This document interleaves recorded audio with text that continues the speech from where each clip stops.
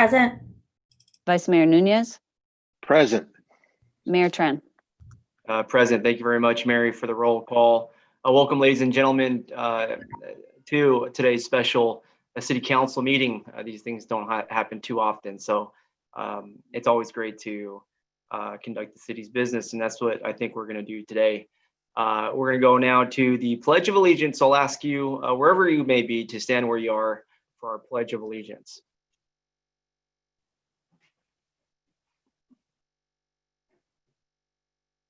Begin. I pledge allegiance to the flag of the United States of America and to the republic for which it stands, one nation, under God, indivisible, with liberty and justice for all. Thank you very much.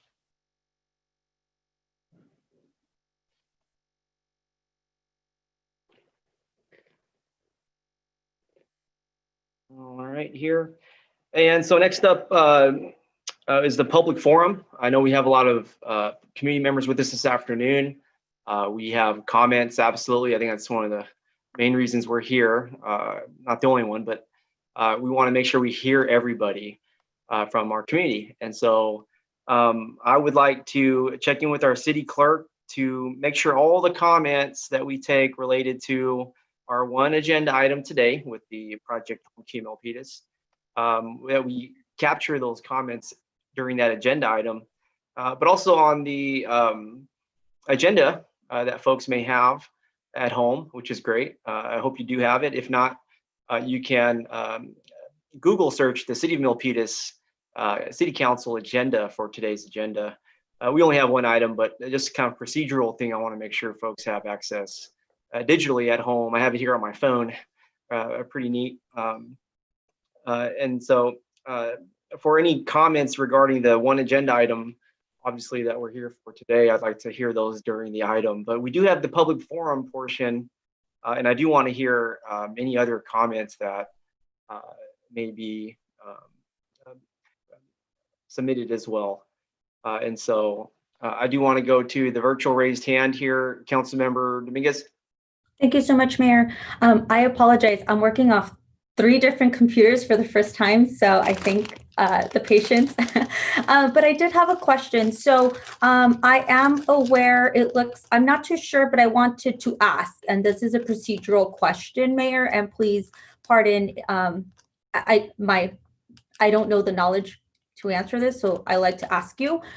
Is there any way that we could push public comment to the end? And this is my reason. If I have spoken to someone from the county who said they were going to be at this meeting, but they're only able to be with us from 1 to, I believe, 3, and she is the one that could answer the questions on behalf of the county.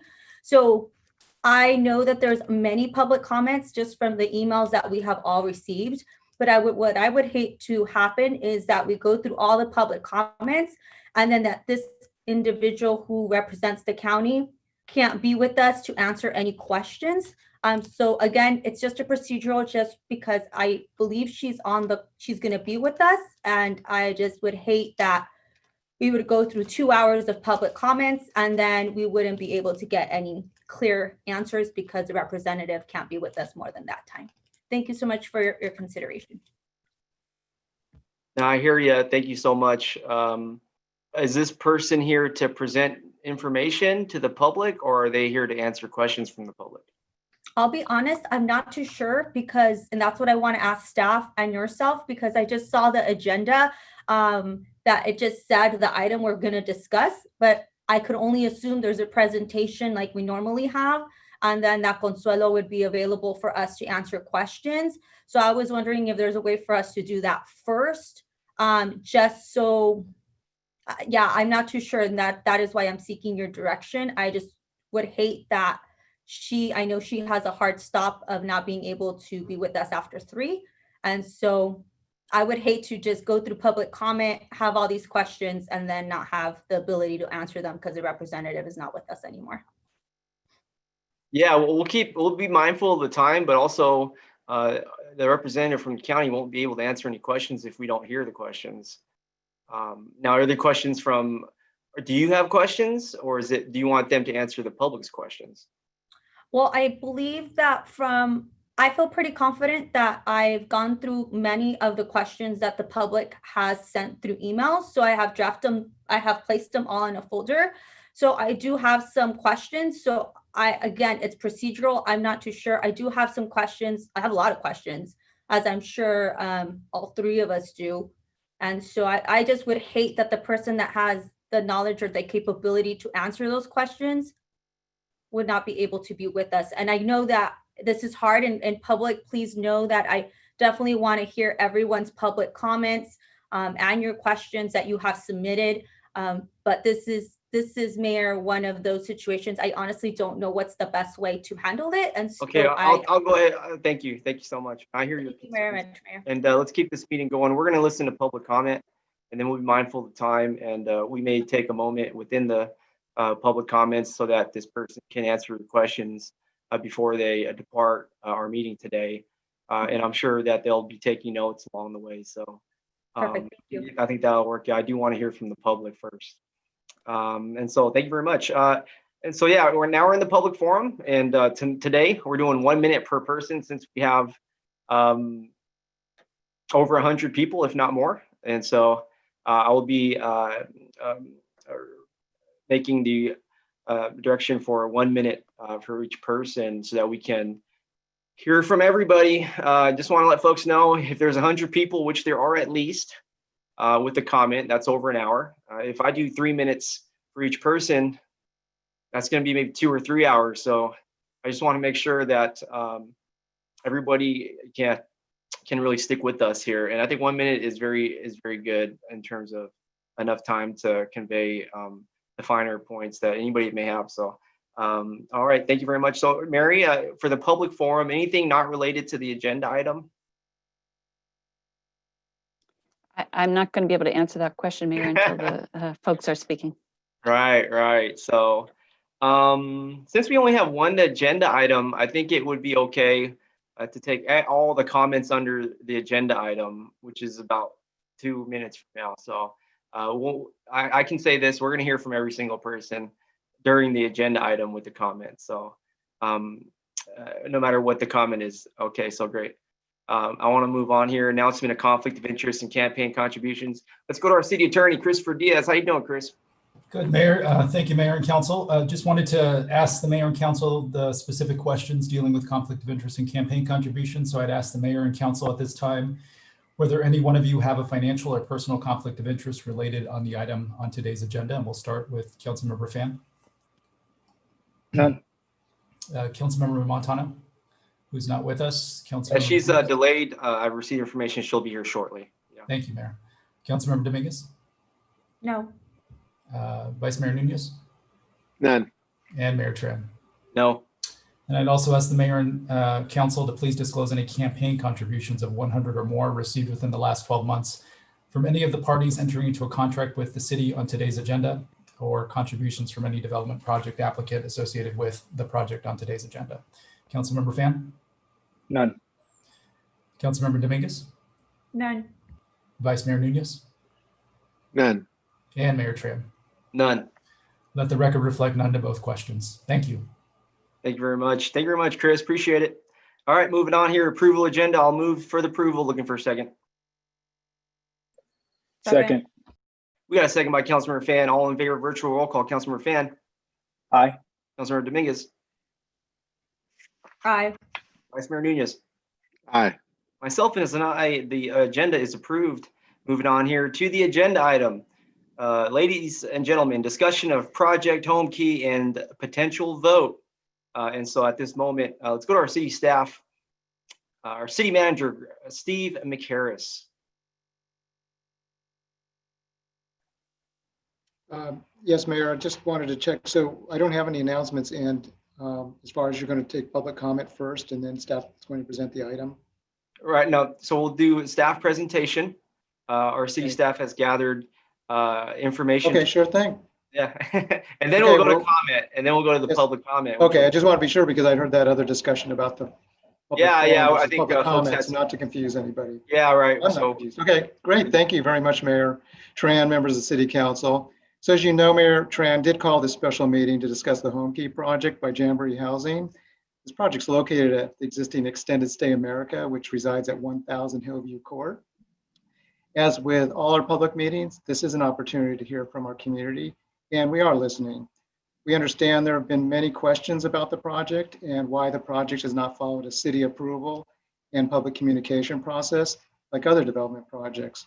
We also know this has led to much confusion, and a lot of misinformation has been out there in our community regarding the city's role. So I've asked staff to walk us through the key events that have happened, which has taken place up to today. Our planning director, Ned Thomas, is going to take us through how this project started. I can tell you it was not a typical development project, but quickly turned into something much different, something the city nor the Milpitas residents have ever experienced, and why that happened. During Ned's presentation, I asked everyone to pay close attention to how he describes what we're all used to.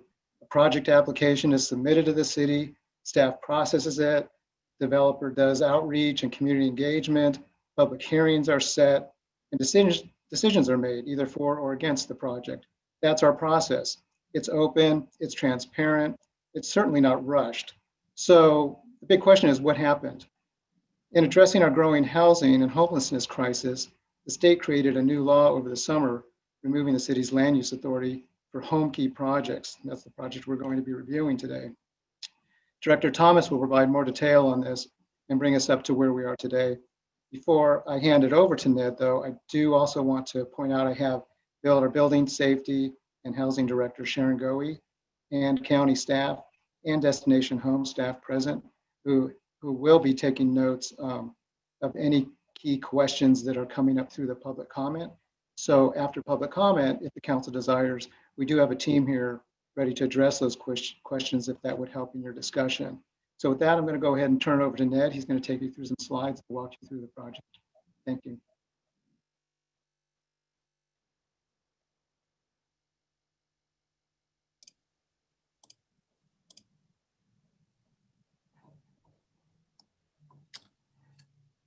Okay, can everyone hear me okay? Sorry, the first question. So thank you, City Manager Mick Harris. Thank you, Mayor Tran, Vice Mayor Nunez, and members of the council. As always, it's a pleasure to be with you this afternoon for this special meeting to talk about a very interesting project that has generated a lot of interest and comment in the community. So I will go through my presentation as quickly as possible. There are a few areas where I need to go into a little bit of detail. As the city manager indicated, this has not been a typical project. So, we just want to illuminate the process as well as the city's involvement throughout the process, so that everybody has a clear understanding of what happened and how we got to where we are today. So first of all, I want to talk, as mentioned, a little bit about I want to give some background. Where did this start? What is the city? What's been the city's involvement? What happened when? And a lot of that will involve timeline. So in the next few slides, I have some dates that I'll share with you. But before I start with that, I do want to give you, this is the detailed part, bear with me. I do want to talk a little bit about an important part of the work that the planning department does. It happens behind the scenes. So a lot of people don't, most people don't understand, what this part of the work that we do at the city. They see us in the public meetings and see our presentations, but there's a lot of work that goes on before that. So as part of this process, I also want to make it clear up front, this is not unique to Milpitas. I've worked in a number of different cities in California and other states, and most cities follow this same type of a process. We refer to it as a development review process. And it usually starts with a phone call or an email. And that email or phone call will come usually to me as the planning director. Sometimes it will go to the city manager or the assistant city manager. And it's usually a property owner or a developer who has some idea, we have this property, we have this idea, we have this concept. Can we come in and talk to you about it and get some feedback from the city? If you think this is a good idea, how you think it might go. So that phone call or email usually leads to an introductory meeting. And that's when we talk about where is it located, what's the proposal. We might give some very preliminary feedback and talk about some issues. And usually in that meeting, not always, but usually we have a pretty good idea that the answer might be yes, or it might be no, or it might be, well, we need to continue this conversation.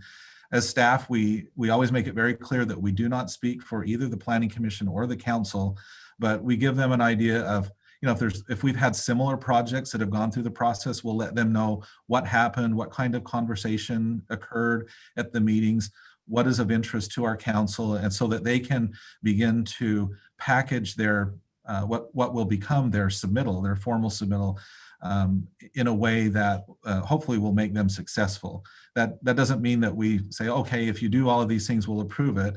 It just says, we give them advice at that point. This is what we think you need to do to make your proposal. If you want to move forward with this and be successful, here are the things that we suggest for you to do. Now, I have those types of conversations probably on a busy week 2 or 3 times a week, and slower times maybe once a week, but at least once a week, someone will call me with an idea or proposal, and they want to meet with me or with staff to talk about it. And when I say meet with staff, it could be just me or the planning department. If it involves something related to transportation, we'll of course pull in our engineering department. If it involves the school district or parks and rec, we'll pull them in. If it's a higher level project, I always contact the city manager's office to alert him. If it's if it looks like it's going to move forward, he will always then inform the council. So that's kind of the very first few steps in the process, and it's very much about consultation. And one of the things that we know is very important to the council is you always want us to coordinate with the school district. So if it's a residential project, one of the first things we do is bring in the school district, or we talk to them or alert them that this project's coming forward. We might talk to VTA if they happen to be along a creek. We'll talk to the water district. So it's an informal consultation.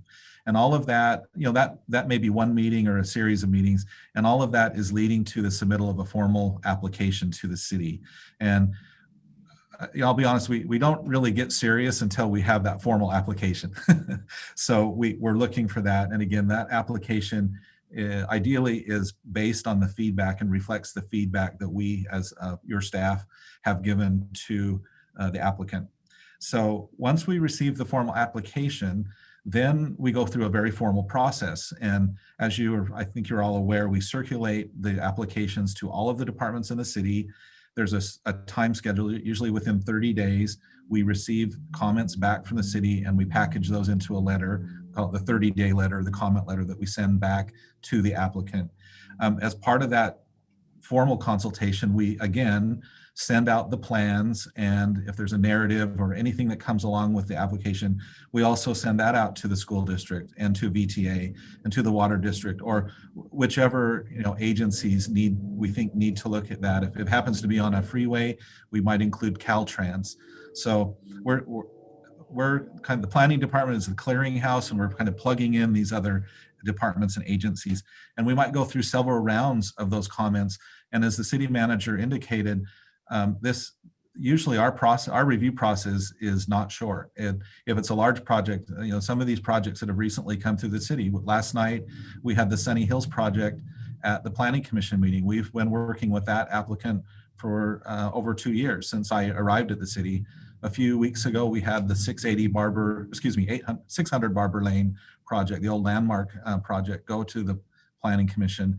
We had worked with that applicant for about 18 months. So those are longer projects. Most of them don't take that long. Most of them only take about 6 months, but some of these larger projects will take longer. And then once we've worked through the formal process and we're comfortable that the project meets the minimum requirements. So that's our next milestone. We want to get that project to the point where it meets minimum requirements, meaning the zoning ordinance. We've worked, engineering has worked through any of the utility issues that might come up. We worked through traffic issues. Then we're ready to go to the next step, which is usually involves on these larger projects, a public meeting or a community meeting. And that might be one meeting, or it could be 2 or 3.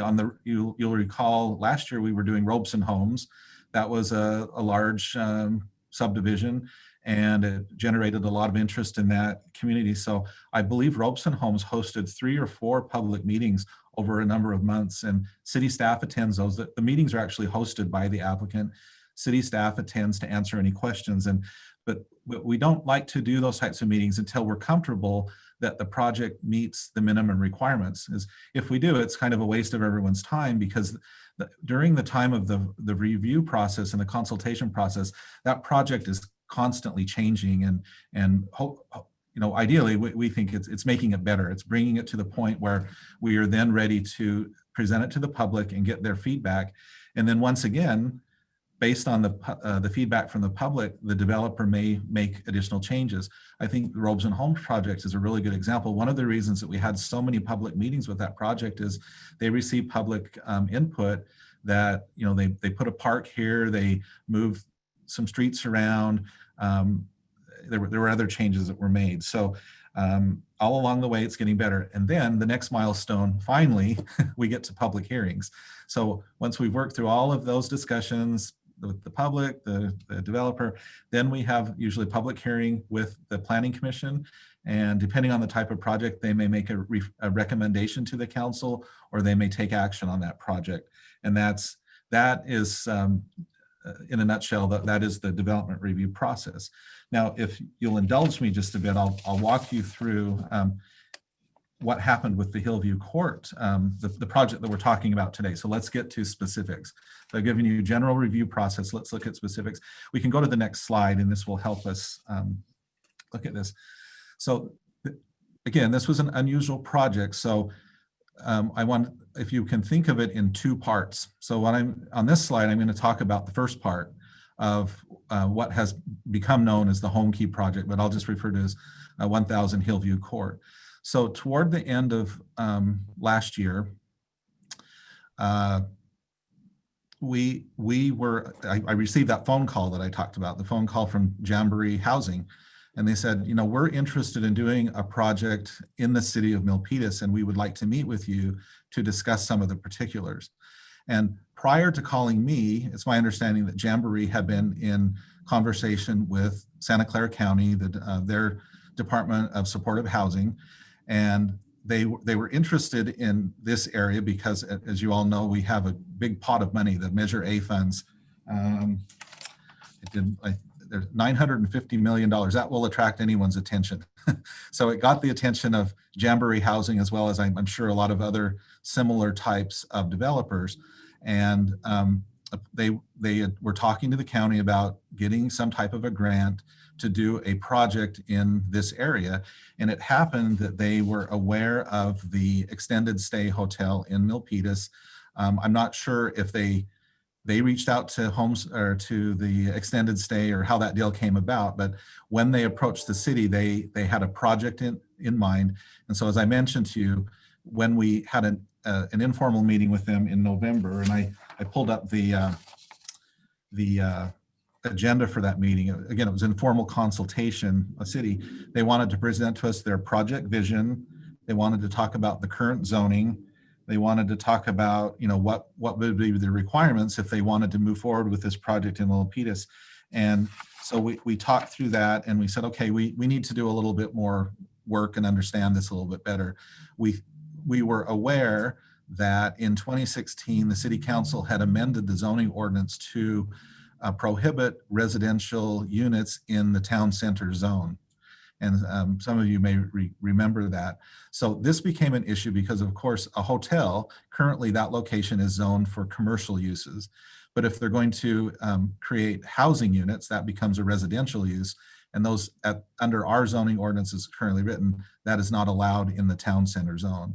So one of the, as part of our due diligence, one of the first things we identified to Jamboree Housing is you're going to need a zoning ordinance amendment.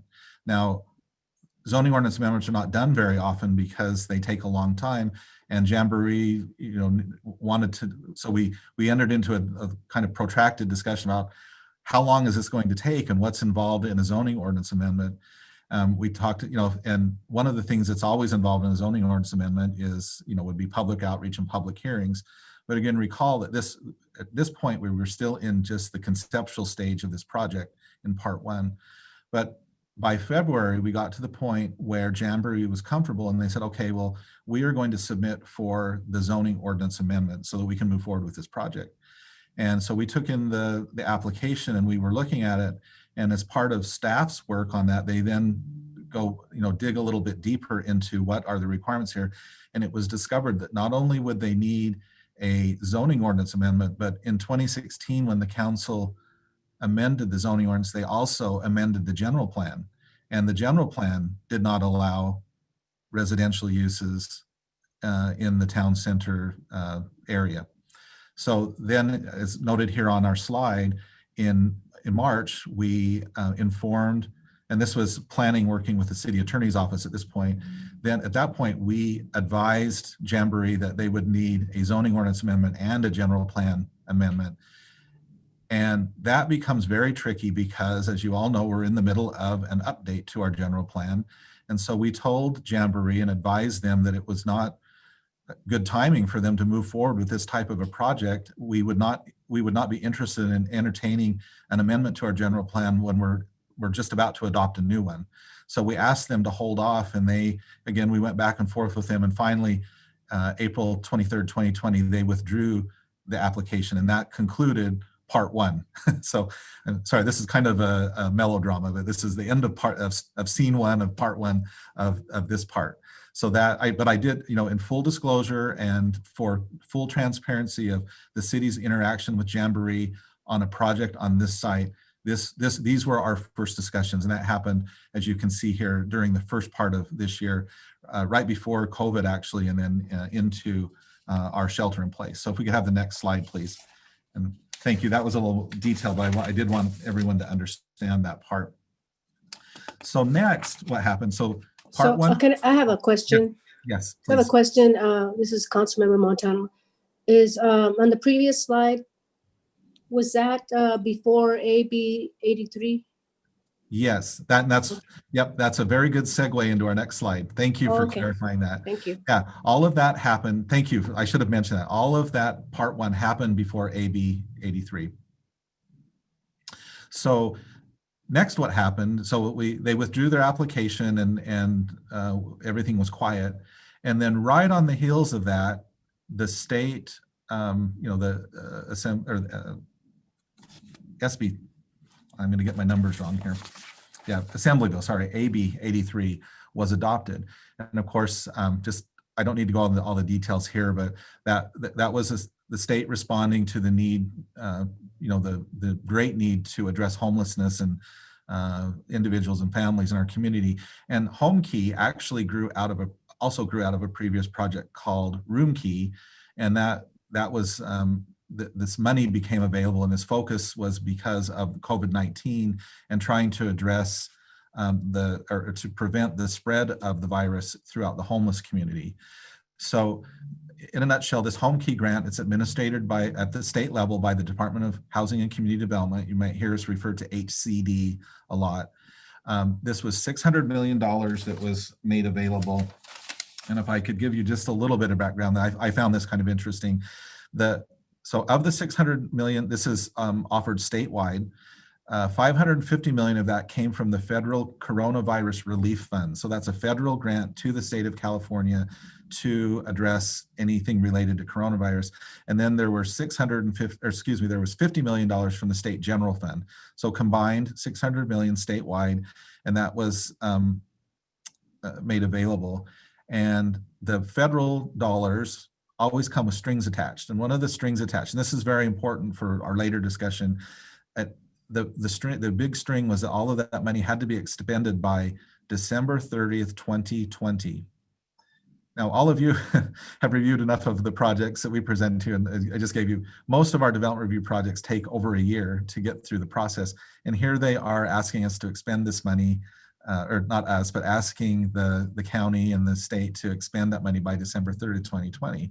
So the money was found out, and a certain amount went to the Bay Area, and they refer to it as rapid expenditure.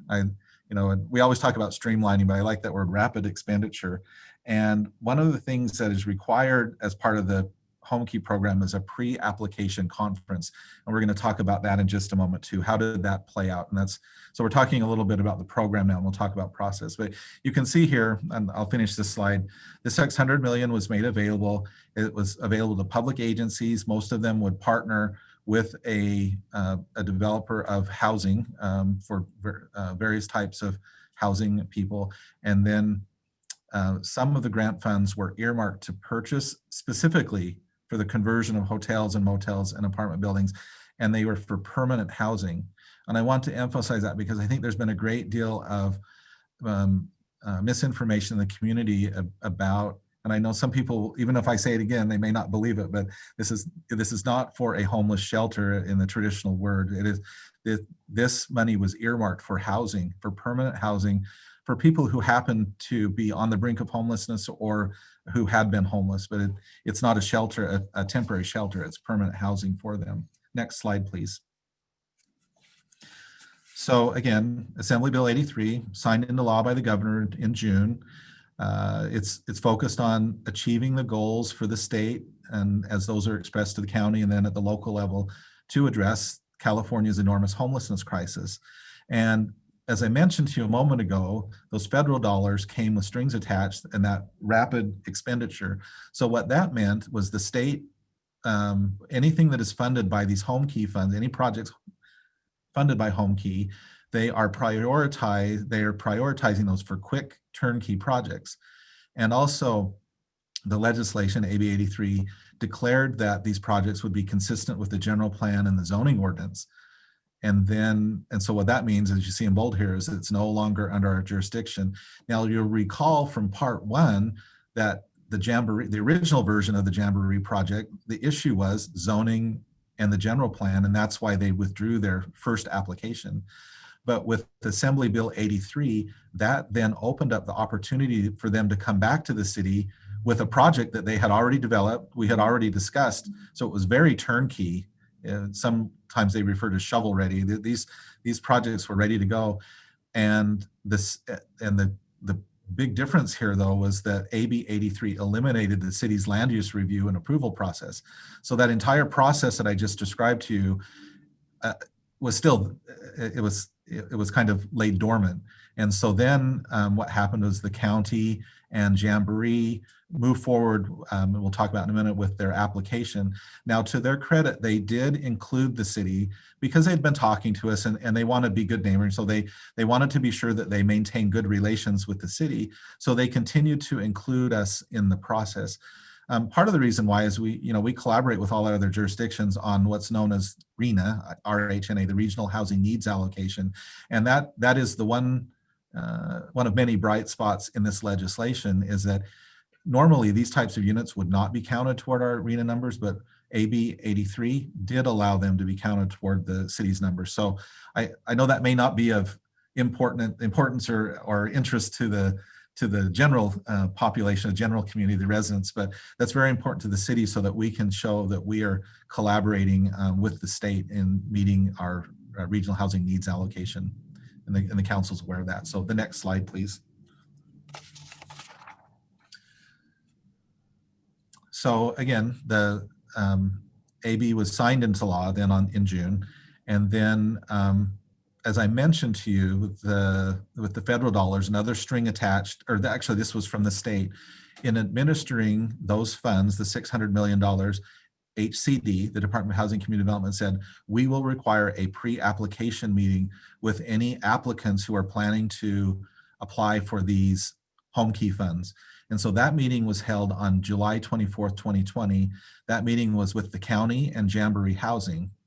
And again, as a courtesy to the city, they invited us to attend that meeting so that we could learn more about the grant that they were applying for. Again, it was a pre-consultation with HCD, and the city participated in that meeting, attended that meeting, but we were there as an invitee of the county and Jamboree. And then again, rapid deployment of these funds.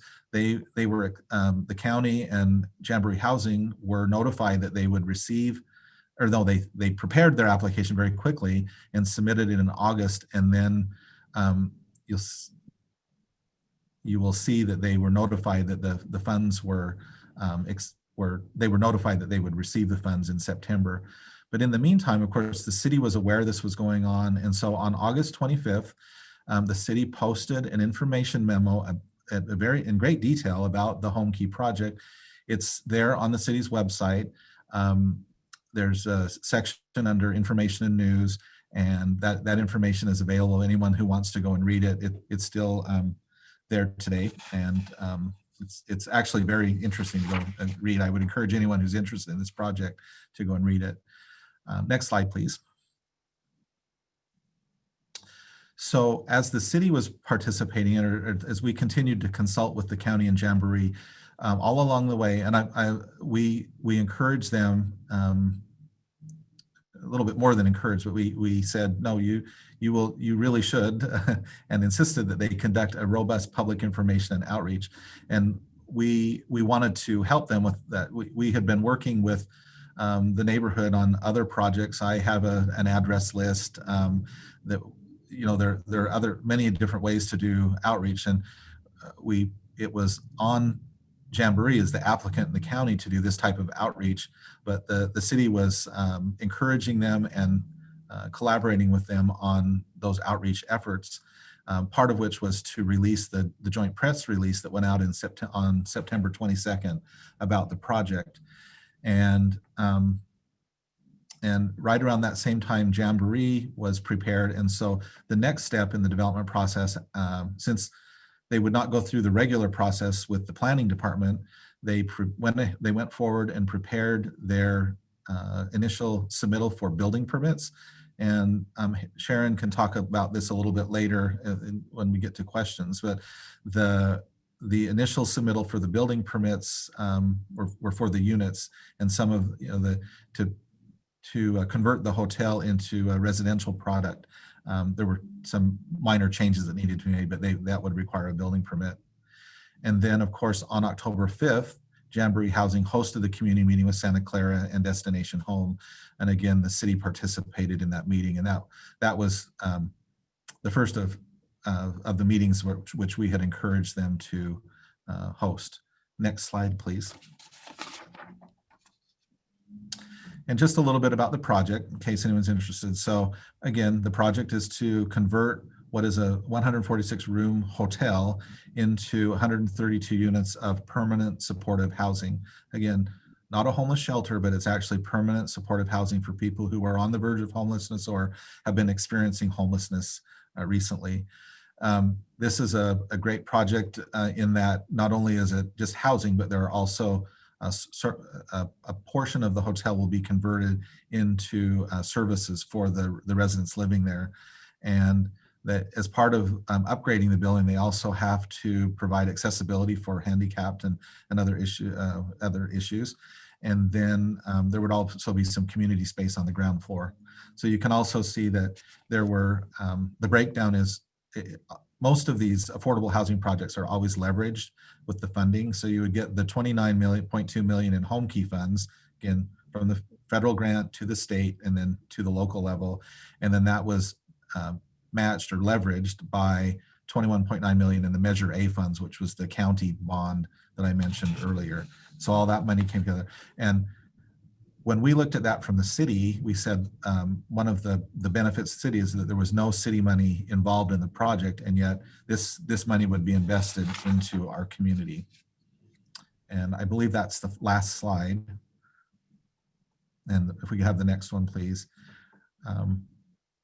Hopefully that gives you a little bit of background of where this started, where we came from, the process that we followed, the two different parts that occurred over the past year, and then where the project is now, and how, where the Homekey funds came from, what strings were attached, and why how the city is now participating with the county and Jamboree and Destination Home, and encouraging them in their work with the Milpitas Council and our community. And with that, we'll open it up for discussion and questions. Thank you so much, Ned, for that thorough presentation, really the timeline of events. I know a lot of residents, hundreds of Milpitas are watching to understand more of what has transpired. I really support our city staff. Their job is just to manage and administer.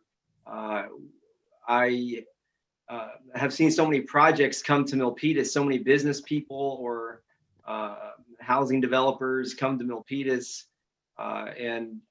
There's always a lot of talk, great ideas, applications that get submitted, applications that don't. And so it is certainly, when it comes to planning under Ned's leadership in that department, there's a lot to manage. Yeah, I've seen Big Al's, before Big Al's even came in and did the grand opening, Bevmo at the town center, Chick-fil-A, as folks know. Those are just some examples where, folks at City Hall obviously are going to know about things a year, 2 years in advance. And so with this project, our planning department really did their job. And so I want to really acknowledge that. And they continue to do so. And oftentimes they don't get acknowledged for all the great work they do, for all the great projects that we love. And there are days like this where we have to work through projects that may have a different type of concern. On the city council side, I just want to speak as one person to say, for any project that comes through Milpitas, it goes through the planning commission. And so the planning commission can vote to approve or to not approve those projects. And that's always happened. The hotel, La Quinta, that was proposed on Jacqueline and Hillview, that went to the planning commission, and that got denied. And with this Homekey project, that's not the case, as our planning director has shared with us, because we've under state AB 83 have lost that power. So I've been watching this go through, and our housing subcommittee with Vice Mayor Nunez and Council Member Montano actually heard this item on September the 22nd for the first time for the council. And I thought it was a first time really I seen a presentation about what this is going to be. It was not an action item. And so those two members of our council could not, there was no vote that was a part of that. But I think since September 22nd, since it was presented in a public meeting and it hit the news, including for myself, we've been working proactively with really a very deep engagement with the community. And on October the 6th, the first regular scheduled city council meeting, after it was presented, the details, your city council unanimously voted to take action, if I may say, to oppose through exploring potential litigation possibly. And so we have moved as efficiently as possible through the mechanisms of our city government as a voting body, your city council. And it was unanimous vote on October 6th to explore potential litigation. And so today we are here with the opportunity your council may have to vote on the agenda item today, which is to take a possible position depending on the will of the council. And so that is the timeline of events. It was only last week on Tuesday, that your city council began to take a vote on action regarding this project. And so you're going to hear from your city council today, from each person, their position on the project. I'm not going to say that we have not voted on a position. We only voted on the exploration of potential litigation, as I think many in this community feel that our rights are being taken away on the local level. So I will now go to public comment. We're going to hear from everybody 1 minute each. I see the virtual raise hands already. Thank you for all the folks. If you'd like, you can raise your virtual hand and I'll call on you. And we're going to hear from every single person. And so let's go ahead with the public comments. 1 minute, please. We'll have the timer up. Lisa, I see your virtual raised hand. And folks, when you're done speaking, please lower your virtual raised hand for the next resident following you. Thank you very much. So Lisa.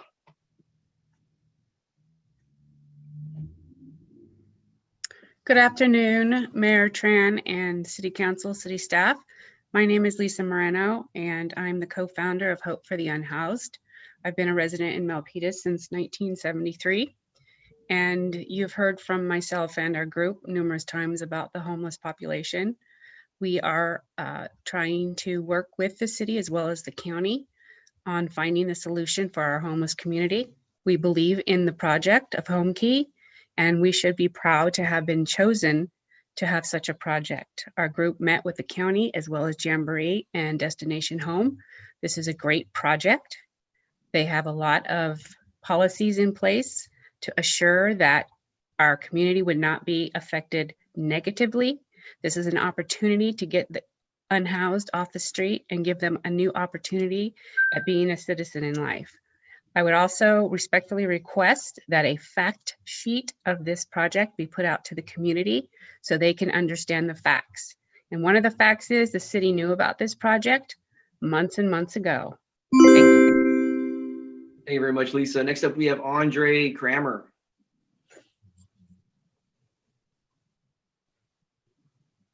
Hello, my name is Andre Kramer, and I'm a citizen of Milpitas. I'm here today to represent my own interest and not anybody else's interest. The following is my own personal opinion. As a compassionate citizen, I want to help solve the complicated issues of homelessness. I feel that the project lacked total transparency from the city, county, and developer Jamboree, and I feel that the citizens of this great city had no voice in this process. As such, I request the following from the council. First, I ask the council to send a letter to the county requesting the county to immediately withdraw the funds for this project. The $29 million are not lost. The money will just return to the pool, and instead the city can apply for its own funds for the project to benefit the community under its own terms.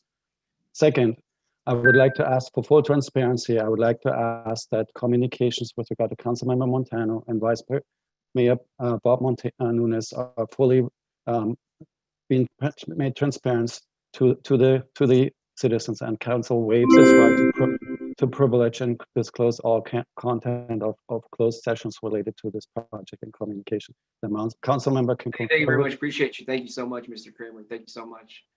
Thank you. And we have actually, I know we all received a lot of emails, and I just we acknowledge the emails as well. Thank you. Okay, so next up here we have Luis. Luis, how are you?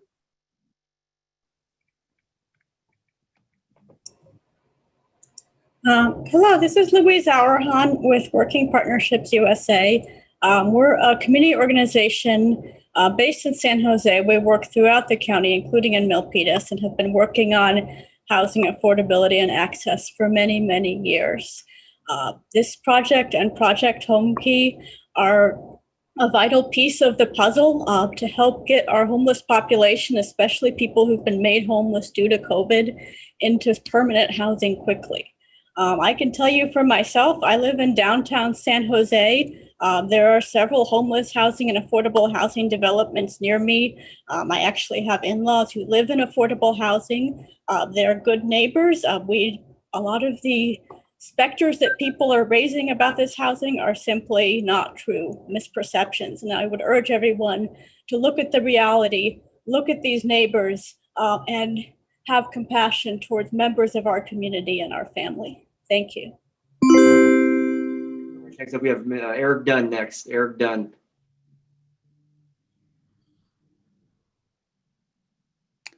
Hello, can you hear me? Yes, yes. Yes, great. Thank you.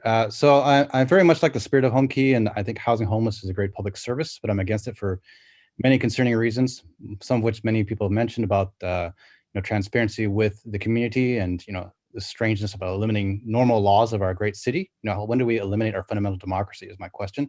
I have very dire concerns over safety.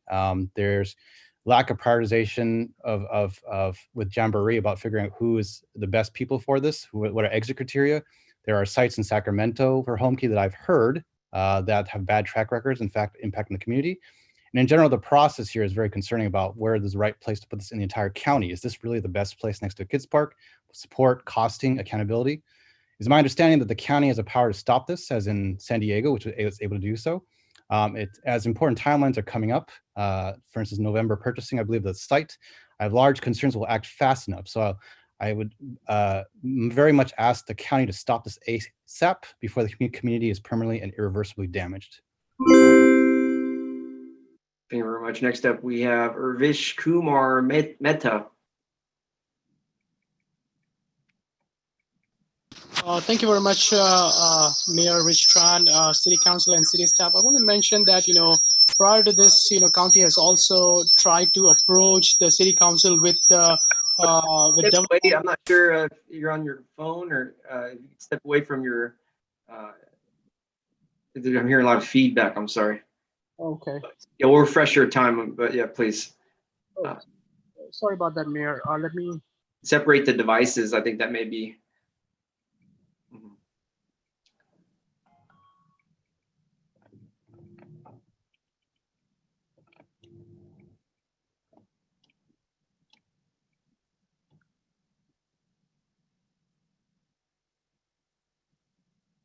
Sorry about that, Mayor Rich Tran. No problem. Go ahead. Well, I want to mention that, prior to this attempt, county has also reached out to City Council with regards to the development of the homeless project near I-880. The Homekey project, there are certain, initiatives, that can be helpful to as a part of a homeless project, but also, cities should consider to establish their own effort to support the homeless initiatives within the city of Milpitas, and as well as doing a development within specific development area within the city of Milpitas. It is also an opportunity to do a partnership with the county, and also an opportunity for city of Milpitas to stand by on itself, and as well as support the initiative for the homelessness. So certainly consideration could be given with the right set of aspect to be to consider for the project. Thank you very much, Mayor Rich Tran, City Council and City staff. Thank you very much. Next up, we have Rachel Wong.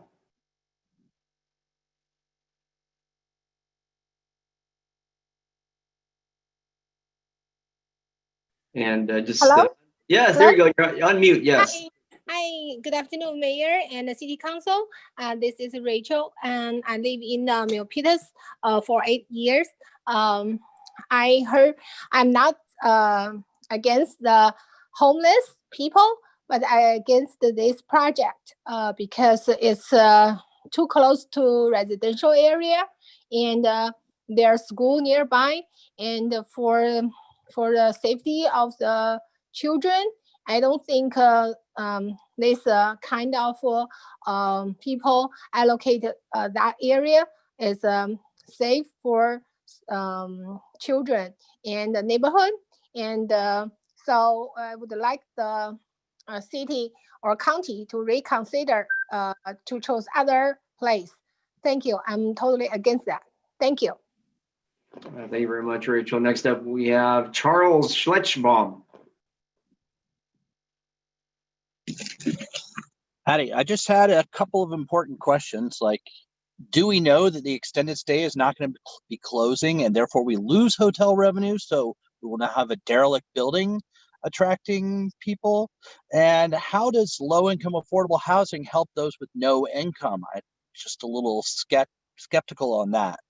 And I'm still trying to figure out which school is close to this that's not close to every other single place in Milpitas. So what the woman before me was saying is everywhere in Milpitas is close to a school, so we shouldn't do anything with the homeless. That's my 2 cents. Thank you very much. If we could have our guests from Jamboree, the county, or even our city, as we're always there to note these, and we'll get all the answers following public comment. Thank you very much. Next up, we have On Boy.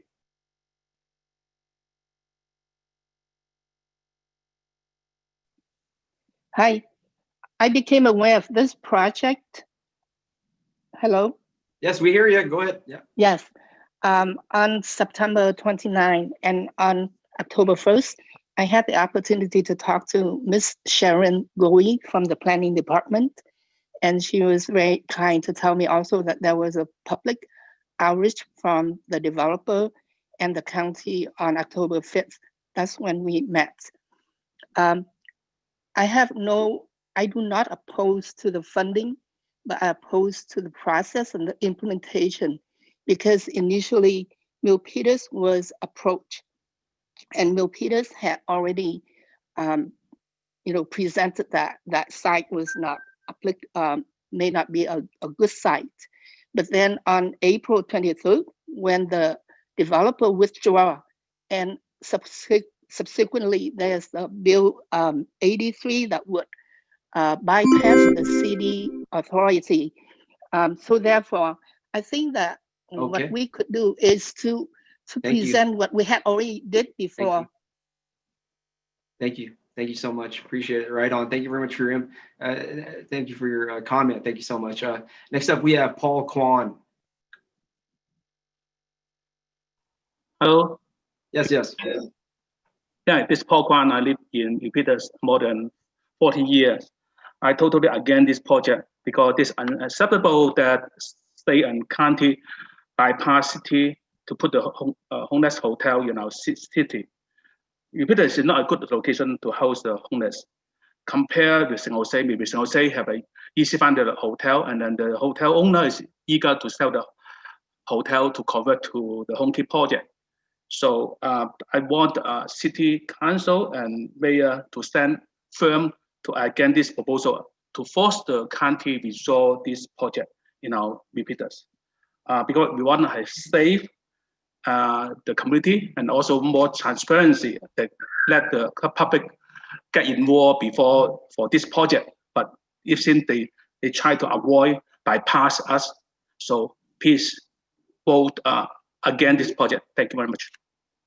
All right. Thank you very much. Thank you. Thank you. Next up, we have Tom Lin. Welcome. Yeah. Okay. Can you hear me? Yes, welcome. Okay. Yeah. My name is Tom Lin. I'm a resident of the Milpitas. I oppose the Milpitas Homekey project.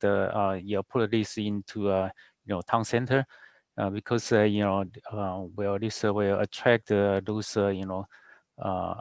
as I heard that you will put the drug abuse people into this this housing, so that could attract drug dealer to this area. So it's not good. So where the town center is the right location for this housing project. Thank you. Thank you very much. Thank you. Next up, Simon Wong.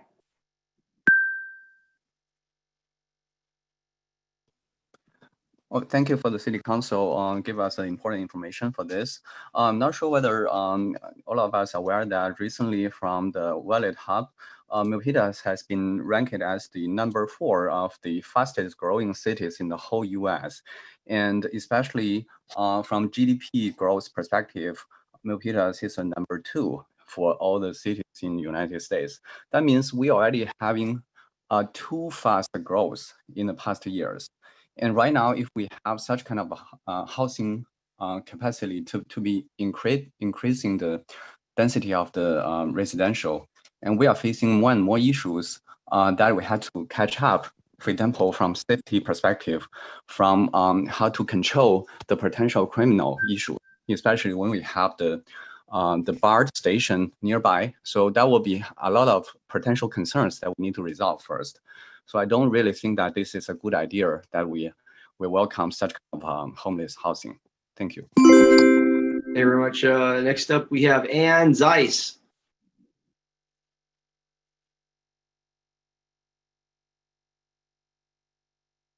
Okay. Not entered any number. Please re-enter. We hear you.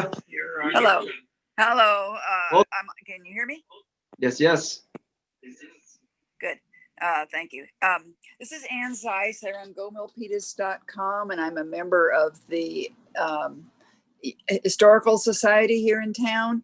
And one thing we have studied for a long time is that in 1955, approximately, Milpitas determined that it was going to be a fair housing community, long before anybody else in the whole country had decided this.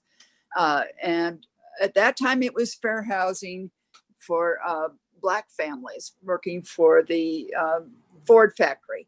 Now we need to have fair housing for, I don't know what that is. We need to have fair housing for the people who don't have a lot of money too. Thank you. Thank you very much. Next up, we have Rita Yu.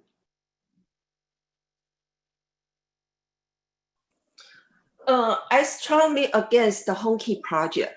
if the Homekey project is such an excellent project, I just wondering why there's a lawsuit filed to stop homeless hotel project in Sacramento River District. The second thing, I strongly question about the Milpitas project from the money usage. Based on the project, actually it's 29 million for 132 units. So total about over 200,000 per unit, not counting salary and service. Do we need such expensive project for our community? Thank you. Thank you very much. Next up, we have Quinn. Hello? Yes, welcome. Okay. Thank you. My name is Queen. I live in Milpitas at least 10 years. I am a registered voter. Milpitas is a small city and didn't have enough resources to handle the huge homeless shelter. Please stop project Homekey in Milpitas. Thank you. Thank you very much. Next up, we have Joy Wu. Yes, this is Joy Wu, and so I have been living here since 2009, and I really like this city. So I'm really shocked to learn about this project that without any kind of public session, like a voting or any kind of public opinion collection, then this project is just assigned to Milpitas. So we all know Milpitas is a center of the Silicon Valley, and it's very crowded here. If you go around the city, you see there schools, kids running around. So it's really not a good idea to have this Homekey, like homeless hotel, assigned to Milpitas. So I'm totally against it. And I hope the city, the mayor can do everything you can to stop this project by all means. Thank you. Thank you very much. Next up, we have Roger Kinoshita.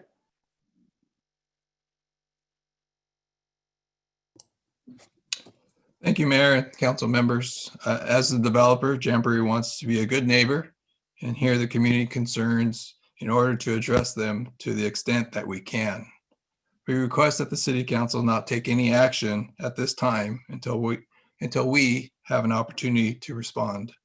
We are co-hosting with the city and the county another public meeting on October 22nd to answer questions and discuss the development with the community. Thank you. Thank you very much. Next up, we have Suraj Viswanathan. Thank you, Mayor and council members. Just a quick update. This project is estimated to cost $80 million and not $29.2 million, based on the county's own public notice dated October 20th, 2020. That means each housing unit is going to cost $606,000, and that's a single studio unit we're talking about. There are going to be 100 Section 8 units here, which is going to use federal funds. We can do a better job with the money rather than pay $608K per unit, which is studio units. This is a 55-year lease commitment. That means we can't get out of it even if we want to. We will miss the hotel tax, and I don't know how the city is planning to make it up for the loss.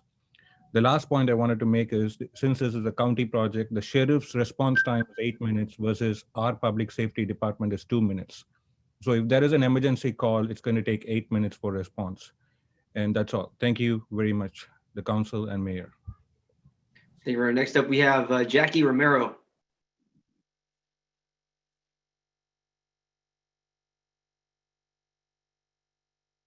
And just unmute your microphone and you'll be good to go. We will be waiting. I'm here. There you go. All right. Good. Sometimes it could be an issue. I'm here for you. Go ahead. Yes, I appreciate you. Thank you, Mayor and City Council. First and foremost, thank you for hosting this special meeting. I just want to ask you, did our governor call you to ask you for permission regarding the shelter in place? When citizens asked to reopen the city, the answer was, we're following state and county guidelines. Now you want to sue? How does that make any sense? Please, no litigation.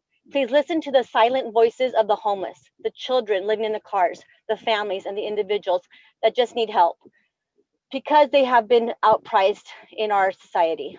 Public has a social obligation to stay engaged, not just when it affects our personal bubbles, but at all times.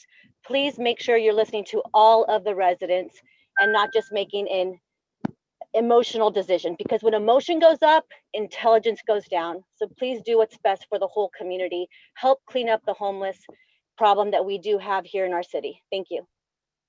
Yeah, I hear you, and we'll be intelligent. We'll definitely be intelligent, and we'll listen to our guest today to provide us information on your comment if there was going to be families being housed in this project or not. So we'll be intelligent. Thank you. Yeah, Next that's up, what we're we going want. to We do want Zhao families. Tong Fu.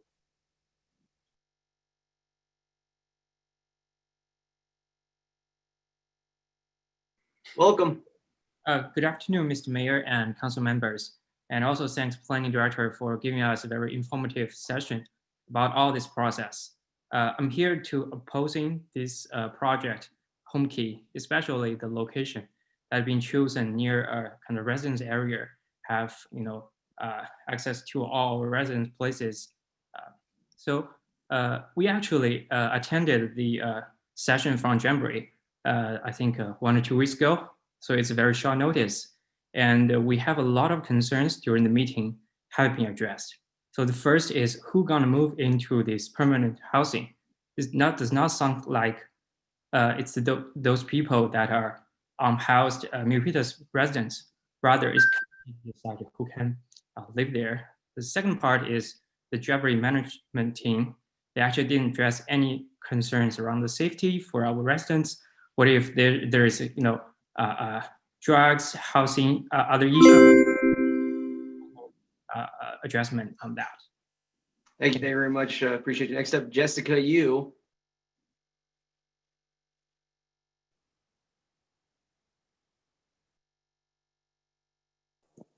Okay, can you hear me?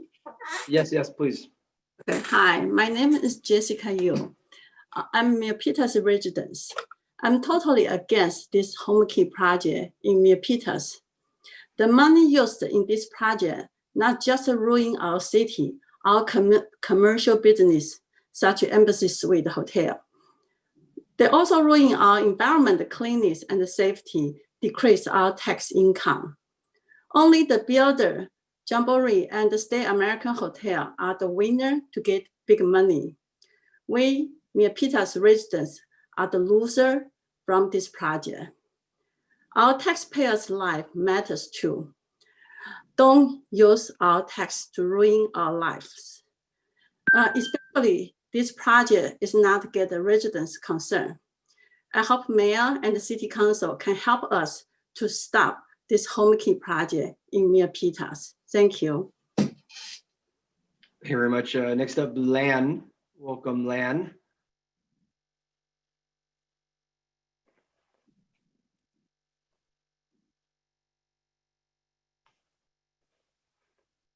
Give you a moment here to unmute your microphone, if you may, please. Sure, yeah. sorry. Hi. No worries. Hi, I am a Milpitas resident, and we moved to the city because it's a small city, it's safe, it's friendly, and we really love the city up until now. Suddenly, there's this project that wanting to convert and move homeless people to our neighborhood, and may I say, we have to be keeping in mind our children's safety and our own safety too. Who's going to be living in these hotels? And if we are on commitment for 30 years, by the time I'll probably be dead by then, are they going to move out? When are they going to move out? Are they going to stay there forever? And are we continue to have to support this with our tax money? So I'm not against the homeless. I just don't think it's good in our neighborhood. Please find a different resolution. Thank you so much. Thank you very much. And our city council and the public, our community, we will get that information here today. Thank you very much. Next up, we have Fong Nguyen.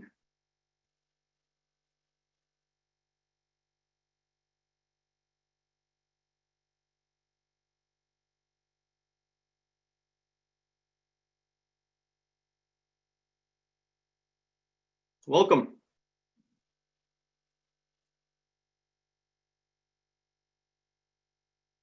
Yeah, I see that you're unmuted. I just do not hear any audio. Not sure what your setup is at your location, but are you there, Fawn? Yes, I'm here. Okay, please. Are you hearing me? Yes, please carry on. Yes. Yeah. Good afternoon, Mayor and City Council. Yeah, my name is Phong Nguyen. I'm the Milpitas resident. I strongly oppose to the Homekey project because it lack of transparency. I don't know the news until now, until today, and my neighbor neither. We don't know the news. So we ask that the county and the city have to notify us about the project. And we request like the public hearing for the Milpitas resident about the project. Because I also go to the meeting here, I see a lot of like the county and the Jamboree, they eliminate the process of approval from the city. It's weird. We don't accept it. So we request the public hearing to get the input from the public. Thank you so much. Thank you. Next up, we have Mr. Victor San Vicente. Yes. Welcome. We'll wait for your microphone here. You'll unmute yourself. Okay, good. Thanks. Yeah, Mr. Mayor, my name is Victor San Vicente. I'm a longtime resident of Milpitas. Could you hear me? Yes, please, please. Okay. And this project affects every citizen and every business in Milpitas. Usually when something like this happens, they consult the whole community. That means they get the input from every business and individual person that lives in Milpitas. The same thing happened to the casino. We shut it down. The same thing happened to marijuana. We shut it down. So we want the same thing to happen to this so we could shut it down. Mr. Mayor, go and fight for us.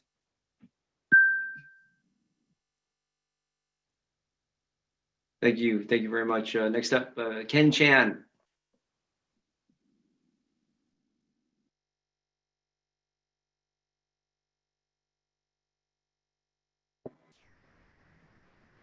Hello? Yes, please, welcome. Hi, my name is Ken, and I'm from Sunny Hills. I'm here to urge you to allow for the conversion of these 132 homes or hotel rooms into homes for our most vulnerable residents. This is a unique and great opportunity to address the critical need for more affordable housing in our community. It's cheaper than the cost of building homes from the ground up, and it reduces the amount of local tax dollars to a grand total of $0 that must be invested into this project. By voicing opposition, we will actually be eroding our privilege of self-determination, the so-called Milpitas way. Our most recent housing element report indicates that we've only built and entitled for 321 out of the more than 1,500 homes for our ELI and LI community members in this current RENA cycle. I cannot emphasize this enough. This is what the county, what ADAG, and what Sacramento sees when they craft policy and vote on legislation that overrides local control regarding housing. If the concern is to be able to continue to have input on what and how homes are built in our city, then I urge you. Thank you. Appreciate everybody's passion. It's all very respectful. Thank you so much. Next up, we have Nolan Yan, please. Hi, I'm very angry that this is happening, that people who propose this project are benefiting more than the homeless. Actually, this does not solve homeless problem. It's actually importing more homeless to Milpitas and increase homeless population in this area. In this area, we never had a real homeless problem. Number one issue here to me is it's really too close, only less than 1 block away from a residence, like houses, people, family living nearby. How can you say with your high moral ground, this is a sense, making any sense? And also Milpitas has already taken a lot of public services like landfill or and other things like prison and high-speed railway and everything. Thank you very much. Next up, we have Janani Hari. Hi, can you hear me? Yeah, welcome. How you doing? Yeah. Hi, hi, Mayor. Thank you so much for having me. I would like to say that while I agree that the homelessness problem does need to be solved, and I am definitely up for having a solution, I just feel like the location is not the right one. If there are other options that can be explored, that would be the best. I believe in the interest of everybody, because I do get that the homeless are also people who need to have a place to stay, especially as it's getting colder.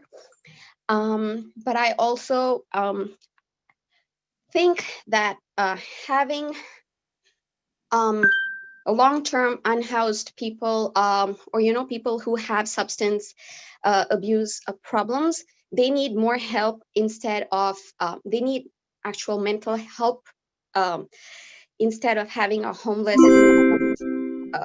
Sorry, I'm just losing track of what I'm saying. But yes, I'm opposed to this location. Okay, thank you so much. Appreciate it. Thank you. Next up, we have Tina Broyles. Hello, Mayor Tran. Thank you so much for putting this meeting together. I'm a little disappointed in our citizens, but I understand that they're lacking information. I hope that everybody in this meeting today goes to the special meeting that Jamboree is going to hold so that they understand this is not transitional housing. These people are getting criminal background checked. There's going to be law and order in this hotel, in this apartment complex. And you can't look at homeless people as drug addicts. Some of the families, parents are working 2 jobs with children. We got to have a heart in our city. I think our city council has a heart for this, and every city should have a heart to help these people get off the street and get back and have a home. Anyways, and just going to pray for the people's heart to change. And I just hope that you can reconsider and visit the other. Thank you very much. Yeah, thank you very much, Tina. I hear your passion for housing families, children. Okay, next up, Linda Wong.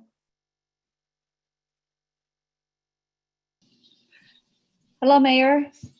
Thanks for having me in. So I hear what Jacqueline and Tina just said, everything, and I echo the Milpitas residents. Intelligence has to be used, but the problem is we are not being communicated. We have been blindsided. So this is why we're reacting. So therefore we ask that the city of Milpitas stop this immediately with the communication with Santa Clara to withdraw the applications within 48 hours. This has to be notified by courier to Santa Clara officials and co-signed by the 3+ Milpitas city members, so we can understand the project better and we can voice out. In parallel, Milpitas should be completing paperwork to launch legal actions to halt this project after launching in 48 hours. If county has not withdrawn from the application for housing projects, provides actual documentation. Thank you very much. Appreciate that. Next up, AJ Law.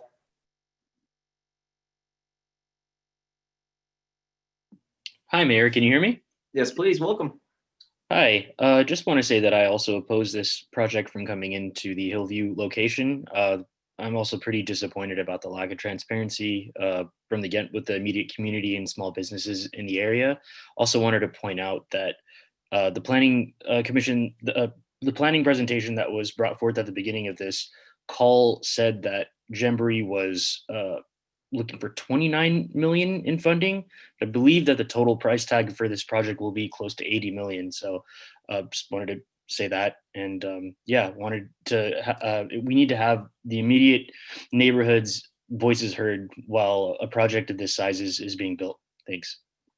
Thank you very much. Next up, we have Kim Foong Tran. No relation. Okay. Get your unmute your microphone, please. Yeah. Right. Hi, my name is Kim Tran, and I've lived in Milpitas for 15 years. I echo a lot of the resident in Milpitas that I oppose this project. First of all, no matter what you say, but homelessness will attract more crimes and drug abuse into the area, and it's in a residential area, a block away from the park and trails for families with small kids. Number two, this project say that this is for COVID victims. So are you vetting all of them, or it's just housing for homeless in general? We already have prison here in Milpitas. We have a dump here in Milpitas. Now we want to have a homeless shelter here. This is a very small city. So I urge you and the city council to stop this ASAP. Thank you. Thank you very much. Next up, we have Loreto Demondo. How are you? Hello, good afternoon, everyone. Thank you for being here today and having us talk about this important project. We'll never get this opportunity again. And the 132 units will be credited against the arena, the housing requirements. Where will the city find this money, this funding, if we didn't take advantage of this? I thought Milpitas has a heart. I'm hearing a lot of discussions here against this project. And I would like to request the city council not to pursue any litigation against the state and the county regarding this issue. We cannot afford it. We're now using more than $4 million in reserves for this fiscal year. Forecasted next fiscal year is over $5 million. And in the future, how much more are we going to spend? We cannot afford to lose this funding project. I know AB 83, some of you do not like this, and we've been blindsided, like you said, but we need this funding. We need this housing project, not just for the house, but also for possible low-income families in the area. Thank you so much, and I hope you would reconsider. Do not litigate this situation. Thank you. Appreciate you. Thank you very much. Next up, we have Reka Pardeshi.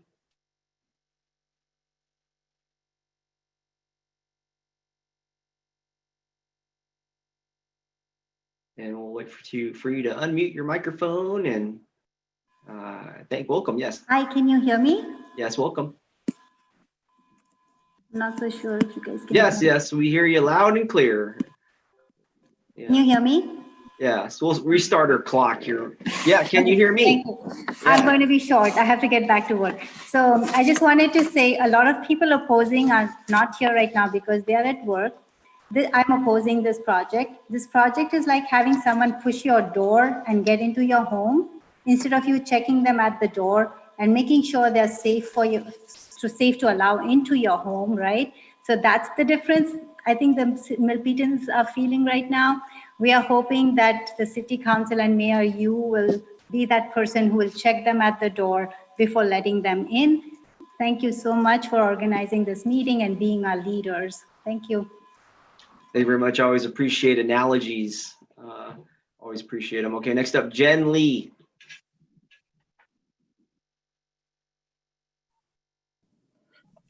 Okay, can you hear me? Yes, welcome. Yeah, good afternoon, everyone. And I oppose this project because I think Milpitas is the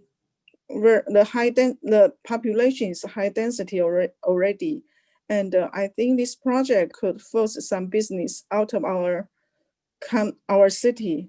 I think in my city, I noticed that about many business, small business in the small city. I think I just go around. That's what my feeling.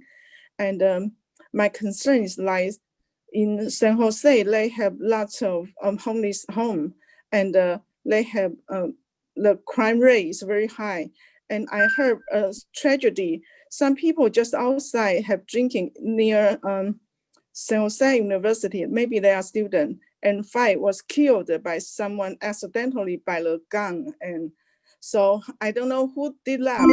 Yeah, I just concerned the crime rate.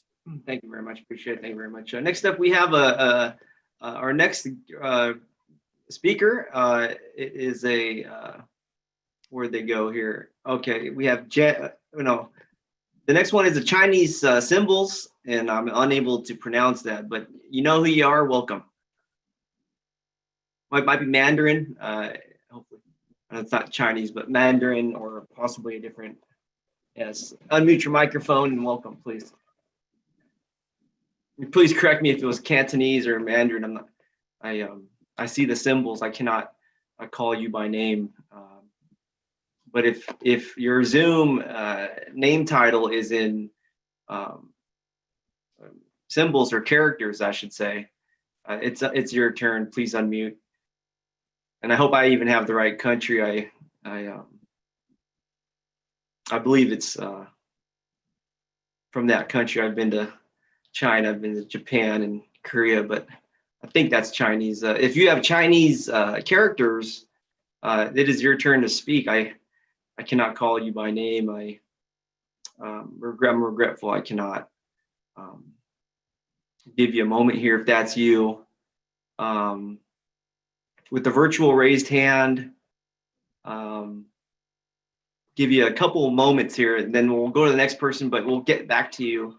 I just hope you're listening to me right now, wherever you are, this person. Okay, great. We're gonna go to the next person. We'll come back to that, the speaker as well. We're gonna get everybody.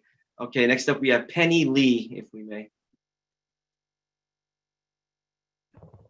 Hi, Mayor, could you hear me? Yes, welcome. Hi, so thank you so much for putting this together. I just recently moved here approximately 6 months ago. My main reason for moving here is because of the close-knit community and also the wonderful school for my children to attend, my young children to attend. I oppose this project. This project deeply concerns me, specifically for the safety of our children. It's so close to the park and the residents. And we cannot risk the safety of our children. I don't think anyone will want that. I know the time is of the essence, given that this project is moving so fast. I strongly urge you to please put a stop to this project before the damages are irreversible. This process was done, in my opinion, not in a democratic way. All the residents should have voice, and action should immediately be taken to stop this project. Thank you. Thank you very much. Welcome to Milpitas, by the way. Next up we have Kang Ing.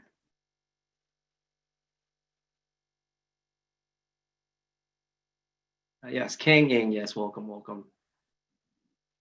Hi, can you hear me? Yes. Yeah, sorry about that. Thanks for having me. I think we left too much. I think the city left too much on the table, especially if you're having this project into our city. I heard that we are not really helping our own residents as a priority. If any case, can we make sure that if ever gonna come in here, make sure we help our community first, especially we heard that from the past learnings, there are like over 300 students who are homeless here. Can we have priority for them? And then secondly is about the cost, right? Heard that right now it costs us about $80 million. I mean, cost the projects about $80 million.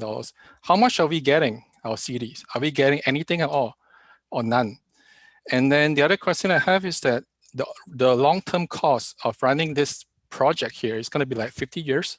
How much is it going to cost us yearly, right? The long-term thing. Have we looked into that? Can you guys look into that as well? That's what I have. Thank you. Thank you very much. Okay. I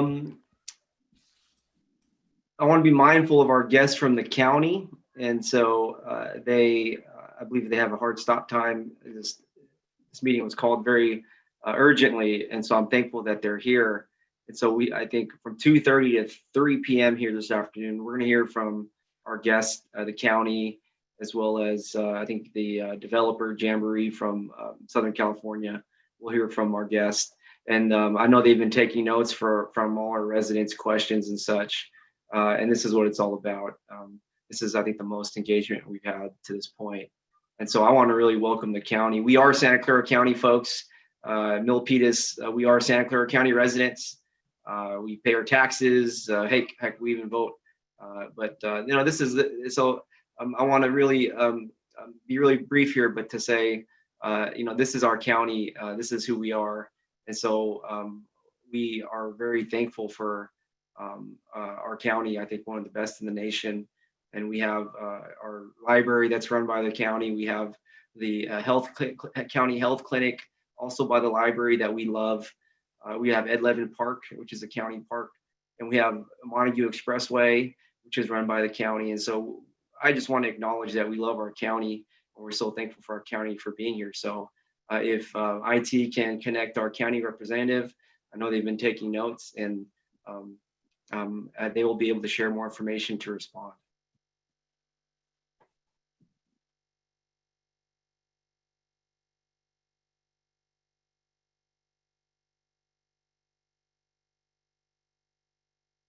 Yes, if our IT can assist our county guest here.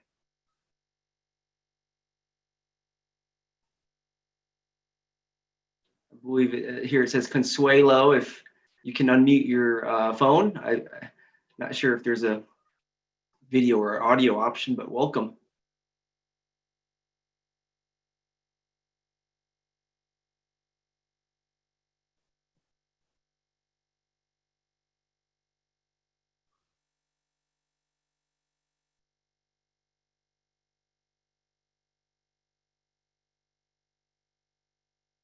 We are here, yes, yes.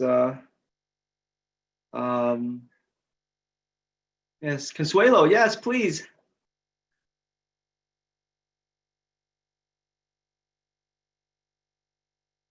Yes, yes. Hi, Mayor. Apologies. Consuelo Hernandez with the Office of Supportive Housing. Welcome, no worries. Thank you for being here. I'm sure, pleasure. I'm sure you've heard most of the public, if not all of the public comments, and if you can help our community by responding to some of the questions they've had, I know your time is impacted. Sure. Would you, where would you like me to start? I know our residents here in Santa Clara County have brought up a lot of issues or concerns with the project itself. I think the transparency of community meetings, even before the money was awarded, or the type of housing the facility is, or the type of tenants that the county has influence on bringing in. And I think the big theme I've been hearing in the community is, will this help Milpitas families that are struggling?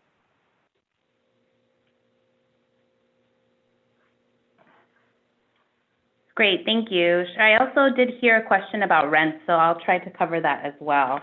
I think Ned on your team did a really great job of walking through the process and the timeline, so I won't get too much into that detail. You know, we had to respond very quickly to an opportunity that was presented to all of the communities across the state to provide for quick funding, quick solutions to homelessness, particularly now with the health crisis that we're faced. So we've followed the process that's been directed to us by the state and working in conjunction with your staff to make that happen. So that's all I'll say on the application. In terms of whether this will help Milpitas families, there's two ways of looking at the project and the effort of our partnership. The first is, as you might be aware, we have been working with your staff to come up with a cost sharing agreement or a revenue agreement where the city of Milpitas can dedicate $75,000 to set aside some units for permanent supportive housing, and that I don't think a decision has been rendered on that, but that is an opportunity. The funding can also be used towards targeted outreach. This, I know one of the questions or one of the issues that was raised was around folks in your community not necessarily having access to certain services where they can, or the access points where they can be assessed. So diverting that money towards engagement could serve as an opportunity for Milpitas residents or Milpitas unhoused to be assessed and placed on the countywide community queue, which is the tool that is used to refer people into housing programs. Those housing Can you repeat programs that, vary. please? I didn't quite catch that. Can you just repeat that last one? Sorry, Mayor, which part? Oh, no, that's Councilmember Fan. Sorry. Oh, I'm sorry. I'm not seeing you. I'm Yeah, on I know my you're on the phone. audio, yes.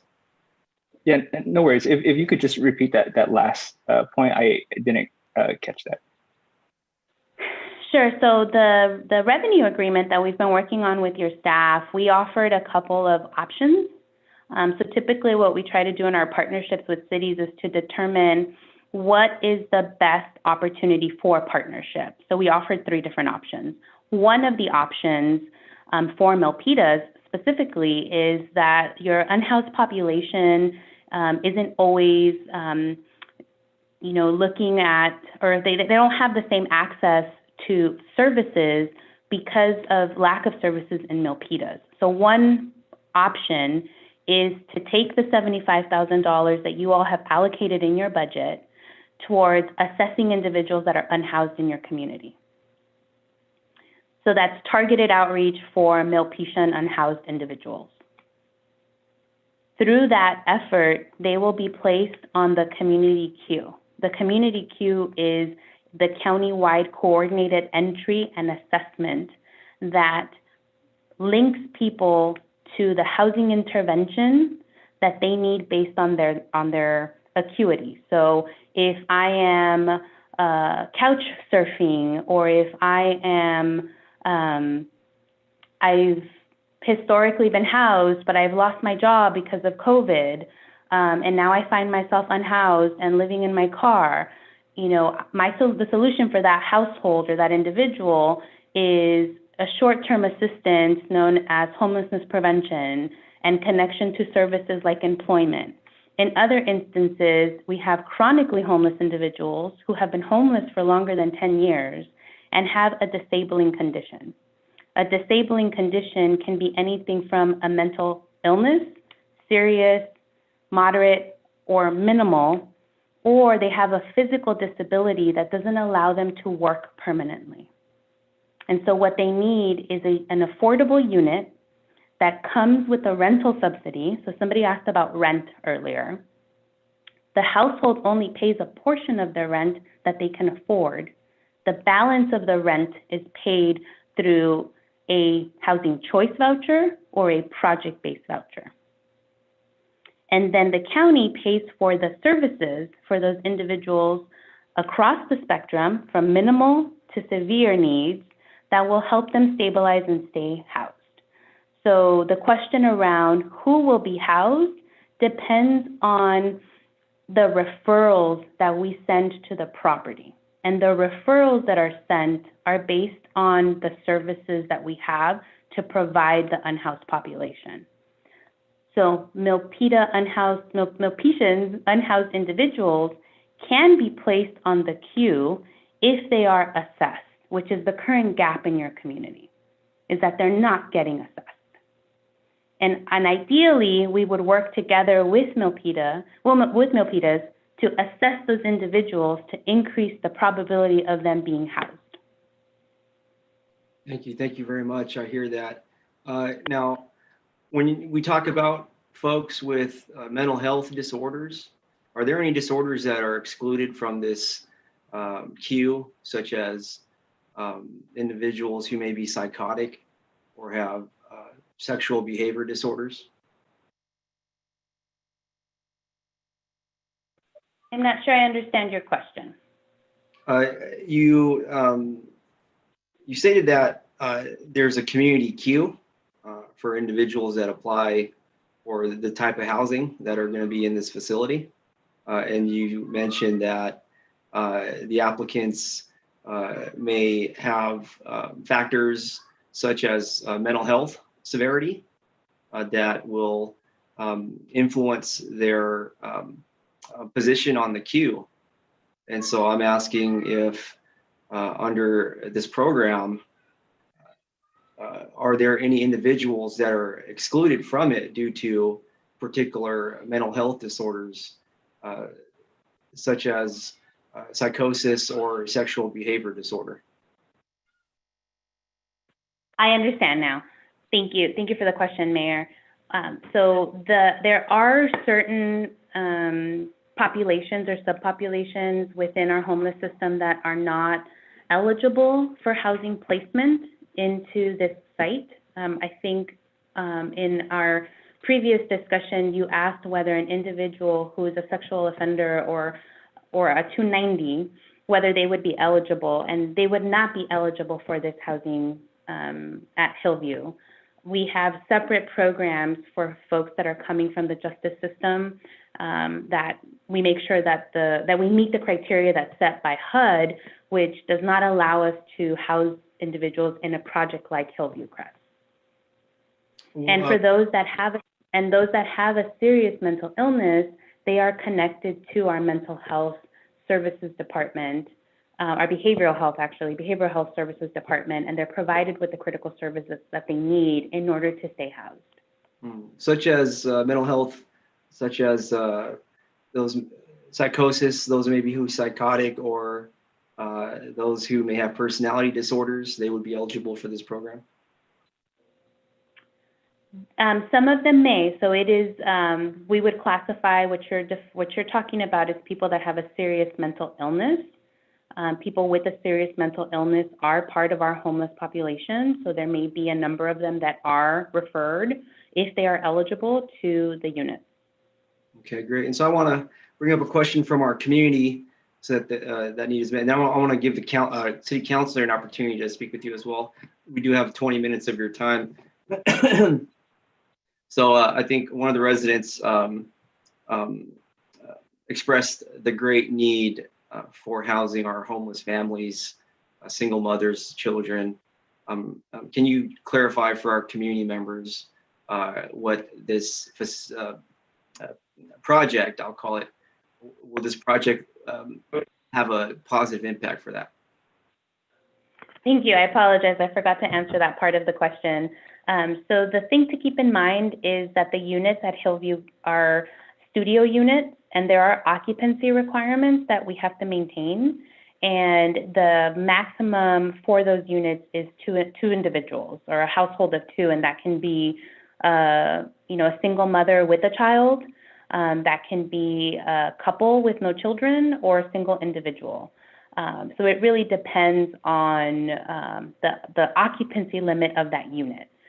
The benefit that we have through our partnership is if we do engage in a revenue agreement with the city of Milpitas, you get to tell us who you want us to outreach to, whether those are folks that are unhoused, whether those are folks that are in your existing programs that you have through your community development block grant programs.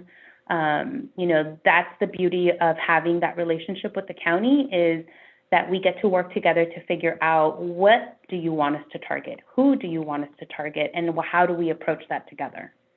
So for this specific site, the occupancy of the size of the unit dictates who can live there in terms of household size. Very well. Thank you for the finer details. So it's conceivable that this project, it's conceivable that it can house single parents with one child and also other individuals with severe mental health conditions.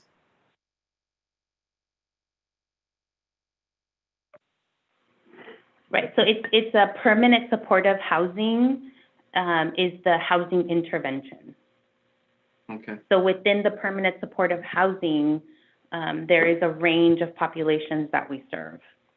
All right, and so that answer, I feel like the answer to that question is yes then. And we are Santa Clara County. We are residents and we are people, and so I want to go to the city council now. We have 16 minutes here. If a member of the city council would like to ask questions from the county, please raise your hand in the screen, because due to the vast amounts of virtual raised hands, I may not be able to locate you. So I see everybody, just put your hand up. There you go. Councilmember Dominguez.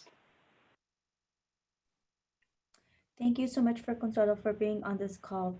So I'm just going to be upfront with the question, because I am super confused by your answers, to be honest. The occupancy units, so I just want to be clear that if we do this $75,000 partnership, families in Milpitas who have been identified by the Milpitas Unified School District, if they fit the occupancy unit, they would be able to get priority over these units? Thank you, Councilmember Dominguez. I think we should separate the question that you're asking is twofold. One is, what does the revenue agreement look like and what service do you select? And the second is, what does the referral process look like for the Hillview Crest? So assuming that the city of Milpitas opts to select the option that includes the set aside for PSH units, right? So paying the $75,000 towards the PSH set aside, if you had a Milpitas family that included, a single parent with a child, and you opted for that service, the revenue agreement, then yes, we would work together to make that happen. If you opt for the targeted outreach, we cannot guarantee or do the set aside that you're asking for. Okay, so I have a follow-up question. So what if we gave that $75,000 to a nonprofit that is also an access point? Would they be able to do the same referral process for this project, or does the $75,000 have to be with the county? It's not the agency that you're selecting that's the difference. If you pick say one of your local service providers and you provide them with $75,000, what are you asking them to do for you? Are you asking them? Yeah, it would be a case management and to go out to do the SB PDAT and to place them into your data.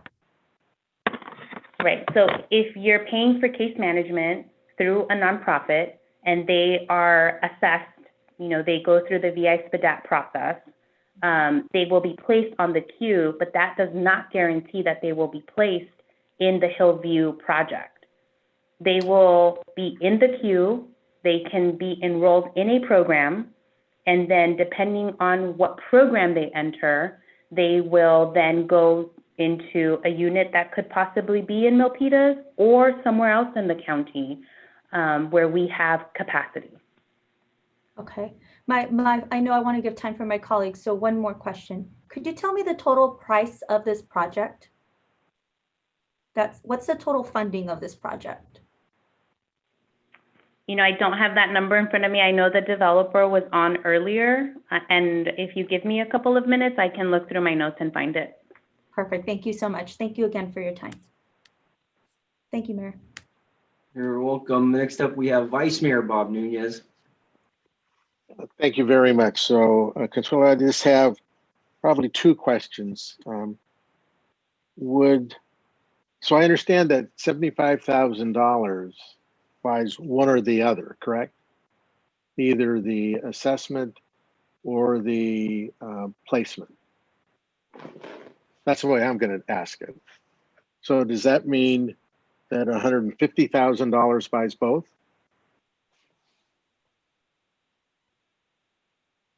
If you opted for a larger amount and you wanted us to do both, then we would work with you to figure out what that means. So if you have $75,000 towards the assessment strategy that my staff checked in with you about, then that's one element A of the program. And then the second one, if you opted to set aside an additional 75, then we would have to agree on what that set aside would be. So presumably, yes. Okay. And then my only other question really is, were there any other, in talking to staff, were there any other topics that came up that that showed the development of this partnership? This one, I think, moves in the direction of trying to provide housing for Milpitas residents. So I'm just wondering if there were other things that you and staff talked about that, one, two, or three more things that you folks came to agreement on or closer agreement on, so I could get a feel for the discussions that have been taking place. I'm sorry, Vice Mayor, I'm not sure I understand your question. Okay, so this is one item that came up in not only in the community discussion, but in all discussions I've heard about our ability to place unhoused from Milpitas into this facility. And now I hear for 75,000 we can have some set asides. For another 75,000 we can do our do an assessment that assists with placement.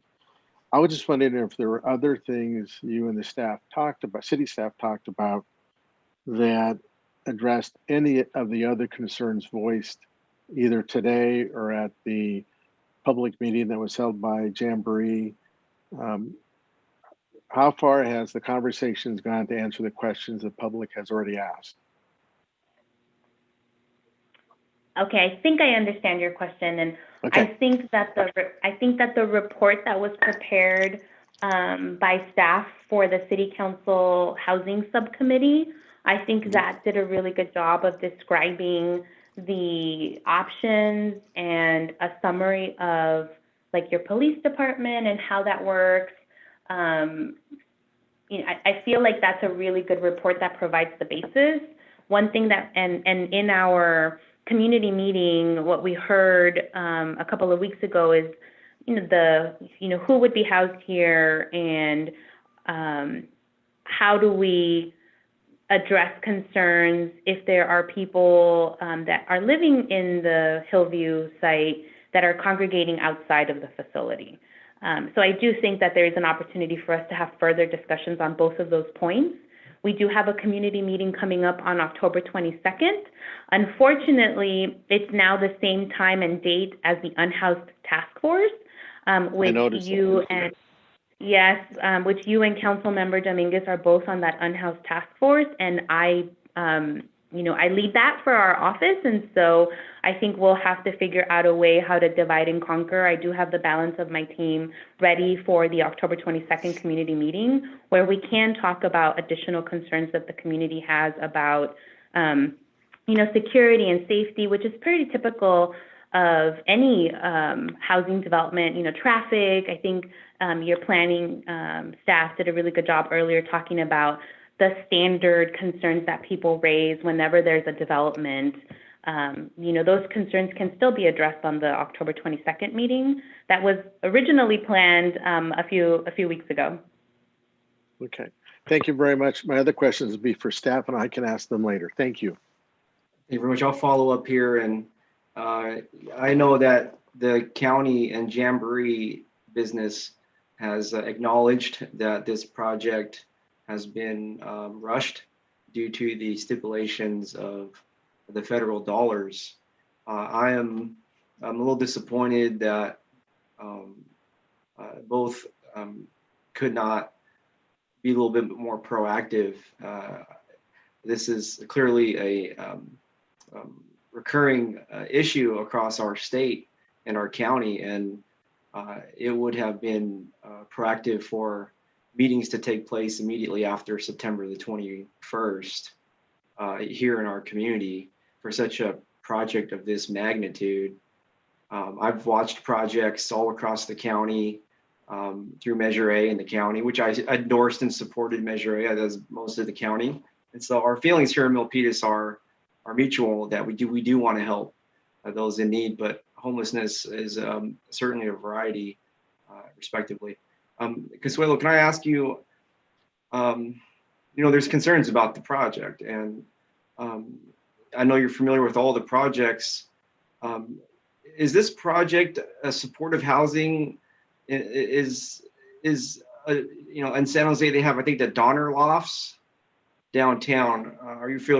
Is that under the county Office of Supportive Housing too? Thank you, Mayor. That specific site is not 100% supportive housing. It includes workforce units and some number of supportive housing units. Okay, do you know the number percentage-wise approximately? I think it is 20 units, but let me confirm, and I can get that answer to you when I get the TDC for the other site. Gotcha. And so I know that, is it the same formula, or what's it called? Not just the formula, but the algorithm used to choose individuals for that housing that will be used here in Milpitas as well? The units that you're referring to at Donner Loft, those that are permanent supportive housing, it is through the community queue. The referrals come from the same source. That's and I'm not familiar with the program at Donner Loft to give you enough details, but for your purposes, the answer is the referrals come from the community queue. Yeah, so I'm alarmed because I've been following all the projects that have been funded under Measure A in conjunction with the Office of Supportive Housing, which are all incredible things. It's just the management of this. This is all new, even in recent years since 2016 of the passage of the Measure A. And having this project come in at such a rush too, I have great concerns. I know Donner Lofts has had San Jose Mercury news articles written about it, and there are calls for the police department. I believe there was even a homicide, if I hope I'm wrong, but you know, these are the things that alarm me for a high density housing project of any type. You know, we have a lot of those in Milpitas from years past, and you know, there's always calls, and so I'm certainly quite concerned. But thank you for sharing that information, and I know you had a couple responses for my colleagues, so I'll open the floor back to you, Consuelo, to answer those questions. Thank you. To follow up on the question on the total development cost, it's approximately 80 million. And Mayor, to answer your question, so Donner Lofts, so first, Donner Lofts is not actually funded by Measure A. It's a pre-Measure A development. And there are 102 total units, and of those, 20 are supportive housing units. So that's a project that we refer to as an integrated development.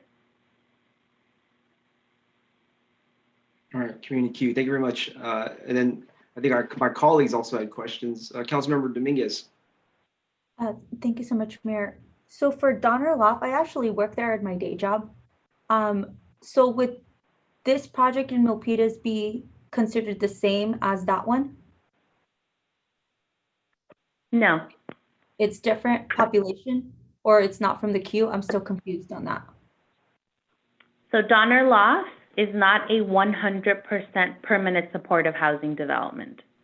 Donner Loft is a mixed or an integrated project. There are only 20 units there that are supportive housing units. Could you give me the Hillview? Sorry, could you give me the name of maybe one that is 100% permanent housing? Sure, we have a few. So if we don't have any, obviously, in Milpitas, but we have the Villas on the Park development in the city of San Jose. We have Gilroy Sobrato Apartments in Gilroy.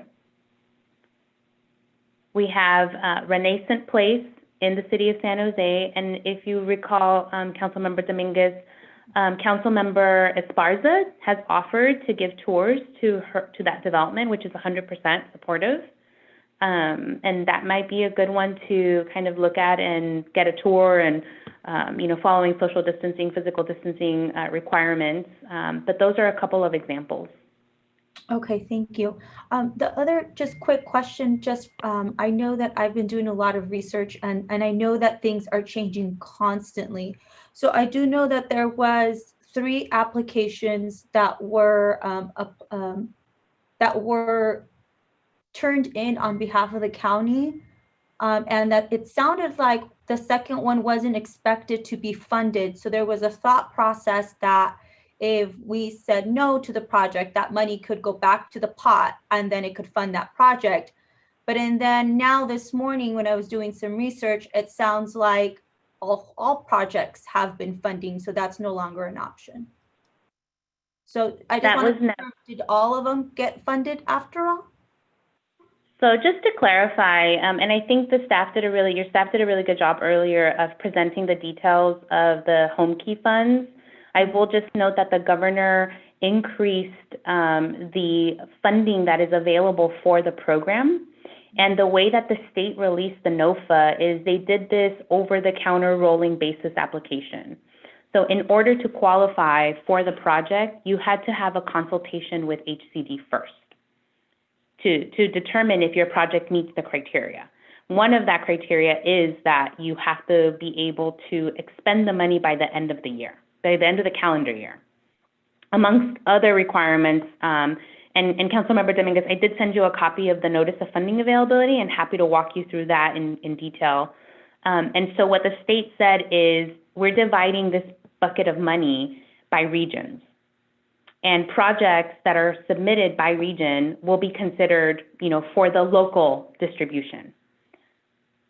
Does that make sense? And then if there's money left over from the other regions, we will continue to fund projects that are submitted and they were ranked. So every application that's submitted is an independent application that stands on its own merits. So you can't transfer, per se, the money from one project to another. You apply. If the project is funded, great. If it's not funded, then you can't say, can I split my grant here amongst these projects? It doesn't work that way. Every project gets funded independently. What we, based on the information that we received from HCD staff, is that the possibility or the probability of more than one application being funded for any given jurisdiction was not likely. However, after the governor increased the pool of funds, they reached out to us last Friday to say, if you are still interested in one of your other projects, we will move it into the reservation phase. And during the reservation phase, they ask us questions, to determine if we can still meet the intent of the program, which is in part, can you spend the money by the end of the calendar year? And we are in this reservation phase. So once HCD staff determines that based on the information we provide them, that we meet all the criteria, then you enter into the award phase. So my staff has been going back and forth with HCD over the last 3 days. We were off on Monday for the holidays, so we're just trying to catch up. And if they determine that the criteria is met by the information that we've submitted, then we'll enter into the award phase. So the county submitted 3 applications for 3 different properties, 1 in Milpitas, 2 in San Jose. 1 application was withdrawn, the Milpitas one was awarded, and the San Jose project was placed on the wait list or the reservation list until last week when we heard on Friday that they were moving us into the next phase because there was additional money left. And then countywide, the city of San Jose submitted their own separate application for another hotel, and the city of Mountain View submitted an application for an interim housing project in their city. We are working with both organizations, not as a co-applicant, but as part of our countywide homelessness, community plan to end homelessness, our coordinated entry and assessment. So we will be partnering with them even though we're not applicants. Does that make sense? It does, and I actually had a question around that, so I'm glad that you touched bases. So let's say that for some reason, and I'm just hypothetically, I am wondering if for some reason this funding did not follow through, the funding goes back to the state, back to this fund. It sounds like the city of Milpitas then could apply as well, and the application is still open. Am I processing that correctly? If the county were to, for some reason, withdraw our application and the funding and said we don't want the grant, that money, I don't know how HCD would handle that. According to their notice of funding availability, if a jurisdiction can't meet the obligations and they get the money back, it would go to the wait list first. So if Milpitas does not have another project in the pipeline now, the probability of you getting selected is pretty low. But again, that's a question for HCD in terms of how many other applications are in their wait list, and are they still doing the consultations? And I think that's a question that happy to coordinate with HCD and your staff to get a better sense of that. But the process and the application was due August 13th for priority applications. Thank you so much. That makes so much sense now. I really appreciate your time and for being here. Thank you. Thank you very much. Thank you very much, Consuelo. We know your time is limited. I have one final question. I know you got to go. With everything considered, how come the county didn't reach out to our city to ask if we support this project?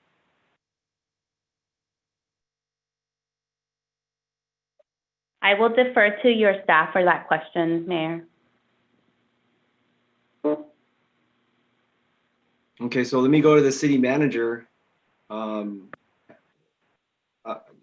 We, as a council, never supported, as a council, we never took a position, never supported this project. And so I'm confused. I think that's the major disconnect our whole city is trying to figure out, including the media, the newspaper, everybody. That's the big question. We've gotten to this point, and a lot of folks are very concerned how we got to this point. Our city has never supported this project on record, and now we are here at this special meeting. So the county has deferred that question, and this is our county. We are Santa Clara County, and I got love for the county, but city manager, maybe you can help us.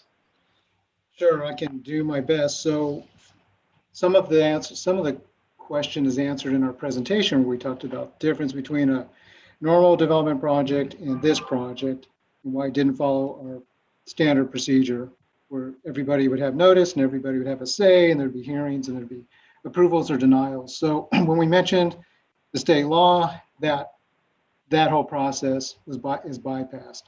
Then as far as what happened with this project, you mentioned we should have, or somebody should have, the state or the city or the county, I'm not sure, should have brought something forward after September 21st. I think it was September 22nd. We had a housing subcommittee and we reviewed the progress report of everything we've been doing. This was part of that review.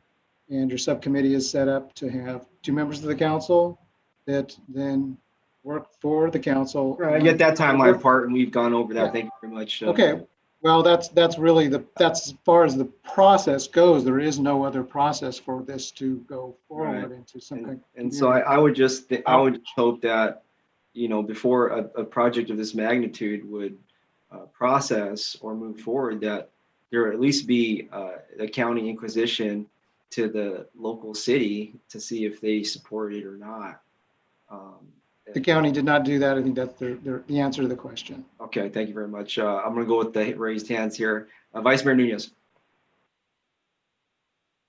Thank you. So I appreciate the county coming and providing the information. I do think the question is,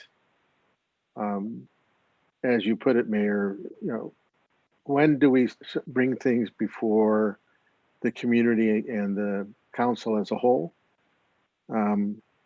Because at the end of the day, until they were told they had the money, it seemed that we were participating.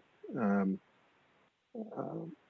my own sense is, I know the 90 days, that AB 83 as a whole, I think was intended to keep local jurisdictions out of the process. That's how I read that bill. But I noticed that in Orange County, there's a city there that, Stanton, that was also awarded 2 projects, and they are partners with the county and the state. I just heard now about Mountain View and San Jose going in for their own project. So it's things like this that I think need to be brought forward, even if we don't have a say, if it's going to go a contract or a bid right from the county or any entity to somebody else, but it impacts our city. I still think it needs to be brought forward so that persons understand our position, so community members have an opportunity to have a voice. doing it at the point that dollars are being approved doesn't mean that persons actually had the opportunity to provide their input to maybe reshape that grant proposal, or to indicate to persons that we think this other idea is better, or you need to include this. And one of those things I heard today from the county made a lot of sense to me. But I think they could have been heard earlier. So I disagreed. I agree that even though we were not parties to this, in essence, we're not parties to the grant, that doesn't mean that as these things come up, we should not bring them forward so that persons can have their voices heard, maybe to influence those others that are going to be voting. Thank you. Thank you very much. Next up, Councilmember Fan. Thank you. Yeah, no, I've been listening to a lot of the things that were said here tonight, and you know, I do want to address or echo some of the comments that were made here. Specifically, well, one, I think Mr. Ng earlier mentioned, you know, helping the homeless people here in Milpitas, specifically the homeless youth who are often neglected. I think it's that the point about Milpitas families who are homeless and their housing needs, that's a huge topic of concern for me, an area of priority. A few of the residents also asked if individuals are going to be screened to live at the site and receive the services. Would you please elaborate on this question?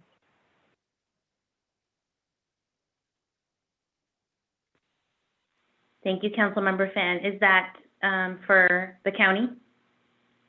Yeah, for the county, if residents are going to be, you know, going through a screening process, and what that and if so, what that process looks like. Yes, absolutely. So we do have, every development has a screening in criteria that we maintain, and I'm happy to forward this on through your staff. You know, it's very detailed, but it talks about the intake interview process. So once the individuals are referred from the community queue, they are sent over to the property manager, and the property manager for Jamboree will, you know, use this screening in criteria to qualify people to live in the apartments. And is that binding? Is that binding? As in, I'm not sure I like, understand. a recommendation, you know, from the community queue, that does that guarantee an individual services and access to housing, or can the housing or property manager diverge and go in a different direction?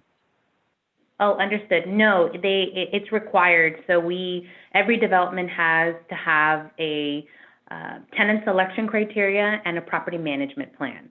And you're subjected to the fair housing policies that are set by the federal government to follow a specific order to make sure that you're not, you know, treating people differently, and that there's no impediment to their ability to be housed. So we work together, and typically staff is involved from the cities to review and approve the selection criteria and the services delivery model. So the services delivery is a separate attachment. This is part of the county's commitment. And what we do is we have several principles that we follow. First is housing first, which is basically making sure that you're looking at, from a treatment perspective, getting the unhoused population housed is the first critical component of what we do. And then we provide them with the critical community-based services that they need in order to stay housed. We offer harm reduction, or we follow harm reduction, and the objective and the goal of the service provider is to reinforce their ability to be successful, stay housed, get the critical services that they need that are offered through the county's agreement with a service provider. So we have retention requirements. Every individual is provided with a treatment plan or a services plan that they get. We coordinate all the health services, support healthcare providers, assist the client with applying for any Medi-Cal, Medicare, supplementary security income, and then the county has a general assistance program that we also administer through our social services agency. So the goal of the work that's required from the service provider that we select is documented in a service agreement that we're happy to share with you and share with the community. Okay, no, that's very helpful. I want to move on to another question, but then circle back to this right afterwards. In regards to the opportunity to have supportive housing units for Milpitas families, you did mention that we can provide $75,000 towards that. How many units would that actually get us? Unfortunately, that's a great question. You know, we have a staff ratio of 1 case manager to every 20 individuals. And on average, the cost of 1 case manager ranges from $130,000 to $200,000. So it would be a partial case manager for those households. And I will say that, you know, I understand families is a critical component of some of these questions. We do have the Sango Court apartments that hopefully is approaching their construction start date. We have 40 units that are there specifically as permanent supportive that I think should, I realize today the discussion is primarily around Project Homekey, but as your housing subcommittee considers the revenue agreement, it's thinking about how we can further partner on Sango Court, which is a family project. Thank you. And I do think there are other areas of opportunity as well to provide permanent supportive housing and increase our affordable stock. But going back to the alternative side of the $75,000, you mentioned that it can also go towards an assessment. Is that correct? Yes. Okay, that would outreach end up assessment. placing, and individuals would end up being placed on the community queue. Is this different from the screening process that you needed to do anyways, or you know, is it the same thing? Because if it's the same thing, then I'm trying to understand why you would need an additional $75,000 for work that you would need to do anyways. They are two different functions. The first is the assessment, or the VI SPDAT. That is to determine the intervention or the acuity level of need to be placed on the community queue. The screening criteria happens when they're enrolled in a program and referred to a housing unit. But in order to be referred, they have to be on the community queue. Okay, and in terms of I forget the term that you referred to, I think, but to determine the service that is required. You mentioned earlier as part of the whole community queue process that the top priority is housing first. Is that correct? So housing first is the framework of our system. Okay, but how come individuals from Milpitas, if they go through this assessment, how come housing first doesn't apply to them, and they and you look at different levels of service first? You mentioned earlier housing intervention. You mentioned helping them get access to employment. You mentioned getting them vouchers. How come housing first isn't also the model that's being used if we went that route? It's the same thing. Thank you. That's a great question, Council Member. Our system is not exactly simple, and I think I've made a previous presentation to your council a couple of times, and we're definitely working on being able to simplify the system and share like the phases. So if I'm an unhoused individual and I'm not connected to services, the first thing is using a housing first approach, right, is to get assessed so that the service provider that I'm working with, the case manager, is aware of what my housing intervention is. And housing intervention is the program that I'll be enrolled in. So depending on my need and depending on my assessment, I will either, my solution to resolve my homelessness is permanent supportive housing, rapid rehousing, homelessness prevention, minimal intervention. What we're talking about for Hillview is permanent supportive housing, right? I'm an unhoused individual. I've been assessed now. Through my assessment, my housing intervention or my solution to resolve my homelessness is permanent supportive housing. Now I am placed on the community queue. There's only so many resources in the community right now. I have to wait until I'm selected to enter into a program. And that program includes a rental subsidy, right? So this is going to help me get housed, and the services. And the way that I get housed is in the regular marketplace with a shopping voucher or a Section 8 voucher, or in a dedicated permanent supportive housing unit that's being developed where I don't have to worry about the rent because there's a permanent subsidy tied to that unit. Meaning we have a contract, the unit is being paid for through an agreement with the housing authority, through a project-based voucher, and the county is paying for my services to make sure that I stay housed and resolve my homelessness.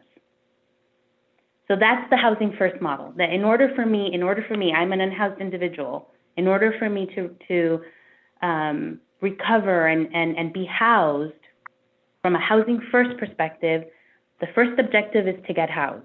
Once I'm stable and I'm housed, I'm connected to services. One of those services can include employment if I am able to work. If I am not able to work, I have a permanent subsidy from a rental perspective and a services. This means that we will forever be providing that individual with the services that they need to stay housed. If they do have the ability to work, they get connected to a workforce development program. Does that help? And it's all housing first, because the priority is to get the individual who's currently unhoused, housed. And is the pool of individuals that you can house, and I guess to a certain extent, the matching funds that might be required of the city, is that something that is set in stone, or is that something that we have room to work out the numbers on? So we do have our policies and procedures. They're contained in our quality improvement program plan, which I've shared with Councilmember Dominguez, but I'm happy to share with the balance of the council. That dictates, and it follows HUD requirements for coordinated entry and assessment. Those are the policies that we have to follow. In terms of the revenue agreement, we can absolutely go back to the table and talk about different options.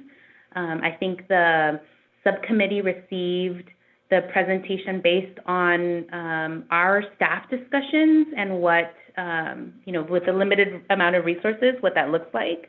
But we're happy to go back to the table and discuss other options. Okay, thank you. That's very helpful. I'm gonna defer the rest of my time to my colleagues. I'm sure they have further questions. Thank you for your time. Thank you very much, Councilmember Fan. And I'll look around the virtual dais. I know our guest from the county is on a time constraint, so I do want to acknowledge that. And we'll go to Councilmember Dominguez. Thank you very much, Mayor, and I'll be brief. First and foremost, I do want to thank our staff. I, as many of you, have been researching this to the point I did take a whole week off work, and I do want to note that for the record. I'm on my own time. I know some folks are confused, but I definitely wanted to let people know that the memo on 825 was all these questions were covered there. So the next entry point for any policy would have been through the housing subcommittee, in my perspective. And that's true also because that is the subcommittee that got the presentation on 9/22. So each member has their own subcommittees. We are liaison for those subcommittees. We all work very different on those. I have economic development. I work very differently. I do think there's a gap. And so this is why I'll later on, when we have that discussion, I'll make a recommendation, because there is a gap between the work that's being done in these committees, the liaison, and how does that get back to all five. So I'll touch on that later. But I definitely wanted to ask, because I personally believe, I know the county does a different model, but I personally believe that it should be a housing and health model in collaboration and moving at the same time. Because moving someone and placing them into housing doesn't address the underlying issues, such as the mental health, the healthcare, and all those other things that unfortunately brought this individual to be unhoused in the first place.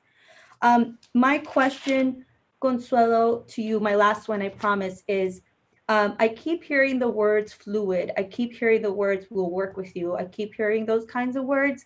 And I like to be more factual because time is of the essence. And I am a member that I like to have all the information in writing, because even for myself, the information that I have captured in the past week, and that some information I shared with my constituents in order to be transparent, that has even shifted within literally the last 5 hours. And so in a time, I know we're scheduled to have a community meeting on the 22nd, but I really do think this needs to happen.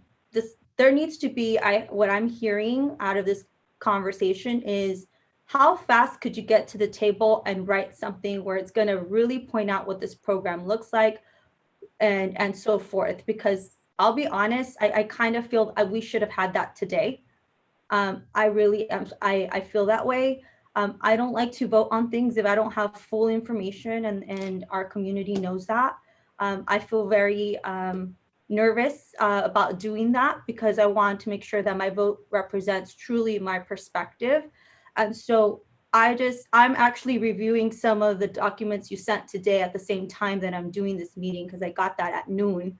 And so I just feel that at this point, the assessment is the one that I'm clear on, but I'm still a little unclear on the two $75,000 programs. I understand them, but I can't really explain that to a community member as of yet. Not saying that I won't be able to. So I do want to just thank you for your time. I really appreciate it. And definitely thank you for sharing these documents because they do make a difference. But I would also like to thank our staff for all the presentations they've been doing. Thank you. Thank you very much, Consuelo. We thank you for your time. Really wish you didn't have to go, but we know you have a schedule and this is a special meeting. And so our community members will have your email and we'll email you with any questions we may have. We are Santa Clara County. Thank you very much. Thank you, Mayor. As always, I'm happy to come and talk to you presentation. I've come in the past to talk about our system and possible partnerships and opportunities. If through your staff, you would like us to give another presentation at your next council meeting, always happy to oblige and talk about our system and how we can work together. Thank you very much. All right, we're going to go back here to public comment. Next up, Allison McDonald.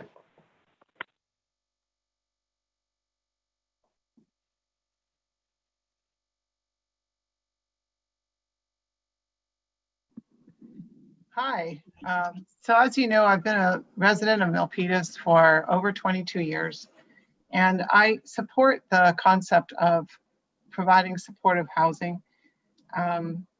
And I want to point out to people that a residence inherently belongs in a residential neighborhood with access to retail and transportation. These folks are going to be screened. My understanding is that no drug dealers, violent or sexual offenders are allowed, and I don't know why Consuelo didn't say that more clearly. They have to abide by a very detailed lease outlining the rules that they're supposed to live under and can be evicted if they don't comply. They also will have an enclosed park. I think it's better to have housing in our neighborhood than to have a transient hotel, which is what has been there all this time. The homeless are often those who can't pay rent. Thank you very much. Appreciate you. Next up, we have Ling Kong.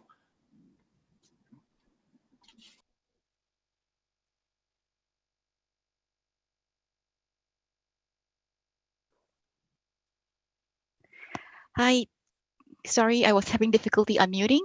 My name is Ling Kong, a resident of Milpitas, and I know that our city is very compassionate, and I strongly urge you to partner with the county and the community to reach a win-win solution. But due to the speed of AB 83, I have to categorically oppose to 100% permanent supportive housing at Hillview. Firstly, it is incompatible with the general plan. Secondly, it is approved without any of our city voice. And thirdly, there is still no clarity to date if any of our own 400 McKinney-Vento homeless students or 125 unsheltered persons already in our city will be housed. So I urge you to perhaps follow the approach taken by San Jose District 7 and La Mesa City in terms of amending of withdrawal by communicating with our county. Thank you so much. Thank you very much. Next up, we have Tiffany Vung.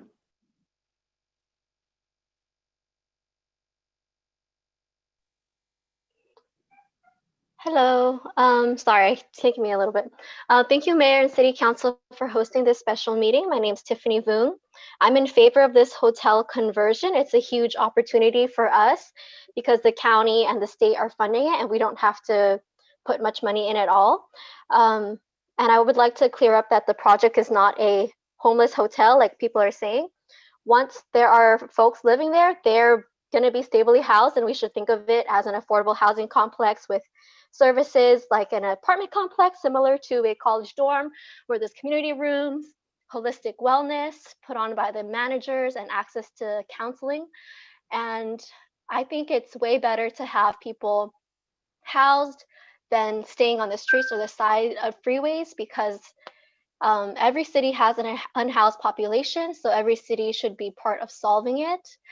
I don't think crime is a serious issue because when people have their basic needs fulfilled, they're disincentivized. Thank you very much. Next up, we have Lan.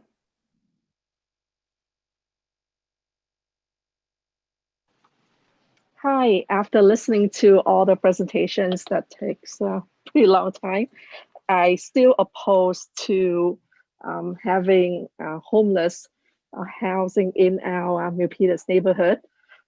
So please proceed with whatever you can to stop this project. Even though they said that they might give us some voice in I'm gonna pause you 1 second. house. I'm gonna pause you. Have you spoke already today? Yes, I did. Okay, so we're only, I should have stated this much clearer. It's each person gets 1 opportunity to speak. That's our standard procedure. So, sorry. Yeah, I'm sorry I didn't mention Sorry that. about that. Yeah, so if folks have a virtual raised hand up and you've spoken already, please lower your virtual raised hand. And let's allow others the fair opportunity and the equal opportunity to speak. I know there's a lot of people here, so I want to make sure everybody gets a fair and equal opportunity. And that's how we do it all the time. And so thank you so much. I really appreciate it. Next up, Simon Tan. Hi, hi there. Thanks for this opportunity. First, I want to thank the planning director for walking through the whole timeline of the project at the beginning. That was excellent transparency. I also wanted to address some of the concerns I've been hearing from some folks in our community, right? For those concerned about safety, I've done extensive research into this and Jamboree's record and found no evidence that supportive housing developments lead to increased crime in their neighborhoods. For those saying it's a bad location, I mean, where would a good location really be? If we wish for these people to reintegrate into society, they need to live among us and have accessibility into the same economic opportunities. And for those saying it's costly, we just heard we're getting free federal money for this. In addition, studies have shown that supportive housing projects actually save cities money in the long run. Providing housing actually costs less than the emergency medical and police services necessary to handle the homeless people in the streets. And I hear the concerns about transparency and public input, and what we heard from the planning director, Homekey is an urgent response to the coronavirus pandemic. Providing housing to people ASAP will reduce the spread of infection for both the homeless and for us. So that's why the project is on such a short timeline. So I hope that assuaged some of the fears. Thank you so much. Appreciate you. Next up, Pramal.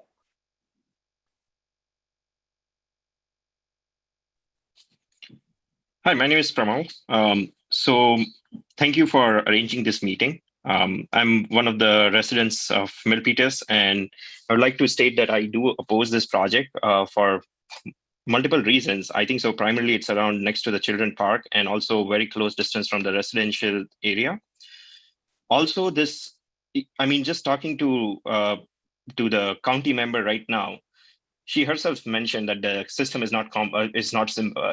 It's complex. It's not simple, right? And then I think so there is no clarity. So I think so we are being rushed into this project, and we are up against the time.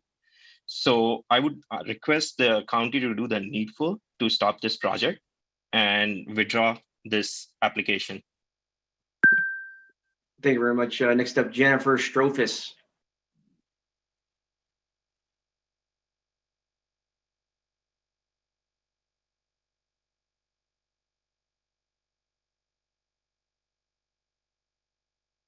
Okay, you want to unmute your microphone, and the microphone is yours here at this meeting. Jennifer Strophis.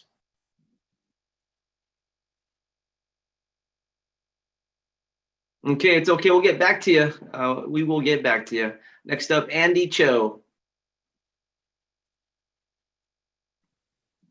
Hi, I'm a Milpitas resident since 1986. I'm totally against this project. I support homeless people. When we say to give compassion to homeless people, I'm asking who is giving compassion to our children and families. My concern for this project is it's not only too close to the residential area, our living environment, the cleanliness, the safety and happiness to our children and family. What do homeless people do? Would they come out and wander around, walk into the park or Safeway to beg for money or food? And Milpitas is already famous for the dump site. How does this project bring a better vibe and value to Milpitas' image and benefit to help us grow? So we cannot think of just money and to sacrifice our long-term safety and happiness. So I hope that our leadership can help stop this project. Thank you so much. Next up, we'll go with Peter Ng. I think Peter, have you gone already, Peter? I think. Okay, great. Next up, Alan Tran. Oh, pardon me, Andy Wong. I'm sorry, Andy Wong. Andy, are you there? Hi, can you hear me? Yes, there you are. Yes. Hi, thank you, Mayor and City Council and City staff. I just want to voice my opinion that I oppose this project. I do have some questions and comments, but the questions I have, based on the environmental review of the project, it states that the property or the site will not unlikely house children and families. And based on what the lady from the county described, there's only 2 person per unit. So that's already telling me that it's not going to be for families. I also think that there needs to be a better process for the city should negotiate with the county to have more control over these kind of issues, and either stop the project with the county and the city can apply for these funds themselves. So that would be one solution. And then also 80 million cost, 40 million from federal and Measure A. So where is the other 40 million coming from? So thank you. Thank you very much. Next up, now, I think at the top of the queue, we couldn't get her earlier, but we're still here, folks. Jennifer Strophis, are you available now? We had called you earlier.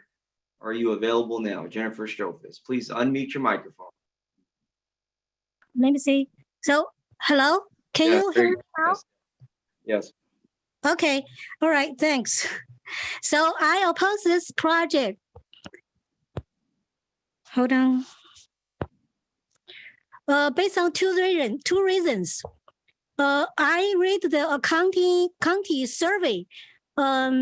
It's about 50% of the homeless have a mental behavior and drug problems. So those homeless, mostly they don't have job, so they don't need to stay in the center of the city. So why convert a hotel to the homeless camp?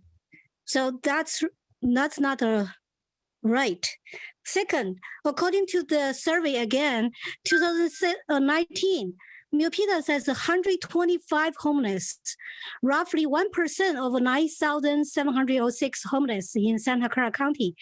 I don't think it's fair for Milpitas residents to host that many homeless. Thank you. Appreciate you very much. Next up, we have Alan Tran. Thank you.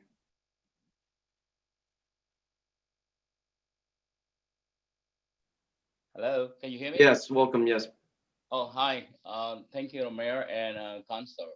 The reason is, I live in Milpitas since 1979, and sorry to say, I had to oppose this homeless shelter. I had to say that. Okay, so I know the county to use the fancy word, but I don't go for that. The reason behind is Milpitas, we have our own problem. What we need school, Milpitas High School. What we need to take care of the dumpster out there.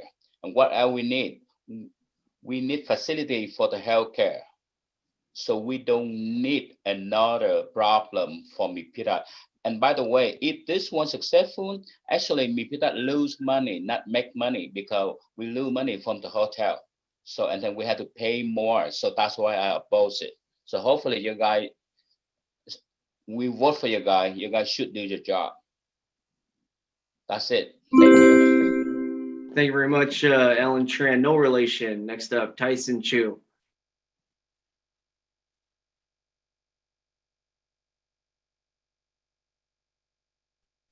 Yep, Hello, Tyson. can you? Yeah, yes. Hi, I'm Tyson Chu. I live on Cañada Drive, right off Hillview, about 5-minute walk from the proposed site, and I am opposed to the effort based off of how it's going and the details that I've heard so far.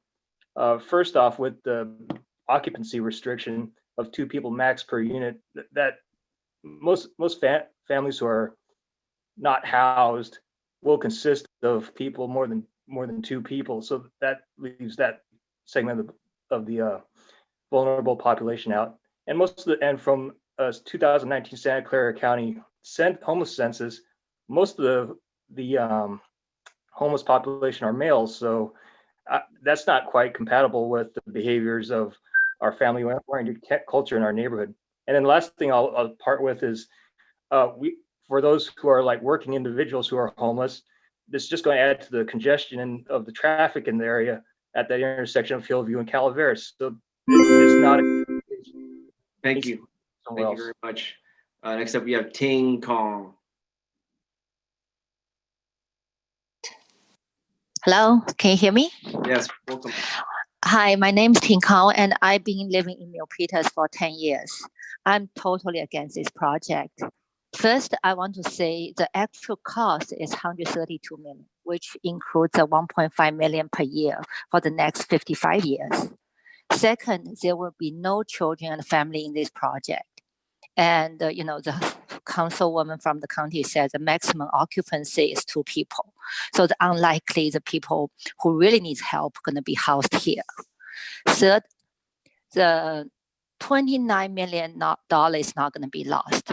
The city can still apply for its own funding under this new AB 83 for a better location. Fourth, the Milpitas already has its homeless housing project. But out of 15 cities in Santa Clara, Milpitas and San Jose are only cities have the shelters. So we think it's a time for the other cities to take their share. Thanks. Thank you very much. Okay, next up, I think we see Peter Ng, but Peter, have you spoken already? Okay, just want to make sure. Thank you so much. Next up is Janky, or Junkie, I'm sorry.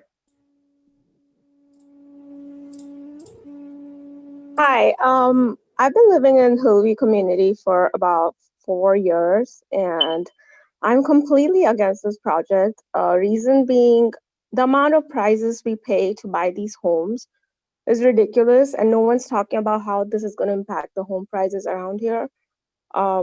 Also, the safety of my child and it being so close to the park location is not going to work out. So anything you need to do to get out of this project, I'm in support of that. Thank you. Thank you for your time. Next up, we have Sherlyn Huang. Mayor, before we move on to the next speaker, Peter Ng is indicating in the chat that he did not speak, but I would defer to staff if they've seen his name come up before. Okay, great. Yeah, I just want to check. We got to, Yeah, so yeah, Sherlyn, go ahead. I'm sorry. Okay, my name is Sherlyn Wong. I oppose this project because the location is not suitable for this project. It is very near the residential area. And a lot of the residential don't know this project yet. They don't know this project suddenly be half in Milpitas, so they have the right to know this project first. Yeah, thank you. Thank you so much, Sherlyn. Next up, well, I just want to address, if someone hasn't spoken yet, we're going to definitely get you to speak. But if you've spoken already, folks, I do see some virtual raised hands.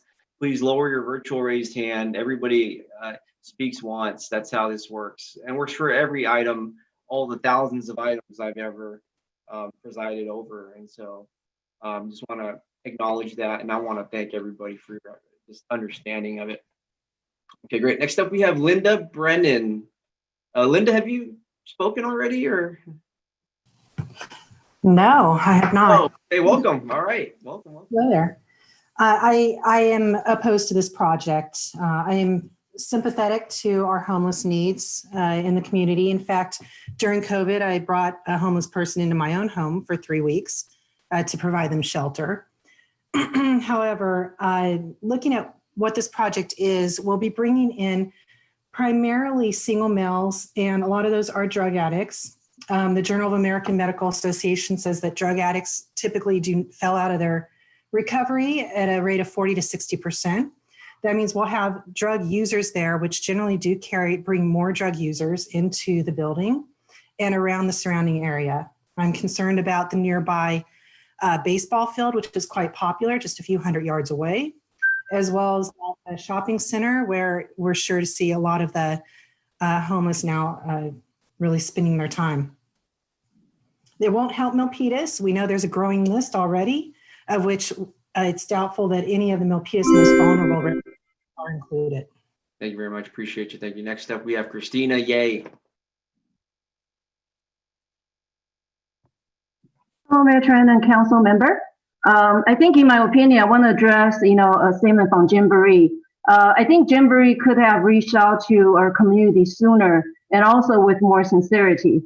During the October 5th community meeting, Jamboree did not address how the safety of the neighborhood will be protected. It seems they are only concerned about the future residents of the Homekey project. I think the residents of Milpitas are sympathetic towards the homeless.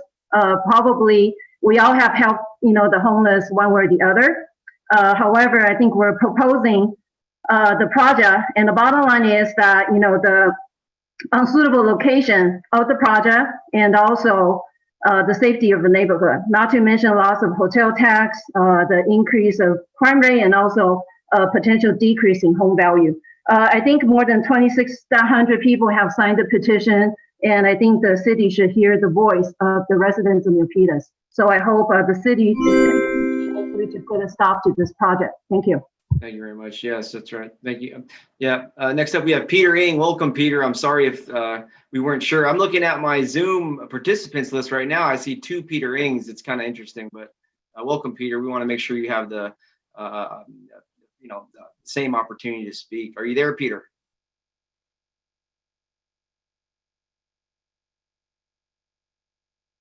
We're here for you. We're just, if you can unmute your microphone, I think you'll. It's unmute. Can you hear me? There you go. Yeah. Welcome. Okay, I'm sorry. Yeah, no, I have not spoken earlier. I'm opposed to the project. I'm a 34-year resident of Milpitas. I echo most of the comments in opposition. One of the things that concerns me the most is the lack of the outreach to the community for input and feedback. I would like to know what the criteria was used for determining which project to submit for funding by the county. I don't think I've heard that noted or mentioned anywhere, and that really concerns me how that was even decided. I live a 2-minute walk from that particular facility, and you're right in the neighborhood and nearby park. And I really think that it needs to be reconsidered as far as the location. And I would support the letter sent to the county asking them to withdraw at this point and perhaps reapply later on once we have some of those things sorted out. And as you can tell from a lot of the questions asked, a lot of details are still not very clear for the residents and also for the council member. You're just kind of getting this information now, it seems like. Thank you very much, Peter. We'll go next to Deborah. Deborah, welcome. Can you hear me? Yes, welcome. Okay. Thank you, Mayor and the council member, to give me the opportunity to express my opinion. And I have been living in Milpitas for more than 20 years. I love Milpitas, but I oppose this project. The point is Hillview is very close to Calaveras Boulevard, and the Calaveras Boulevard is one of our main street, Milpitas Main Street. So I think we should maintain it to be a very safe place for the neighborhood and for our citizens. So, but I am actually very supportive to the homeless people because I have been doing the donation very frequently to the Milpitas food bank. But I just think there are so many places for us to choose, but just not the place that we're going to choose now. So that's a reason that I don't really like this project. Thank you very much. Thank you very much. We hear your voice. Thank you for your time. Next up, Gino. Hey, Mayor Tran. I oppose the Homekey project that is currently proposed on Hillview. There's no doubt we should address the homeless, especially in Milpitas, but please let our city leaders and residents have more voice in the decision-making process, from choosing the location as well as the vetting process. The project's been imposed by us, by the county and Jamboree, without the residents, taxpayers having much of a say in it. It doesn't seem fair that an agency, Jamboree, which is located in Irvine, California, can make such a decision that impacts our city so much. I feel like it would be a burden on our city funds and resources. The project you mentioned, the Donner Lofts in San Jose, which sounded like they only have their hybrid location with only 20% allocation. According to this 2017 San Jose Mercury article, was plagued with 153 times the San Jose police was called out there in 1 year. So just asking that our city leaders use that, have more of a say and take action against this project. 153 times? Oh my goodness. Next up, Yu Ping.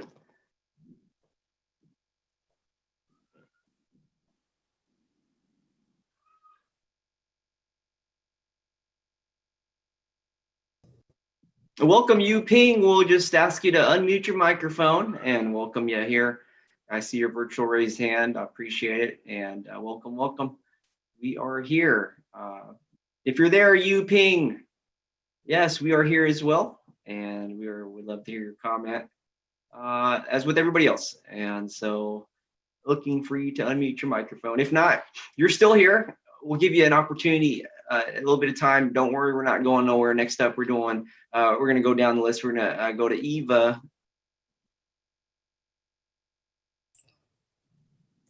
Hello. Yes, welcome. Yeah. Good afternoon, everyone. My name is Eva, and living in the Milpitas for 15 years already.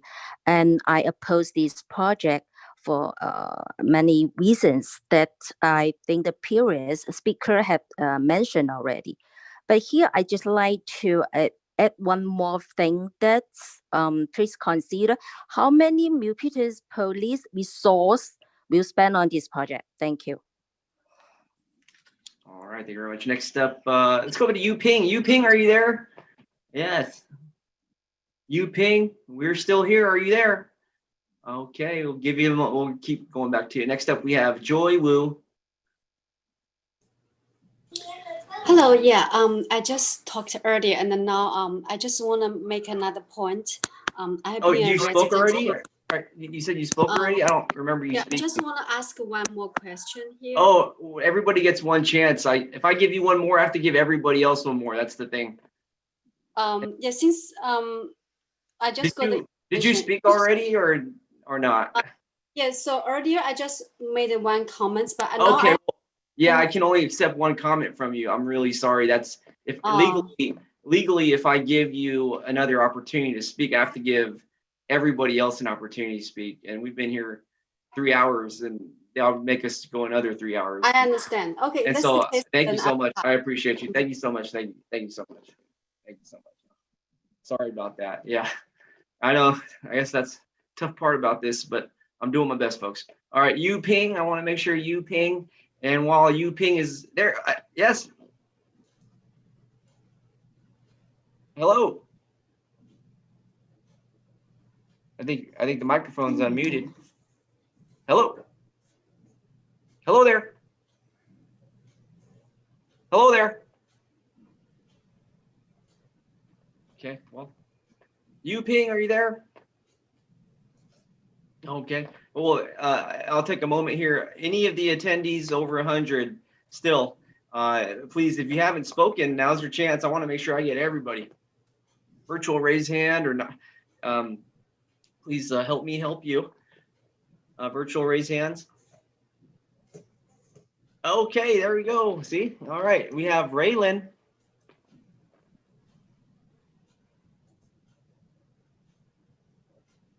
Yes, Raylan.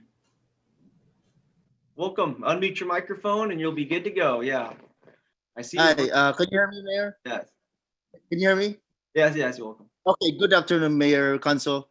30 years resident here in Milpitas, and I strongly opposed to this project.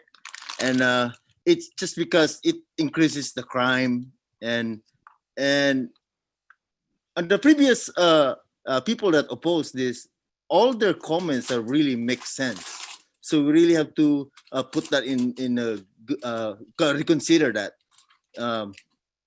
And this is stuck in a small city of Milpitas. What's the square miles of Milpitas? 13 and a half. Yeah. So it's really a small city to have this, and it's stuck in the middle of the heart of the city of Milpitas. I mean, I oppose this. We should have. I agree with the people that oppose this. All their comments are make sense, and I strongly oppose. Thank you, Mr. Mayor, Council. Very much, absolutely. Next up, we have Michelle Dye. Yes, welcome. Hello, good afternoon, mayors and councils. I'm 20 years Milpitas resident. I'm strongly opposed this project. I agree with previous people with the reasons, too close to the residents, too close to the park. And plus, maybe it potentially hurt the business near that area, right? Empty suite and office, you know, there's office near there. What if they're leaving? You know, they'll lose revenues, taxes from that area. So we have to think about that as well. So I'm against. Thank you. Thank you very much. All right, I'm looking at the virtual raised hand. You Ping, are you here? I see the hand go up, and virtual hands is kind of fluctuating, but you Ping, if you're here, I want to make sure we get you the attention. Your microphone is unmuted now, which Hello, my name is Yiping Zhao. I live in Milpitas over 33 years. So I say no, please no, the homeless project in the Milpitas. Thank you very much. Okay, thank you very much. Glad we were able to connect there. Okay, next up we have Yang Liao. Hi, can you hear me? Yes, awesome. Hi. From the information I get from this meeting, it doesn't really make sense to me. It seems like the homeless with the minor to severe mental illness and the homeless with need addiction intervention are more likely to be put here because this location will provide the service. Meanwhile, the families who work around here, live around here, lost their house, or the student who living in their cars go to school here cannot get in to stay there because they don't need mental illness treatment or addiction intervention. It's really waste of a good location. I mean, are they going to put this place as a mental hospital for homeless? I'm confused, and so far I'm still concerned and against it. Thank you. Thank you very much. Next up we have Ron Lam.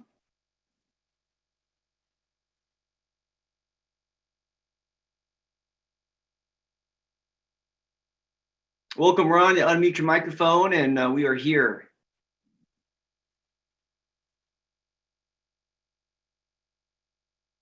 Do you see your virtual raised hand? We want to provide you the platform now to input your public comment. Ron Lam, you can unmute your device or laptop, and we'll be ready for you. Okay, can you hear me? There you are, yes. Great. Okay, this is Ron Lam. I've been a Milpitas resident since 1982, so it's been many years, and I'm totally opposed to the project. And all the reasons given so far, I totally agree to it. You know, please do not wait till the next meeting, October 22nd or whatever, before any actions are taken to take care of this business. You know, get into actions right away. And I thank you very much, Mr. Mayor. You've been doing a great job. Thank you. Thank you very much. Next up, we have Wendy Young. Wendy Young. Hello, can you hear me? Yes, yes. Oh, hi. Thank you, Mayor and Council, for hosting this meeting. As I listened throughout the whole meeting, I know that we all are very compassionate people, Milpitas, especially you, the Mayor, and our council member. But I believe that this project is very not transparent. Even from the controller from the county, her answer is not very clear to a lot of the questions that's being asked from the council member. And I feel like you definitely need to oppose to this project before the meeting, October 22nd. Thank you, Mayor, for your time. Thank you very much. Okay, I want to go back to the public here, the attendees, our residents. If you'd like to speak, I want to make sure you have the opportunity today if you haven't. Okay, we have Ricky Davis.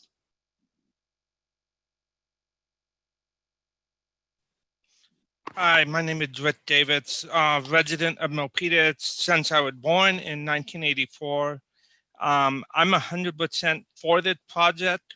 I have worked with homeless in the past, and what a lot of you are saying is untrue.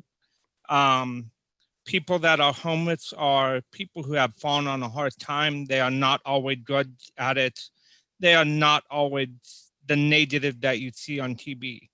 We need to learn that any of us could be homeless at any given time, and respect everyone for who they are and open our door to everyone possible. Thank you, Mayor Tran and Redwood City Council. Thank you very much. Next up, we got David. David with the virtual raised hand. Hello. Hi, can you hear me? Hello? Yes, welcome, sir. Yes, we hear you. Loud and clear. Sorry. We'll start his clock over. It's kind of burned off. Okay, thanks. Oh, hi. So yeah, thanks for your time. I'm completely opposed for this project because I think first of all, the location is bad. It's not only bad for the residents, it's also bad for the homeless people that it's not convenient and it doesn't have the resource. So there's also a lot of unanswered questions from the county, specifically the questions that, how does it help Milpitas? How many, homeless residents will be housed in there? So the county does not specifically address that. And it doesn't sound like we have the power to choose the priority who gets housed. And based on the county, this is a housing first project. So just quote from the memo from them, those are chronically homeless and experience mental illness. So the fact that they bring up the families, housing family with COVID and all the children is completely misleading because that's not what it doesn't sound like this is what the project is for. So therefore, I'm opposed for this project. Thanks. Thank you very much. Okay, we're still taking virtual raised hands. This is the due process and transparency that I really love about our meetings. And so we want to hear from you folks. If you're out there and you're joining us, please raise your virtual raised hand if you'd like to speak. If you haven't, and we're going to make sure we include everybody, every single person. Okay, if not, I'm going to say going once and going twice here. And that's it with the public comment. Thank you so much, everybody. Wow, we are here at 4 p.m. now.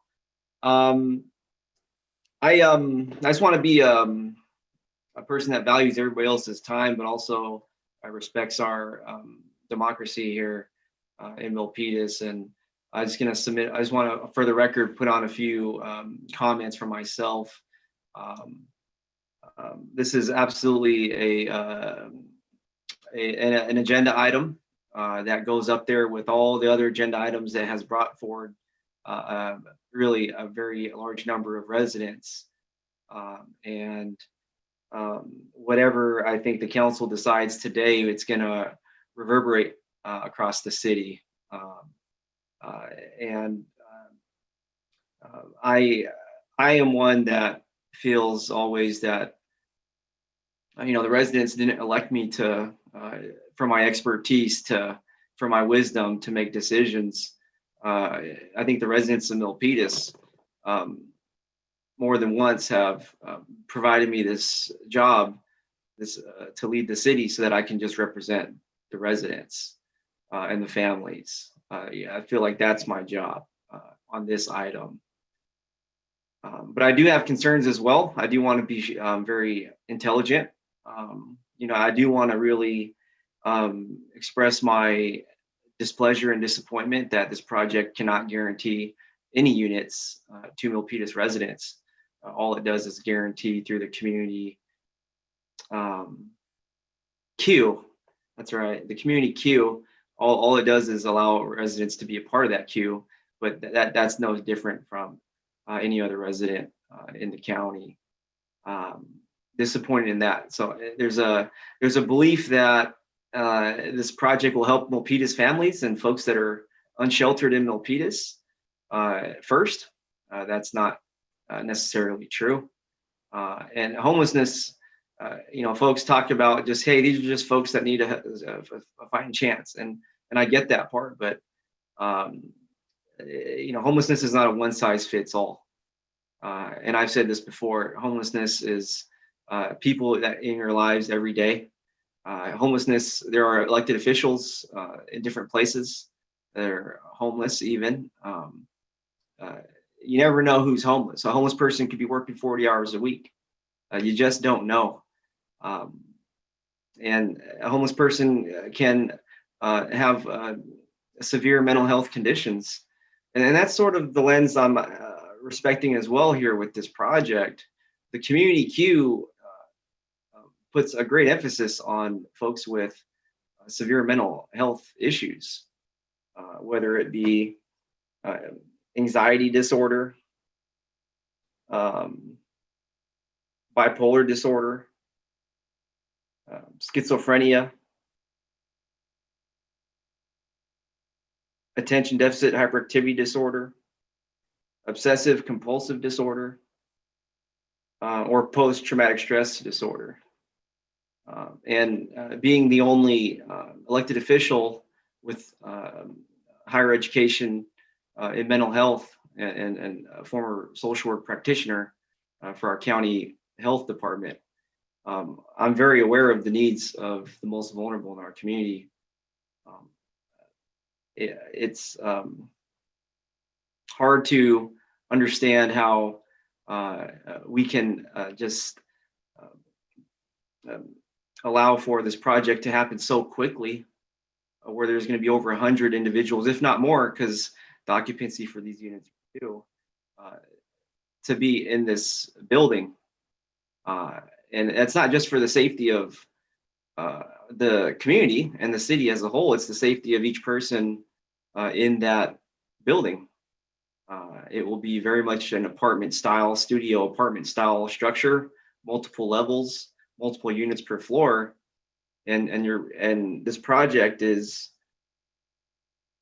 putting high density housing for individuals with severe mental health disorders, which I just stated. And that's alarming.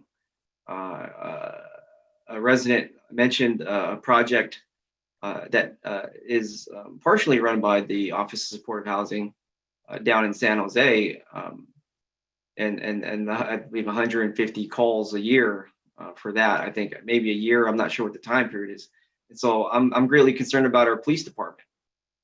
Our police department, you know, we have a high level of law enforcement. That's about community engagement, and we're able to have resources to do that. And I'm quite frankly concerned that when thinking about Milpitas first, how this project may impact our ability to provide public safety to our community.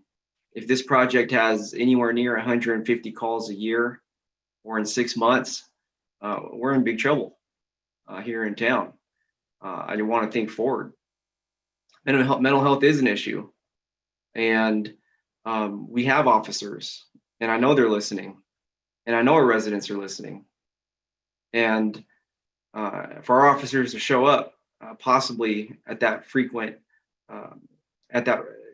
level for service calls, I have great concerns about our police officers showing up, knowing that the 911 call may be due to a person with mental health issues, or 100 mental health issues, 100 persons. These are the current concerns I'm strictly concerned, just very worried about. These are folks that have diagnosed conditions. We have our largest liquor store across the street from the project. The largest liquor store in Milpitas is across the street from this project. And so I'm quite frightened about this project due to the timeline. Now, if we had public meetings and due process and equal treatment, that would change things. If we knew that this was for Milpitas families, that would impact things. But as of what it is today, our city must make, and our city council must make a decision, not just for today, because our time is limited. We understand the timeline of events here for the project, and we have an opportunity today to take a position. I will be opposing this project, because if we make a mistake today, this afternoon, it could devastate our city government and our community and the people that would be subject to this facility for 55 years or a lifetime. And so I want to really express that there's thousands of people that will be watching us right now as soon as this meeting's over on the internet. I think 13,000 people that are going to find out what the decision is. I know the Milpitas Beat is with us, Milpitas Post is with us, and everybody is going to understand what happens today based on our leadership, respectively, as individuals. And so I am advocating and requesting that the council think about these considerations as we look to a motion that I'll be making after everybody speaks. Thank you very much. Now we're back to the council. I want to go to a virtual raised hands here for my colleagues. I'll look for the virtual, actually, let me fix their panelists. Okay. All right, next, first up here with the virtual raised hand, Council Member Montano. Thank you, Mayor Tran. First of all, I was at another meeting during, I did have you on, I could listen, but I was at another meeting, so I want to apologize for that. I did hear some of the arguments for and against. One of the problems is that there was no transparency with the county. I have been reading on AB 83, and that is the whole, that is the law that is driving all this. And it's attached with money. And when things are attached to money, then you have a lot of people that are going to be after that money and a lot of organizations that want to be part of that. So as I mentioned, AB 383 it's a complex, and I've been reading part of it, and it really is a recovery housing program from what the language that is stated. We all want to help the homeless, but how do we do it without infringing on the rights of the homeowners? It seems that the middle class are being disenfranchised these days. I mean, we want to help the poor, we want to help the homeless, but at the same time, you have to preserve the rights of the homeowners in that area. A little bit about Sango Court. That's another project that Measure A funds. These were taxes of taxpayers voted yes for Measure A because we want to help the homeless to build affordable housing. So Sango Court will build affordable housing for families. That's the difference. The difference between that project and this project is that the Sango Court is for families. This project is for single folks. That's why it's structured for studios. I concur with the mayor. It'll be a game changer in Milpitas. It's going to impact our law enforcement, our police, to do their job, because it's not just there, it's the whole city. It's the resource, especially now with dwindling resources that we have because of COVID-19. I mean, COVID-9 is it COVID-9? Yeah, COVID-19. So there's a lack of resources. So I'm also concerned about that. I also want to touch on the housing subcommittee. And now the housing subcommittee, because someone had asked earlier about that. The housing subcommittee was formed when the city council decided not to pursue rent control in our city. And then soon after that, the state decided to do it anyways. But the housing subcommittee is a very unique program because even though we didn't vote for rent control, we weren't just going to throw or just dismiss or, decided to brush off the needs of the renters. So what we did, we provided rent relief, utility discounts, childcare for after-school programs. We subsidized that. We did research on referrals. We subcontract with Independent Living Center, Project Sentinel or rent mediation and other county services. This is a very unique program. I think we're the only city that did that. So we even help the middle class. If someone is behind in their mortgage payment, we help them. Of course, they have to apply and go through the vetting process, but it's unique. And so it's not just the low income that we help or renters, but it's also homeowners. And I just want to give a big kudos to the council for making sure that we're able to do that. So as I mentioned with the housing subcommittee on September 22nd, the Destination Home Jamboree came and made a presentation. And then that's when we found out that they are not going to help. Well, let me backtrack. Let me reword this. They don't necessarily, they are not necessarily going to help our homeless in Milpitas. And I think that's where there's a miscommunication with the county, because I don't even think other cities know that it's not just their city, their city residents, that it's the whole county. I think we have a few homeless, and then we have students that are homeless, but yet these units are not for students. So I have another problem. Yeah, I have a problem with that. So the selection process that the county has, it's not what I like, and it's not conducive to really helping our homeless residents in Milpitas. There will be single adults, no families. And then it doesn't even factor in the McKinley-Vento homeless count that we have in our city with these students. Like I said, no doubt we need to help our homeless, but the question is, how do we do it without infringing on the rights of the homeowners?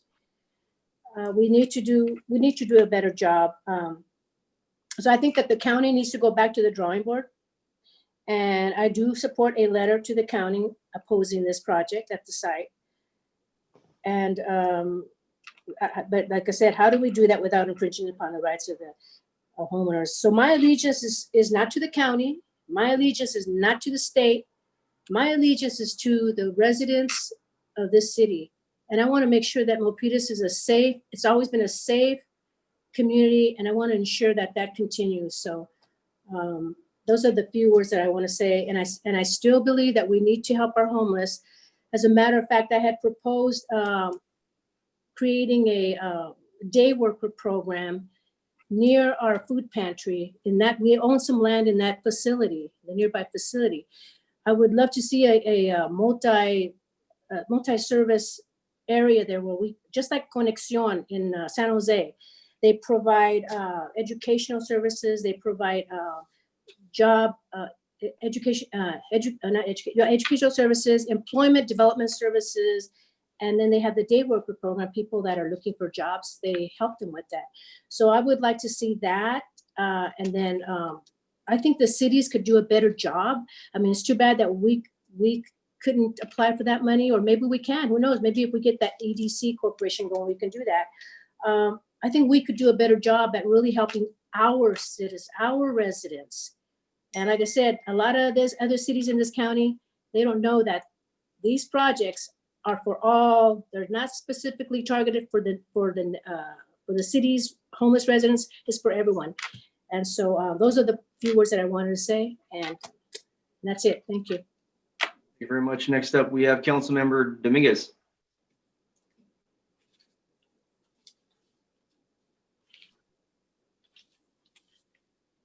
And I'll ask folks to mute their microphone or unmute their microphone, depending on. Thank you very much, Mayor. Yes, thank you very much. First and foremost, I do want to thank everyone who joined us today. And I do want to apologize for the feelings of anxiety and any other feelings that you are feeling because of this challenge before us. I want to give the Milpitans confidence that I will always represent your voice, and I will always put people over politics. I say that because it's important for us as members to watch our words. And the words that I have heard today deeply sadden me, because I want to make something clear. Just because you have a mental illness does not mean that you cannot control your impulses, that you are a criminal, or that you should be subject to the stereotyping that our society often does. So I do not want to split our community between those that may be suffering from mental illness or even stereotype our homeless, our unhoused community, stating that they will be criminal, because that is not true. As the only member who works in a law enforcement agency who has certifications for an analysis and analyzing crime stats, I could best assure you that our unhoused population need a continuum of care that aligns not only to house them, but also with health. It has to happen at the same time. The reason that so many unhoused individuals get into criminal activity is because we have a model in this county that moves in home first and does not provide the health services for one reason or the other. And that is something that our county is exploring and fixing as we speak. I definitely want to, as one member, state that just because you suffer from a mental illness, that does not mean you're homeless. That does not mean you're a criminal. In fact, there are studies that show that communities that have individuals who have been diagnosed, there is areas that are much safer than those areas with people who have been undiagnosed. So what's the issue? Diagnosis and assessment. I've devoted my life to ensure that everyone gets fair treatment, not only in our city, but in our society. And I do not appreciate the comments that have been made previous to mine. Secondly, I now see the issue. After researching many days, what I have found is that there is a disconnect between members understanding their role as a council member with committees. Being a chair of a committee does not mean you just show up to meetings. It does not mean that you just look at the agenda the night before. It also means that we have the responsibility as liaisons to those committees to look at what is happening at the state level, at the county level, around that portfolio. We are the eyes and the ears to policy, to frame it and to shape it, and to help staff get there. That is at least how I operate as one member. And I want to share that I now see, based on some of the statements made previously, the disconnect on how we got here. I also saw the meeting at the subcommittee on September 22nd. And I do believe that there is a disconnect between the chairs giving that information to all of us of each committee. And I do believe we need to bring policy, and I am working on something, and I will introduce it next Tuesday. We as liaisons have the responsibility somehow to make sure that information, if it's either the minutes or something comes out in an info memo to all 5 of us, because the reality is we're part-time. Many of us work more than full-time, many, many hours. The reality is that we cannot be in all committees. And that is why we get appointed the committees to our expertise. And so to say that this is the housing subcommittee is a program, it's not a program. It's a committee that oversees what is happening in the city around that issue. And it is our responsibility as liaisons to be updated with policy at the state level, to talk to other elected officials, including those that represent us at the county. And so in the last week, I've had to become an expert in housing because that's not my portfolio. And I have quickly learned that our city has a gap, and it's the assessment component. The assessment component is one of the things that Consuelo talked about. And I do know that at the housing subcommittee on September 22nd, we talked about this money. And so we're waiting now to see what the Santa Clara Unhoused Task Force is doing. Like Vice Mayor Bob Nunez has said continuously, we need to do something with that money. But we know that in committees, sometimes it goes into a 1-1 vote and it just stays there. So I am asking this body to take immediate action on that $75,000 because we must assess our unhoused population. One thing that I have learned is that the SP PADAT measures the assessment of needs. And if our Milpitians who have needs are not on this list, they're missing out on those opportunities. So we could no longer wait. And that was a budget item that was introduced in 2019.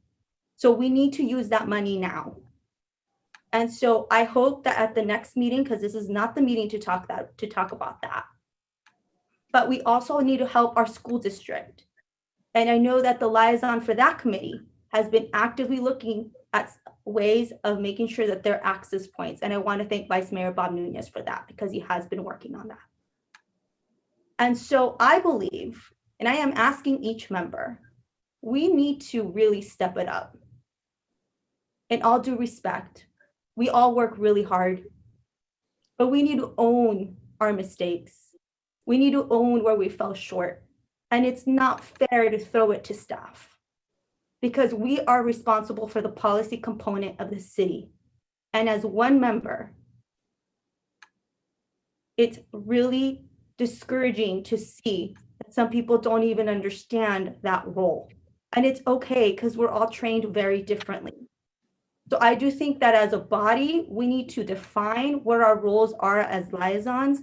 And Mayor Rich Tran, I would like to kindly ask you if you could please consider doing one-on-ones with each member, so we could update you on the latest and greatest of what's happening in our committees, other than just giving you an info memo. I have seen those cities where the mayor meets with each council member at least once every month or once every quarter. It makes a difference.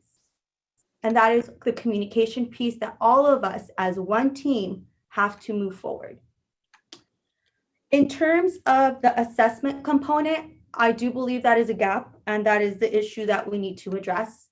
I do believe that because AB 83 moved things very, very quickly. I walked the community yesterday and I knocked on over 250 doors within the last week, in particular this area.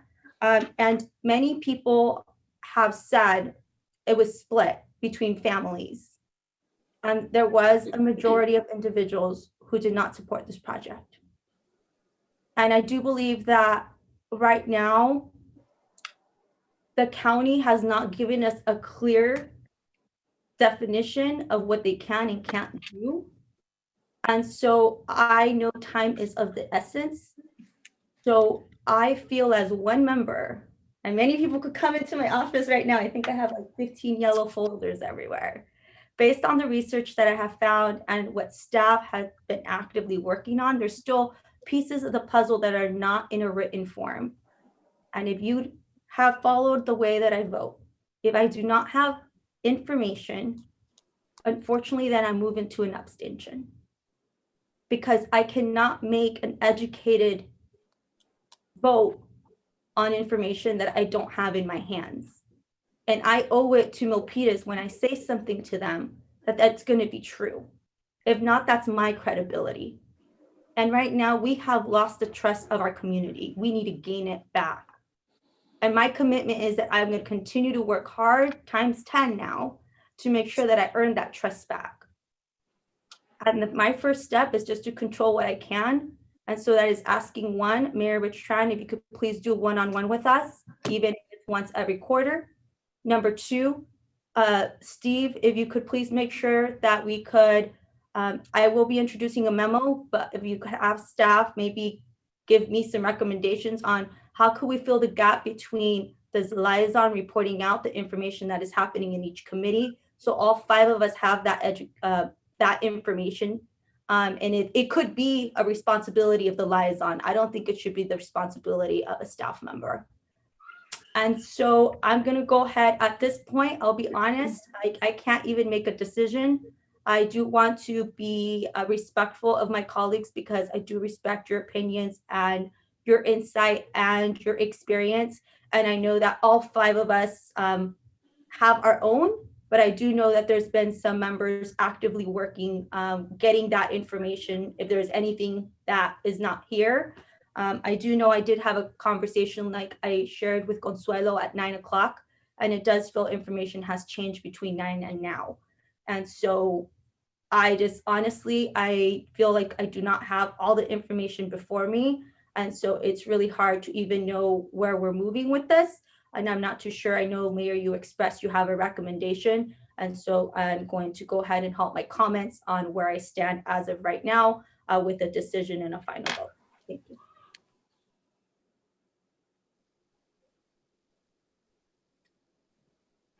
Thank you very much.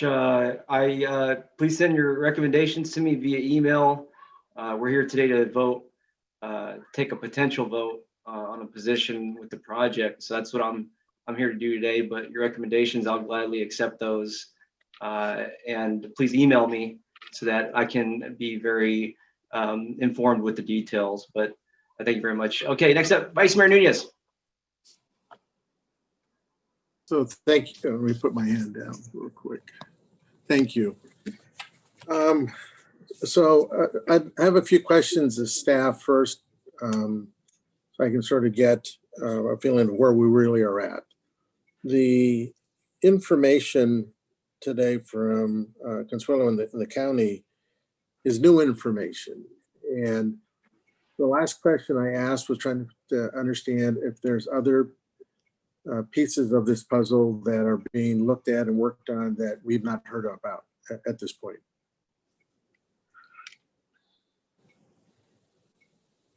Karen, do you want to come on and address that? Because I know she's been working on this daily and she probably has the most current response for you, for all of us. Okay, I'm just and what I'm asking for is new information. So like the $75,000, what that means, things like that.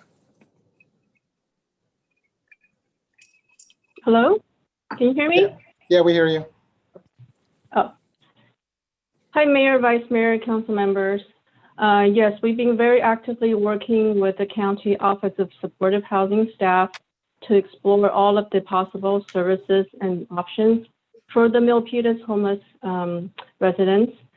And following up to the last housing subcommittee discussion, we've had a number of meetings with county staff, and that was to explore maybe even some possible overlap between the outreach and assessment services versus the intensive case management services where supportive housing units will be secured in upcoming projects. And that's something we have been discussing with them about, and to try to come up with a plan. It's not short term, but looking at more like a 2 to 3 year roadmap that will start out possibly with the assessment and outreach to better understand the specific needs of Milpitas unhoused residents.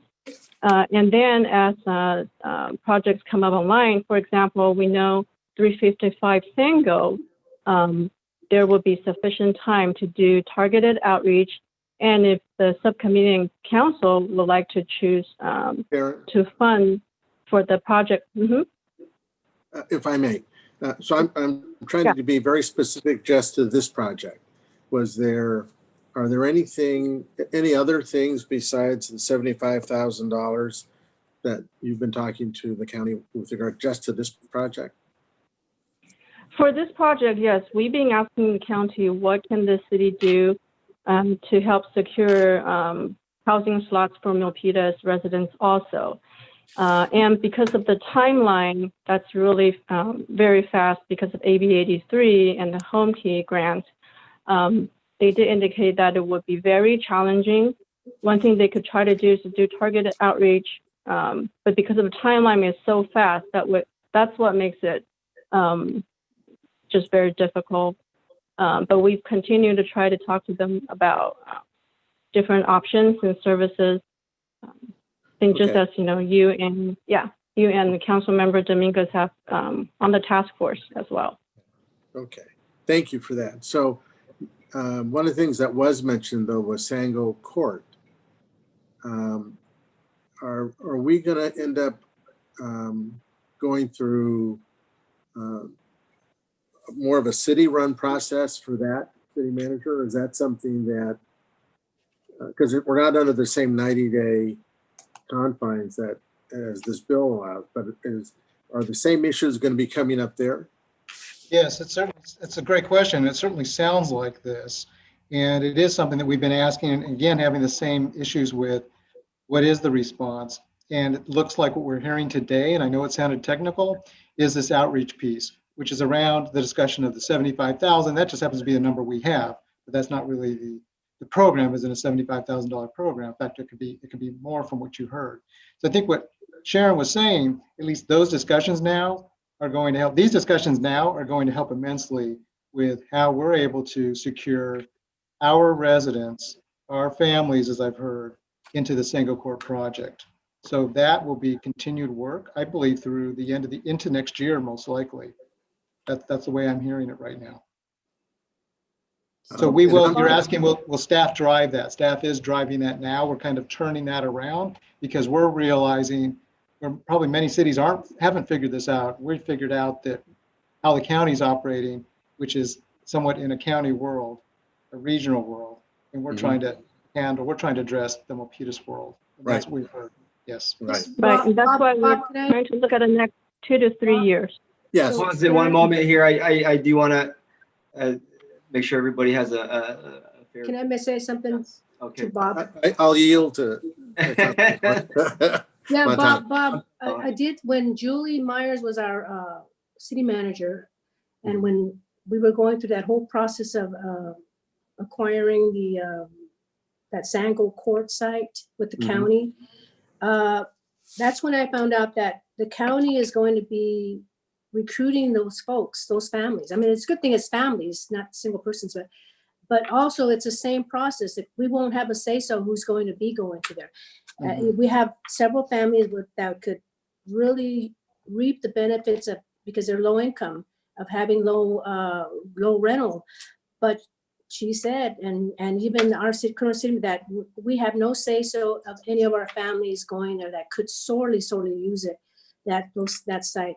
And maybe we as a city need to start advocating for that. And I don't think the other cities know that either, because we're one step ahead as we have that site. I know, I just wanted to make that. No, and I thank you for that, because that is the point. At least I got out of this meeting today is the whole reason that things have, I think, gotten to the point they are is because everything tried to be fit within a 90-day window. And as I understand AB 83, it was purposely put together to jump over cities. That wasn't an accident. So if that's the case in the short terms, I look at the more longer term, the one in Sango Court, the same things are going to happen if we don't actually have a process in place, a plan in place to really make sure that families from Milpitas are serviced first, where these locations are going to be. All of that, though, takes money. So we understand that. That's what I heard from the county today. So having said that, I'm looking at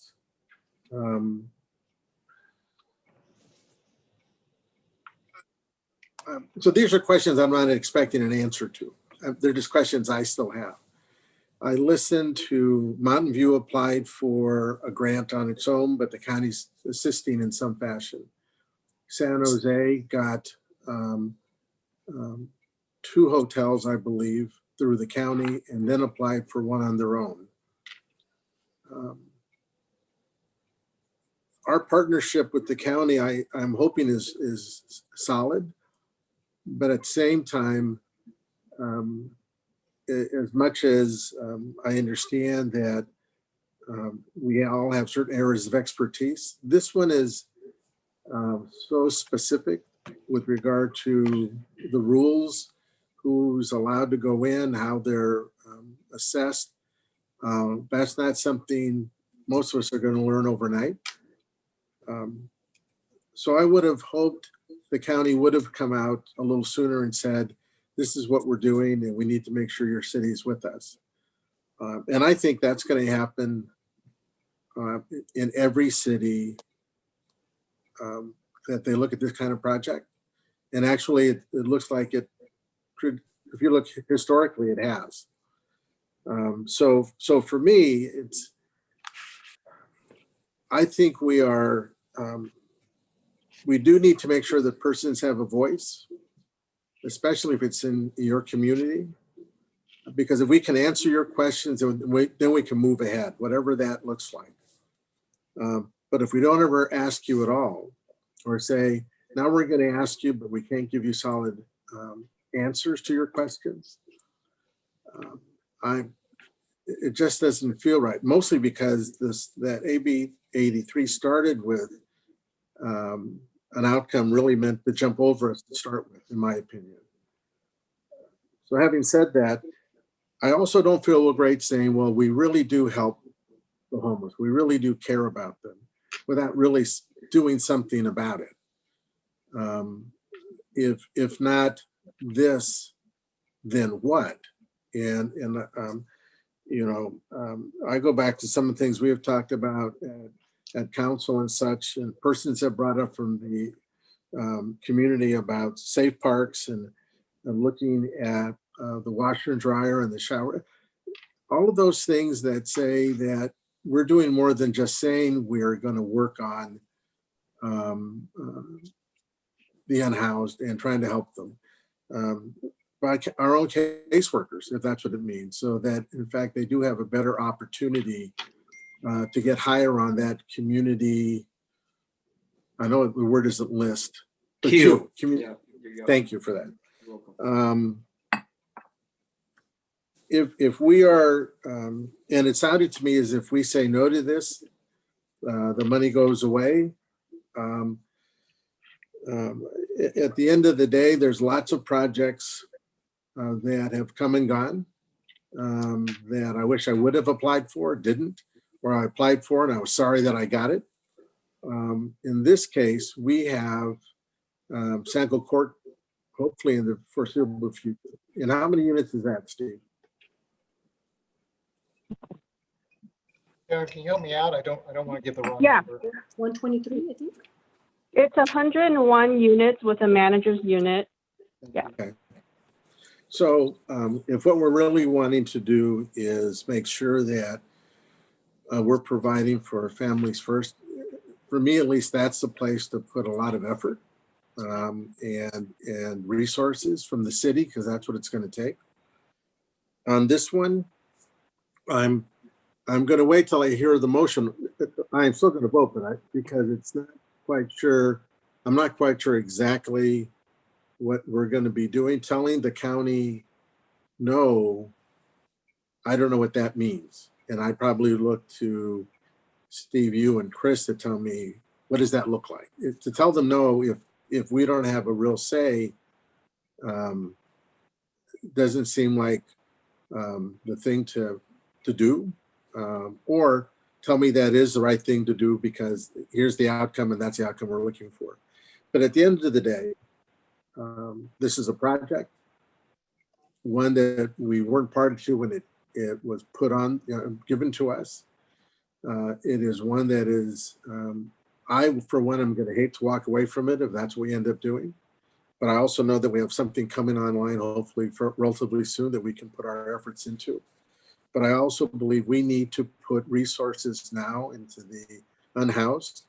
And it doesn't have to be permanent housing, but it has to be something that we can look at the 160 plus that I just heard we had. And I know that if you ask the school district, I heard the other day that it's closer to 400. And it's all about a definition. So if we're going to do something, let's really not just say no, let's do something ourselves. And for me, without doing that second part, it sounds like we're just saying no, but not providing any assistance to anybody, not assisting those that might need to know what the process is going to be. And I would just hate to do that. So I'm hoping that, and if I misdescribed the county, because though they gave us answers, I didn't feel that they were ones I could take away with me and say, we're on a clear path to an understanding. I got one thing out of it, and that one thing is for $75, we can have one of two things, but not really sure to what extent we're going to get those. And to me, that's not quite enough.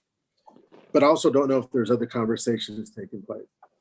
So, so that's where I'm at.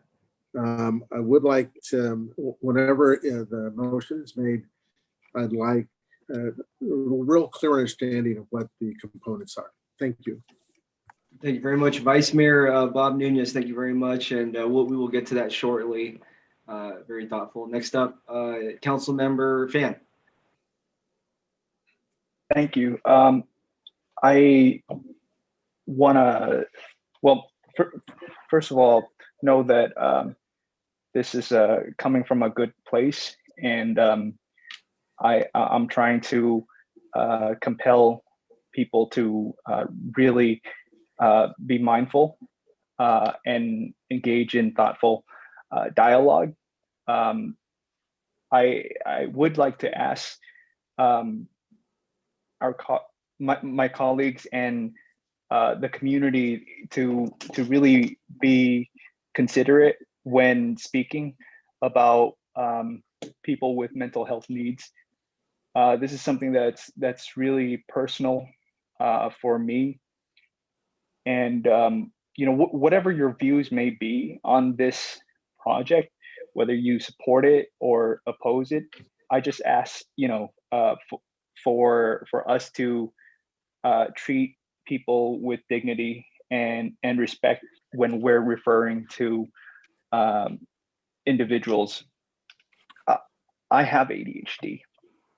I have anxiety. I have depression. Me being on the council doesn't really help that, but I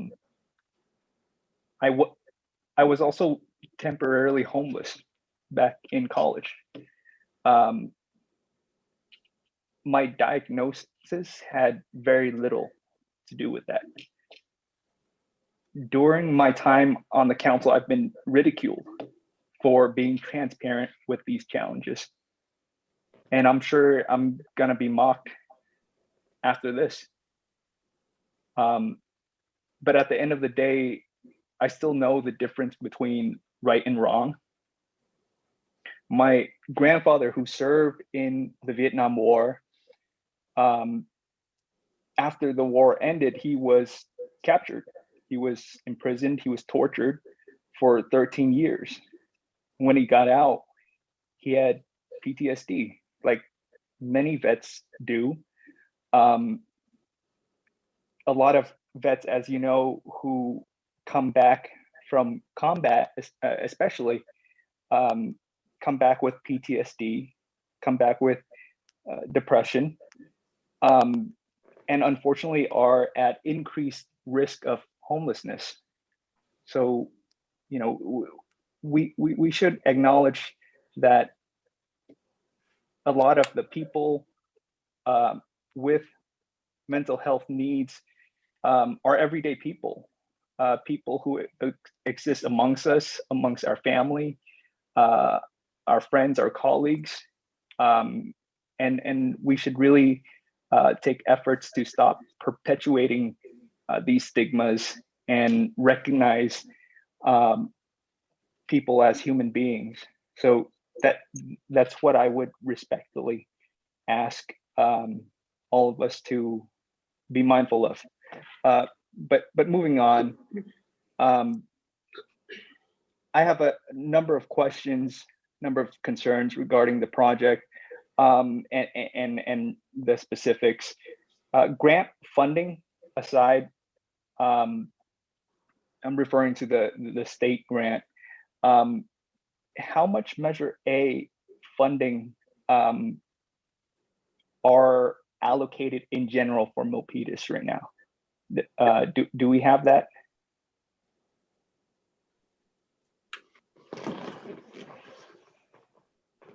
Hi, this is Sharon Goey, Director of Building Safety and Housing.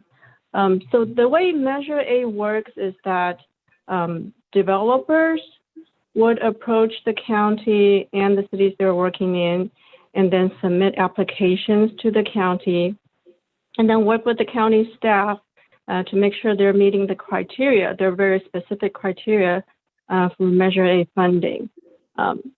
So the county doesn't, quote, allocate funding to each city, but it's based on projects and the affordable housing developers for each project, as they are looking at the funding sources to be able to move the project forward. They consider which grant to apply for, and then they approach the county accordingly and determine the amount to apply for Measure A funding. Okay, that's really helpful. And I bring that up because I think earlier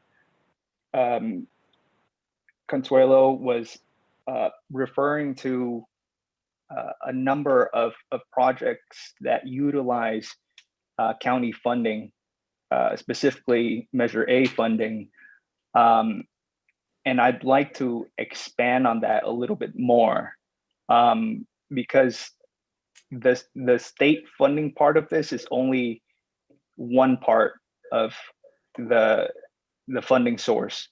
I think there's a conversation to be had with the county about the Measure A funds and explore,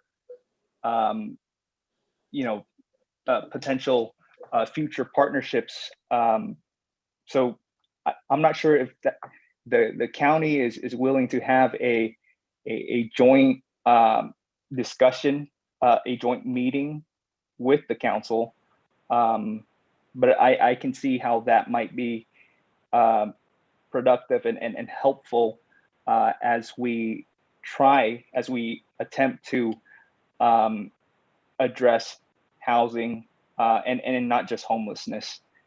I want to acknowledge the comments of Ann Zeiss earlier that our community has historically been a fair housing community. I think that's one of the most beautiful things about Milpitas. And I'd be more inclined to support this project if I felt that these values were affirmed through a commitment to house the individuals here in Milpitas. That's my biggest concern here. What's on my mind right now is actually Sunny Hills, which, as you may know, went before the Planning Commission yesterday. And what I want to know is whether or not the Measure A funds can be used to provide permanent housing for Milpitas families right now. Can Measure A funds be used to house Sunny Hills residents?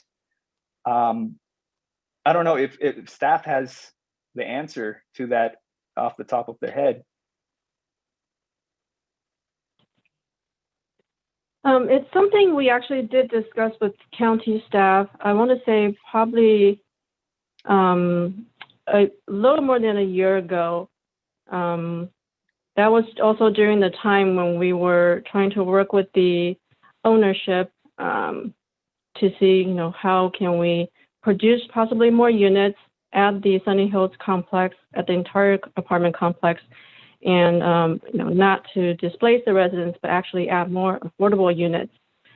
And my understanding is Measure A is for new production of housing.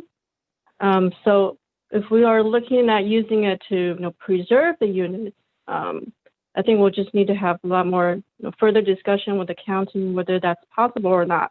But I also understand the county has other types of grants. When they put out notice of funding availability, a lot of times it's not just Measure A, but it's a combination of funds that developers can apply for. And besides Sunny Hills, I just want to mention too that for the 355 single project, county allocated $16 million for that project. And I believe they just allocated $21.9 million for this Hillview core project.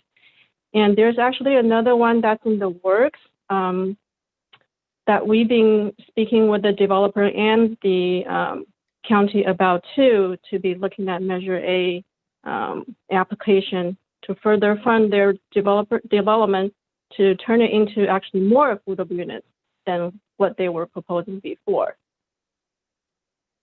Okay, no, that's really helpful, because I do see an opportunity to really make the most out of a partnership with the county that provides a permanent solution to house Sunny Hills residents, while also providing support for our homeless community.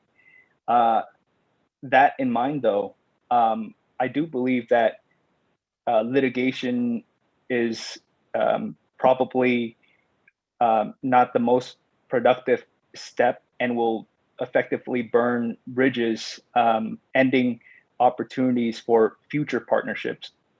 I have been listening, and while I can't change the views of those who are just NIMBY, of those who are just anti-growth or anti-everything, nor can I just inspire people to have compassion overnight.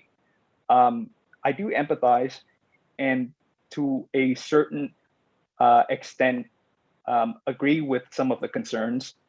I've mentioned some of those concerns earlier, but I'm not confident in what I had to hear from the county response. I think that, there's a lot more work that needs to be done, and a lot of issues that the county still needs to address. I have more concerns. Most of them are technical, very technical, but genuine concerns nonetheless. In light of this, I do want to provide our stakeholders the opportunity to do their due diligence and help answer the questions, because what I kept hearing over and over was that you're not really doing the outreach here, and there's a lot that we're confused about, and we just want to know how you're going to address that. So I believe that element is missing and is needed for us to actually have a project that people can be supportive and proud of, and ultimately address the housing needs of the city and of our region. So those are my thoughts. But at the end of the day, I hope that we can take productive steps to be a collaborative entity, because there's a lot more at stake than just this project here. For the longest time, we didn't have much of a relationship with the county not too long ago, and we have been rebuilding, healing that relationship, and I don't want us to take steps backwards. So I'll conclude with that. Thank you very much, Councilmember Fan. Next up, Councilmember Dominguez.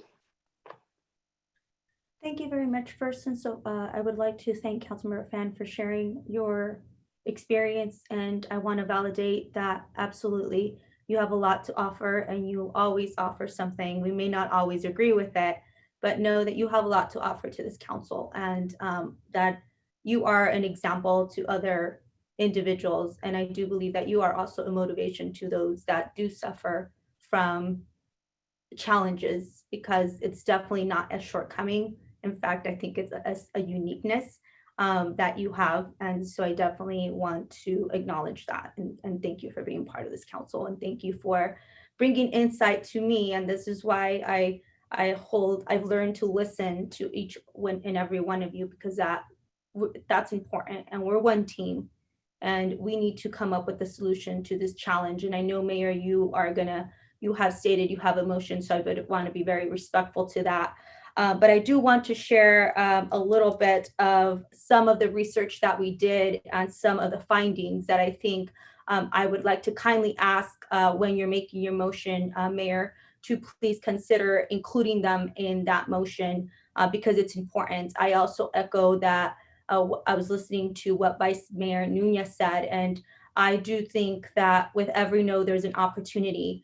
And I do not want to leave this meeting without having a concrete plan of what are we going to do for our house community, especially around the assessment piece. And I do have something to offer, and I hope that I get your support in including this in your motion, which is in my research and conversation with nonprofits who do this work and are experts, in a conversation with Home First Services of Santa Clara County, I have found out that they've been in conversations with our staff. In fact, there was a proposal already going back and forth, but this proposal fell a little bit short of funding. And so therefore our staff couldn't move forward with it. I believe in my faith, and I believe that I walk into situations because I need to be there. And this conversation came out of just a simple conversation, walking into a nonprofit and having a conversation with their CEO, thanks to a community member who encouraged me to reach out to them for their expertise around this issue, because I'm not an expert in housing. And so I found out that there was a proposal, and that this proposal actually encompasses everything that we're talking about right now. The proposal talks about a scope of work around outreach and engagement. This includes the VIS PDAT and ensuring that our unhoused are assessed. This nonprofit is housed in the Sobrato Center in Milpitas, so they know our city really, really well. Their staff are experts and they're very passionate. This would also provide case management. And so I know that is not the topic of conversation, but I would feel remiss to include not include this in the motion, especially since it sounds like staff has already had a conversation. There has already been a proposal in place. It could happen. So what I ask, I see Chris jumping in. So what I would just ask in your motion is if we could when you make your motion, if we could include a special meeting.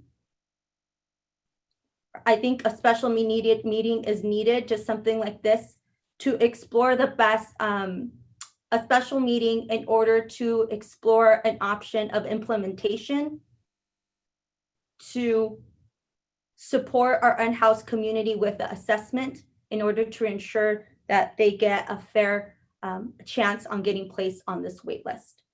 I would hope, it sounds like all of us have a commitment in making that happen. And I know that conversation can't happen now, but it is part of this conversation. And we've had topics before that we've been able to include it. So at this time, Mayor, I hope that you include this language in your motion. I thank you all for listening, and thank you for your time and your kind consideration, Mayor.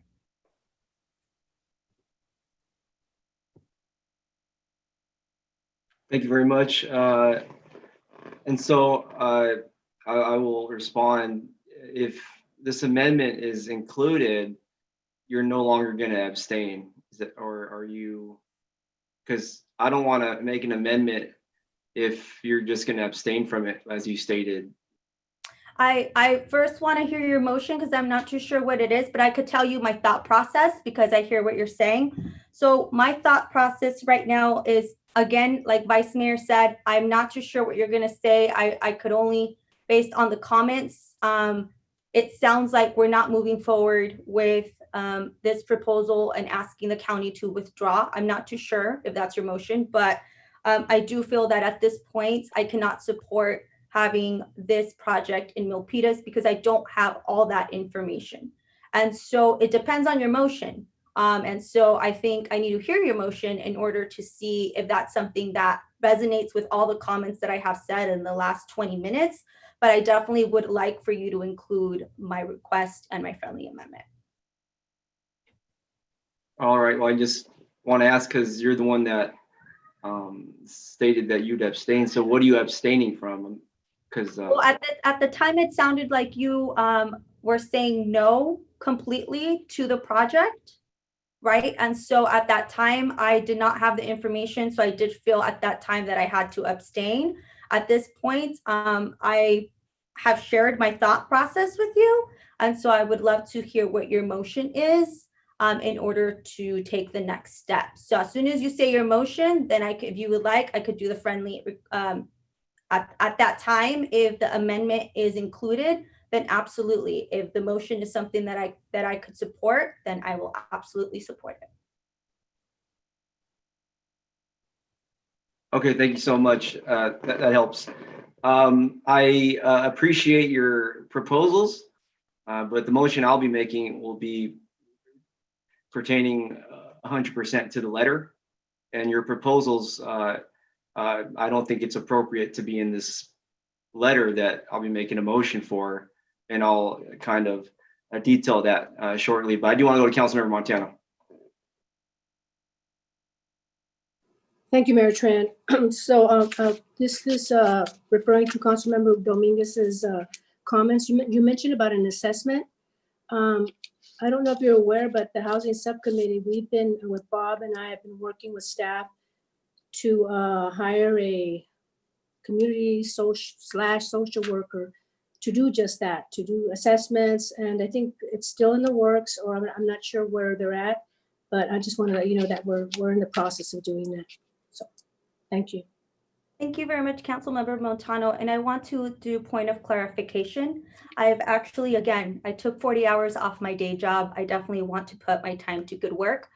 So I want to put a point of clarification that the position that you're talking about is a total separate thing from the $75,000. So I think that's where maybe you may be a little confused. And so the $75,000 is a different pot of money that could help support this assessment. I also think that the position that was opened is confusing as for some folks. So I think you need to go back to it. But what I am referencing is that there's two pot of monies. There was one made for this position, and then there's another pot of money to make the assessment. So we haven't moved on that. And I requested that into the budget in 2019. And so I knew exactly where I was moving, and I'm not too sure where it funneled. And I could sense now, based on your comments, that the confusion is actually in the Housing Subcommittee because you haven't been able to move it forward. So I just want to kindly state that I definitely hear you, but it's two different pots of money. So I definitely want to make sure that I clarify that. So it's two separate things. The position is, it's unreasonable, as we heard from the county, to think that a case manager could have 100. I mean, even if we had 200 homeless in Milpitas identified, as Mayor Rich Tran, what was your, I know you were a social worker, what was your average caseload? Do you remember? I don't want to interrupt anything. I think you're talking to Councilman Montano. I don't want to. I don't want to be. Yes, thank you. So the average caseload is between 20 and 30. So to say that we're going to have a case manager is actually unrealistic. We do not have a social department in the city of Milpitas, and I just don't want to wait anymore. We've already waited from 2019 to 2020. It's been in this committee. And so I am hoping that the leaders in this committee, I know Vice Mayor Bob Nunez has been moving that and asking to move it forward, but it's stuck there. And so that's the problem. And that's the problem. And Bob and I have been, like I said, him and I have been pushing for this for quite some time now, and it's stuck in management somewhere. So, and Bob, you've addressed it. Bob, would you like to say some comment about that? Thank you very much, Councilmember Montano, but I think the question was directed to me really quick, where I don't believe that it's stuck in staff. I actually think it's stuck in the community. So that's not a conversation that I think we need to move. It's stuck in staff. And Bob can attest to that. I would actually, I trust our. Well, I appreciate everybody. I don't have my gavel. I'm sorry, I don't have my gavel. All right. I miss my gavel. I miss my gavel. Yeah. I know, me too, because you found it pretty hard. I miss my gavel. Yeah, but hey, no, really, you know, so much passion for helping the most vulnerable in our community, no doubt about it, left to right, all the way. And so I want to just be wholeheartedly thankful. The sequence here, Councilmember Montano, thank you very much. And the sequence was actually to the Vice Mayor, Bob Nunez, but Councilmember Dominguez, I will go to you to carry on if you'd like to finish. Thank you so much. Yes, and so I actually think we do need an info memo on that. So all 5 of us, again, we could understand those 2 pots of money. I think that's the best way. And then that way the community also has a clear access, and it's transparent, and it's not in the perspective of what each member, because Great. We'll have staff present it as always. Is an there any info other comments you'd like to be accommodated? Yes. So at this time, I would like to hear. I thought I heard a motion from you. No, it's actually the Vice Mayor's turn. He has his virtual raised hand, and if I could ask you to lower yours, if you're absolutely. Thank you so much. Included your statements. Thank you so much. Thank you so much, Vice Mayor Bob Nunez. Thank you very much. So, and I'm just going back to, first thing is going back to the agenda item itself, where it says, discuss the Homekey project, take potential vote related to the project, and then or provide direction to staff on the project. And I'm assuming that means Hillview, the one on Hillview, and topics related to homelessness. So my read of that, and correct me if I'm wrong, Chris, it doesn't have to be all included in one motion. We could act on the motion with regard to the project, and then we could actually put forth another motion to deal with items related to homelessness. That's how I read that item. Yeah, no, to answer the question for the benefit of the council, and thank you, Vice Mayor, for the question. Yes, if it's written pretty broadly. So if you wanted to take an actual vote on the project, obviously keep in mind AB 83 exists, which means it would be more of a political vote. But we did include language that, as we've heard today, some discussion about a letter going to the county. So the option is, yes, you could take a vote to essentially direct staff to send a letter to the county. And if there was additional topics you wanted included in terms of homelessness, whether it's to the county or just direction to staff to come back with further items for future meetings, as long as it relates to homelessness, that would be allowable. Okay. And then secondly, being on a number of subcommittees, I think that all of us put in a lot of work and effort to get things, either to understand what's being presented or to formulate our proposals going back into staff, answers to the community. The issue with regard to homelessness as an issue actually didn't come to the subcommittee until just before our break. It was in June. We were really dealing mostly with housing as opposed to the unhoused. So my hope is that what we're trying to do is address those persons here in Milpitas that find themselves unhoused, couch surfing, whatever we want to call it. I also am really quite aware that I don't have the expertise when somebody says, here's how we're going to assess them, here's how we're going to do this and this. That's, telling me that I'm going to listen, but I don't have anything to hang it on. For that, I rely on staff. And I really believe that they have the wherewithal to try to help us understand the scope, help us formulate positions, policy and such. But I think right now, I've heard from the school district, there's 400 unhoused families and students that they've recorded. I heard that we have over 160. And what I'd like to do is put all the rest of this aside, address the project itself, learn a lesson from this as we go forward into Sango Court, because it's going to come up right away if it's not here already. But then I think there's some things we can put in place in a second motion that shows that we are committed to helping those that are unhoused, not just saying it, not just referring to it, but actually doing something. So if that's what the language allows for, that's what that's what I thought it was going to allow for. That's why I'm supporting it. And I, for one, am very proud of the work I've done on every subcommittee and the persons I partner with on those subcommittees. So I think it's all of you at some point. It is difficult, I think, sometimes to try to be an expert in all those fields. But at the end of the day, I believe we have to rely on staff and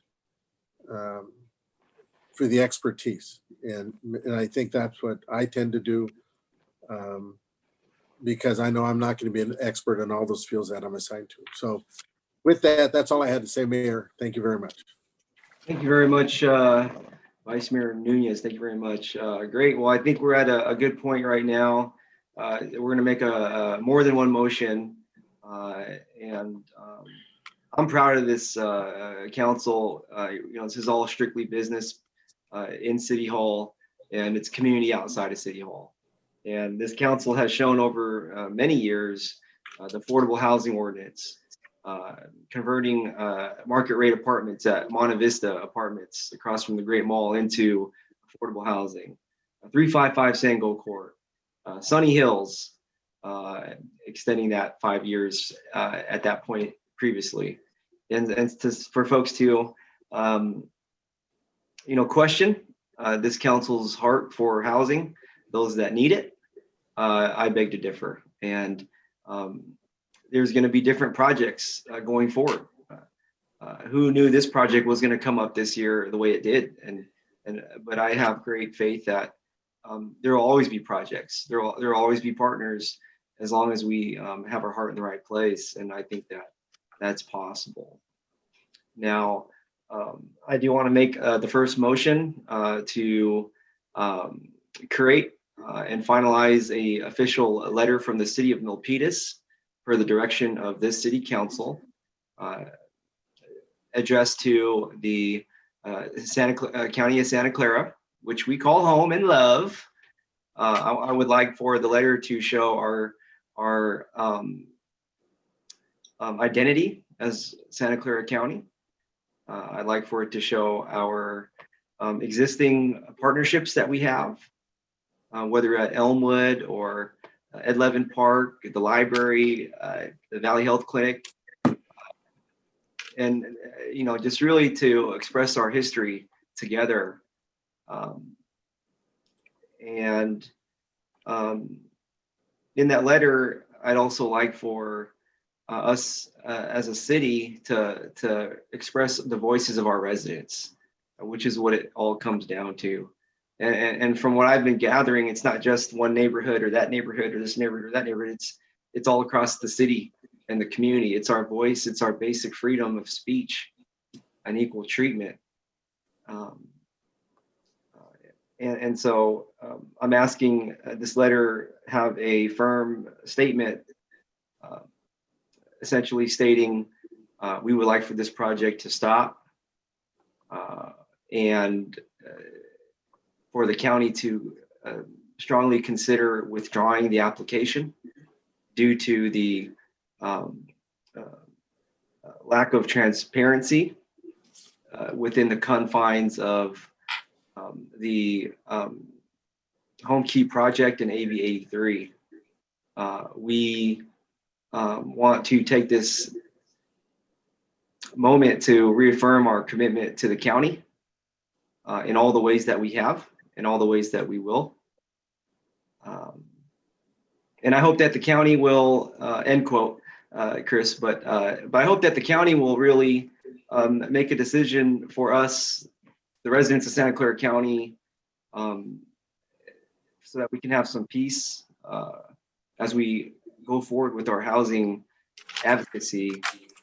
I know other cities across the state have projects like this where the county has withdrawn after further dialogue.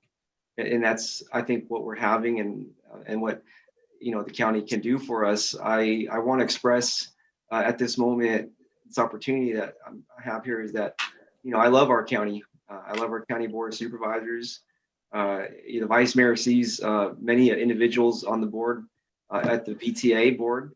And so we have so many different agencies where we really are Santa Clara County.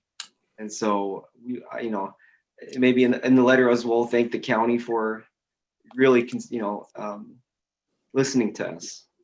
I think that's going to be key as well. Now I want to go to the council here. I fret the omission of any other statements that folks may want to put in there. And so I do want to look to the council if there's any other statements. Now is the time to include those. Yeah, and then I'll look to our city staff too. Really, the experts. Is there any other language that we can put in there to strengthen this letter?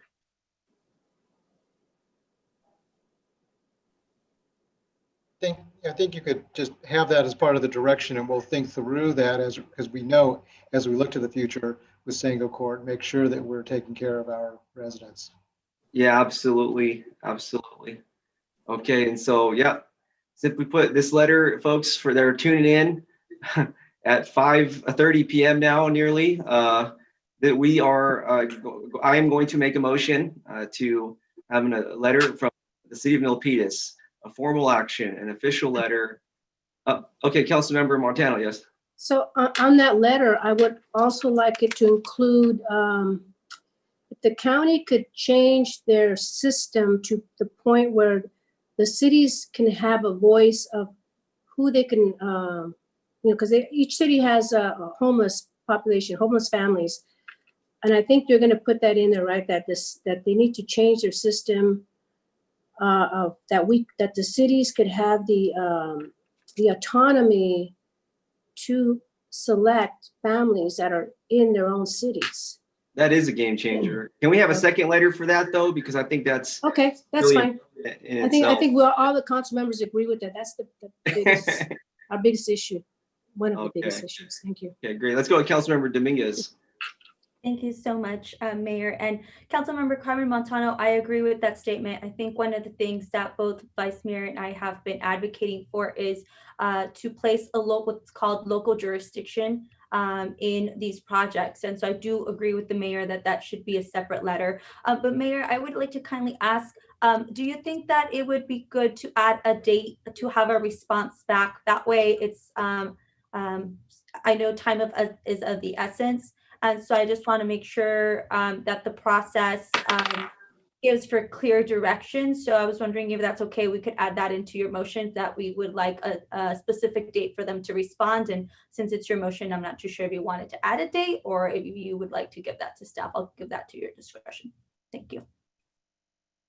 Yeah, absolutely. Thanks for pointing that out.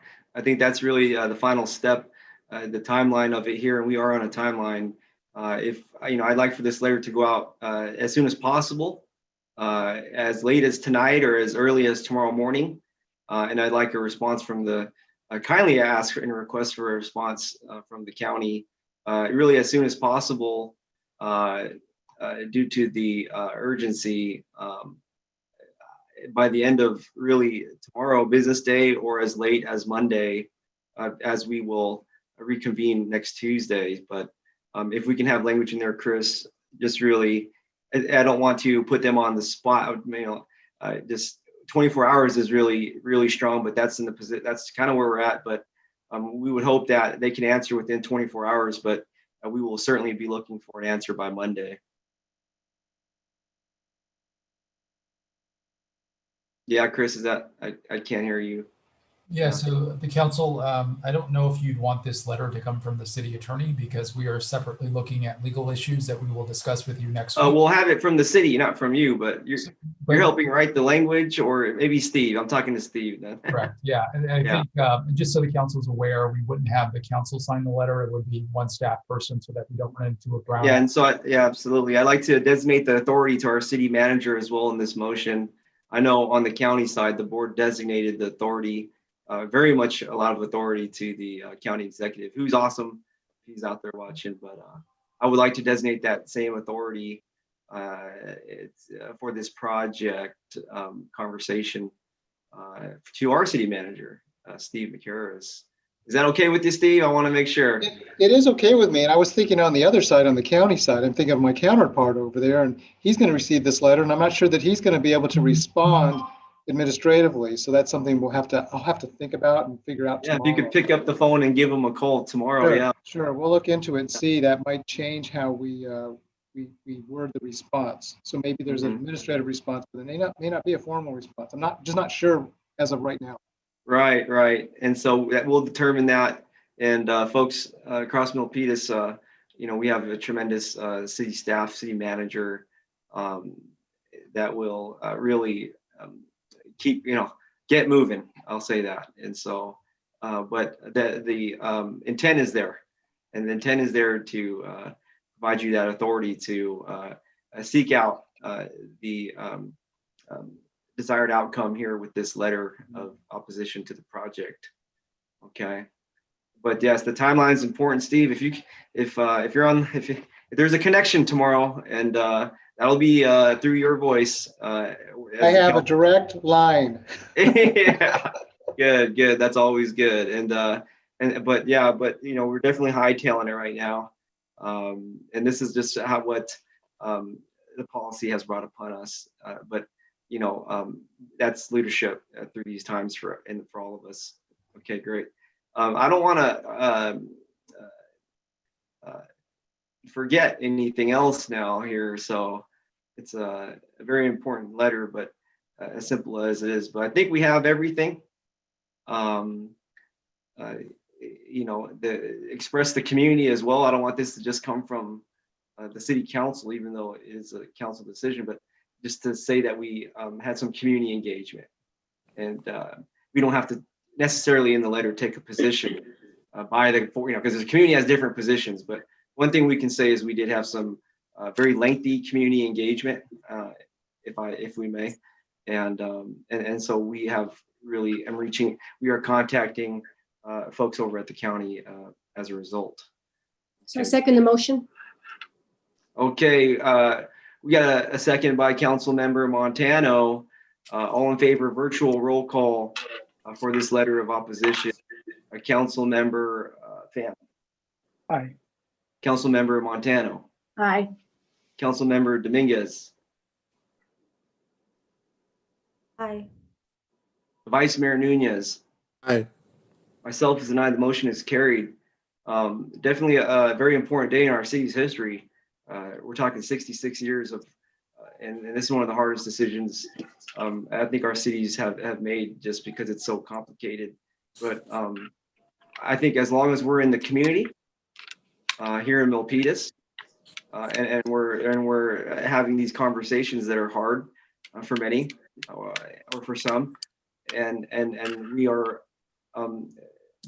representing the voices of the citizens, the people, then I feel always confident in the work that we do. And I want to really thank my colleagues as well as city staff for all the time spent. We've been essentially sidelined over the past week or two or three since this news has transpired.